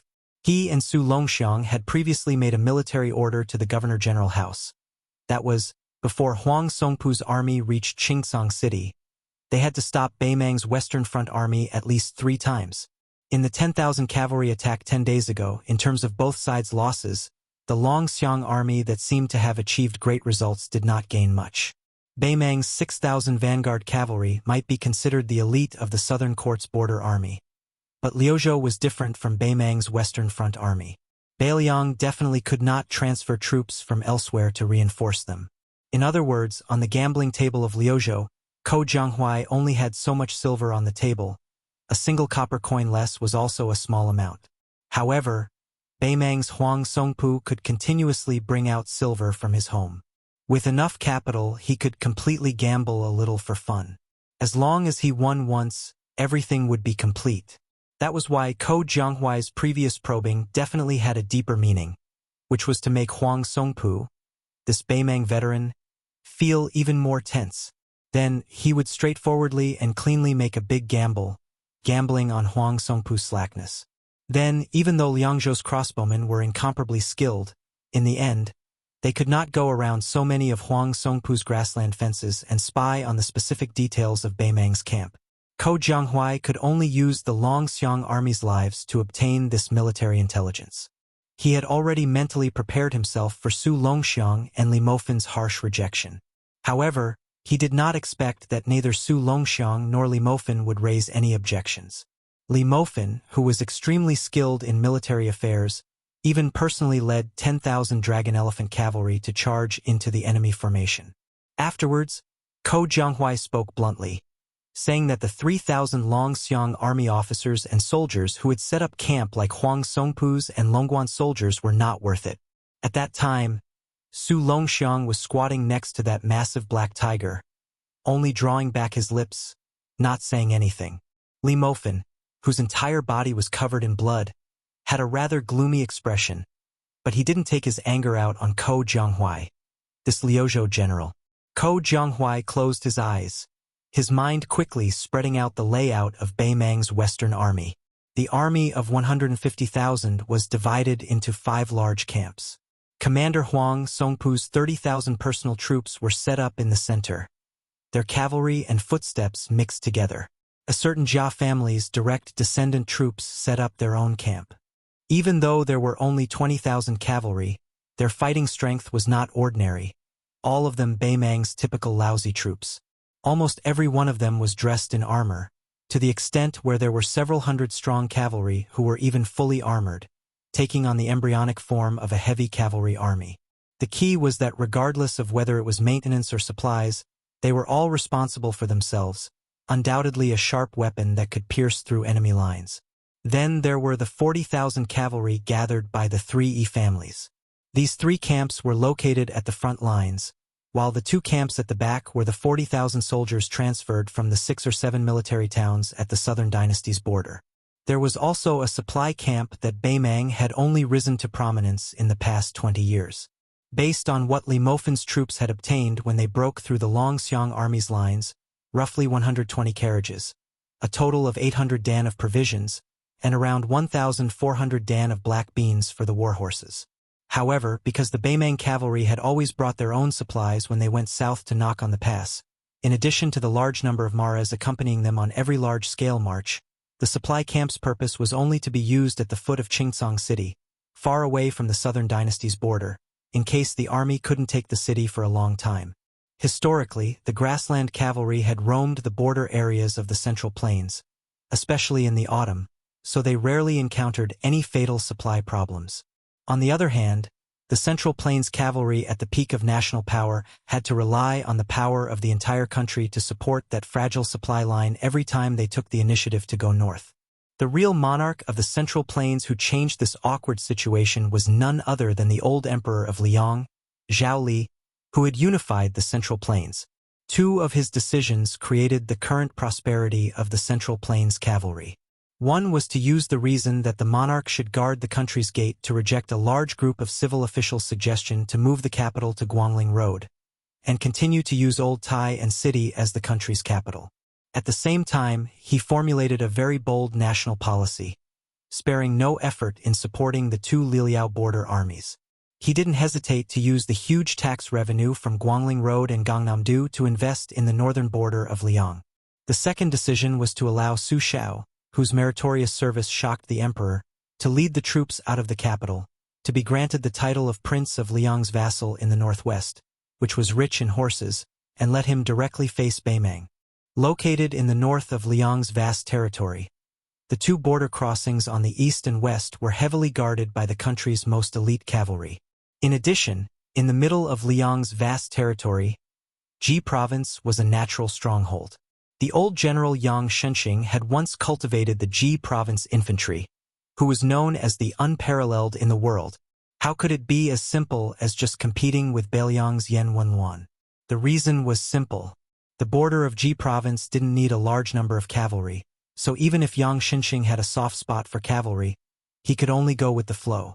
Ko Jianghuai, who was resting with his eyes closed, subconsciously pressed his palm against the cold saber hilt at his waist and slowly twisted it. According to the spy report, Bei Mang's barracks were extremely shoddy. They hastily dug 3 trenches around the barracks, and the thin fence behind them could be said to be blown down by the wind. Hemp ropes were tied to wooden poles, and the knots of the ropes couldn't be considered particular. The passages between the barracks should be clean and solemn, and soldiers shouldn't be allowed to wander around the barracks without permission. However, these 5 barracks were filled with people coming and going in a disorderly manner, without any rules to speak of. Previously, Li Mofan's several hundred elite cavalrymen had marched all the way to Bei Mang's central barracks, less than 150 steps away. He saw with his own eyes that the left and right barracks were in a mess, causing the passage between the barracks to become extremely congested and chaotic. Not to mention the Beiliang Frontier Army, which had the strictest military law in Liang, Ko Jianghuai believed that West Chu's army had to do better than Beimang's. Of course, this didn't mean that Beimang's cavalry was weak. On the contrary, it was precisely because Beimang's grasslands were used to the cavalry's lightning-fast speed that it was difficult for them to engrave this kind of cumbersome Central Plains military habit into their bones like the generals of the Central Plains.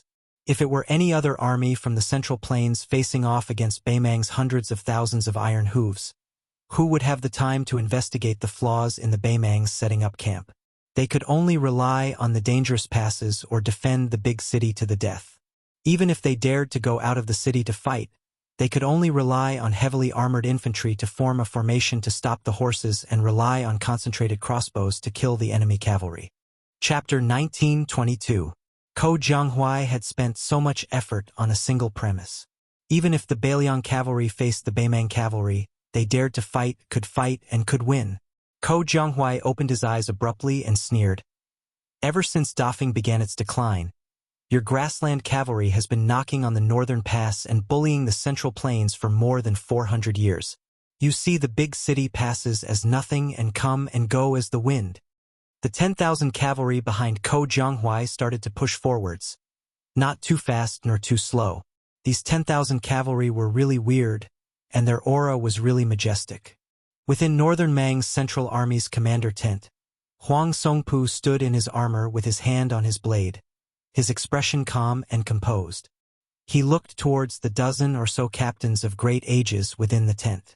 There were trusted subordinates that he personally fostered, as well as those who spoke for Southern Dynasty's Longguan influential families, as well as young and robust generals who relied on their simple backgrounds to climb up to their current high positions.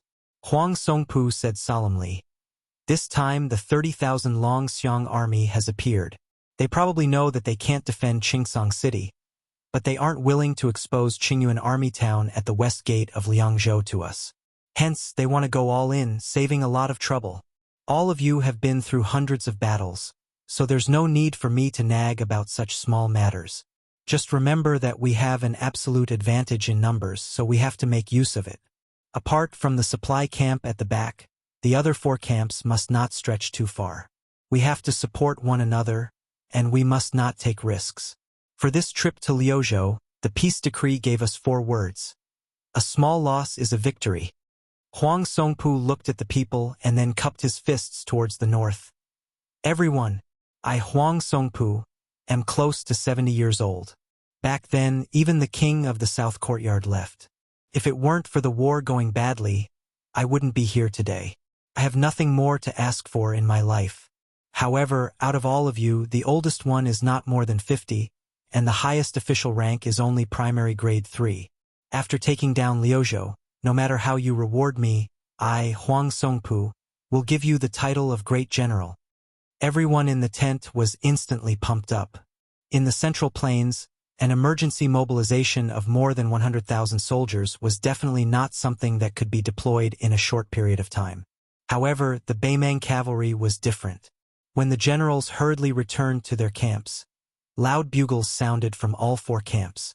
However, because the appearance of the 30,000 Lu province elite cavalry was too unimaginable, and the speed of their advance was too fast, the 3 battalions at the front were still slightly behind, and to a certain extent they had lost the initiative.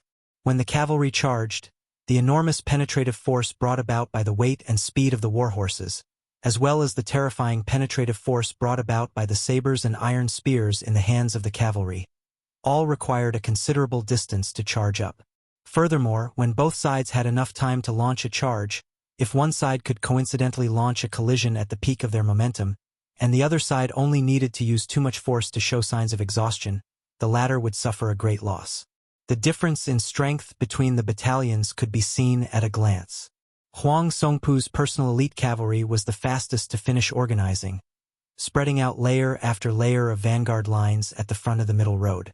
Long Pass's Jia clan's direct line of soldiers followed closely behind, but the hundreds of elite cavalry equipped with heavy cavalry did not show themselves. The cavalry gathered by the Yi clan of the Southern Dynasty were all in a mess. Although they were not afraid of battle, with the great battle imminent, this kind of chaotic mental state could easily affect the pace of the war horses. The reason why a cavalry was a cavalry. The war horses were extremely important. The previous Bailiang Protector General Chun Jibao had always ridiculed the Baimang cavalry with their lax military discipline as infantry on horseback, and in Bailiang, every warhorse, every saber, every spear seemed to be infused with the old rules that the butcher Su Shao had accumulated his entire life on the battlefield. On the battlefield, no matter how many merits a general had, no matter how deep his seniority was, no one was allowed to use a halberd or horse lance, no one was allowed to wear gold or silver armor, and no one was allowed to stand alone in front of the vanguard, the vast land of yellow sand that stretched as far as the eye could see. The Bailiang cavalry was like a huge wave of the Guangling River, surging forward. Huang Songpu, who had already mounted his horse, looked into the distance. He gripped the iron spear in his hand tightly and let out a sigh of relief. Luckily, there were still 400 grass barricades scattered around the perimeter. Otherwise, if the Liuzhou cavalry were to silently advance another 3 li, they would not have the chance to get out of the camp so easily. Perhaps there would be thousands of casualties. Huang Songpu turned his head and glanced. The current situation was still acceptable, although it was still a little rushed, especially since his right-wing cavalry could not keep up with the center and left wing. However, the Bailiang cavalry had always had a tradition. 30,000 cavalry formed an army. On the battlefield, the 3 generals led 30,000 cavalry to form a main force in the field. It was enough to deal with all kinds of emergencies. Whether to fight or to retreat, how to fight and how to retreat, who to lure the enemy, who to disturb the formation, who to cut through the formation or who to cover the rear, as well as how the heavy and light cavalry should cover each other, they could all be said to know by heart. If the Northern Liang Cavaliers were like private tutors with strict rules, then the Central Plains Cavaliers were naturally clever and unruly people in the marketplace. In Huang Songpu's eyes, both sides had already reached the peak of their combat ability, and there was no difference between them on the battlefield. The only thing that mattered was the reaction speed of their commanders. Huang Songpu raised his iron spear high and squeezed his horse's belly. He roared, "Boys, follow me to break through Liuzhou and slaughter our way into Liangzhou." General Huang Songpu took the lead. All the generals, kiliarchs, and centurions of Baimang's Western army were the same. Not fearing death was definitely not unique to Bailiang. In the eyes of Baimang, the Central Plains and Liang troops that seemed so far away were nothing. Only the Bailiang frontier army that was right in front of them was worthy of fighting with the Baimang cavalry. The first battle of Liangmang was mostly a siege battle. Baimang had indeed broken through Liangzhou's Huta city, Yozhou's Wugong city, and Luanhe city. The main forces of both sides of Liangmang would probably feel that it was not enough to fight to their heart's content. Then the second battle of Liangmang. Starting from the Mune Pass in the west to the current Liuzhou to the hinterland of the Southern Dynasty, and then to the future Liangzhou Pass. The cavalry battle did not stop. Both sides, the enemy and us, died on horseback.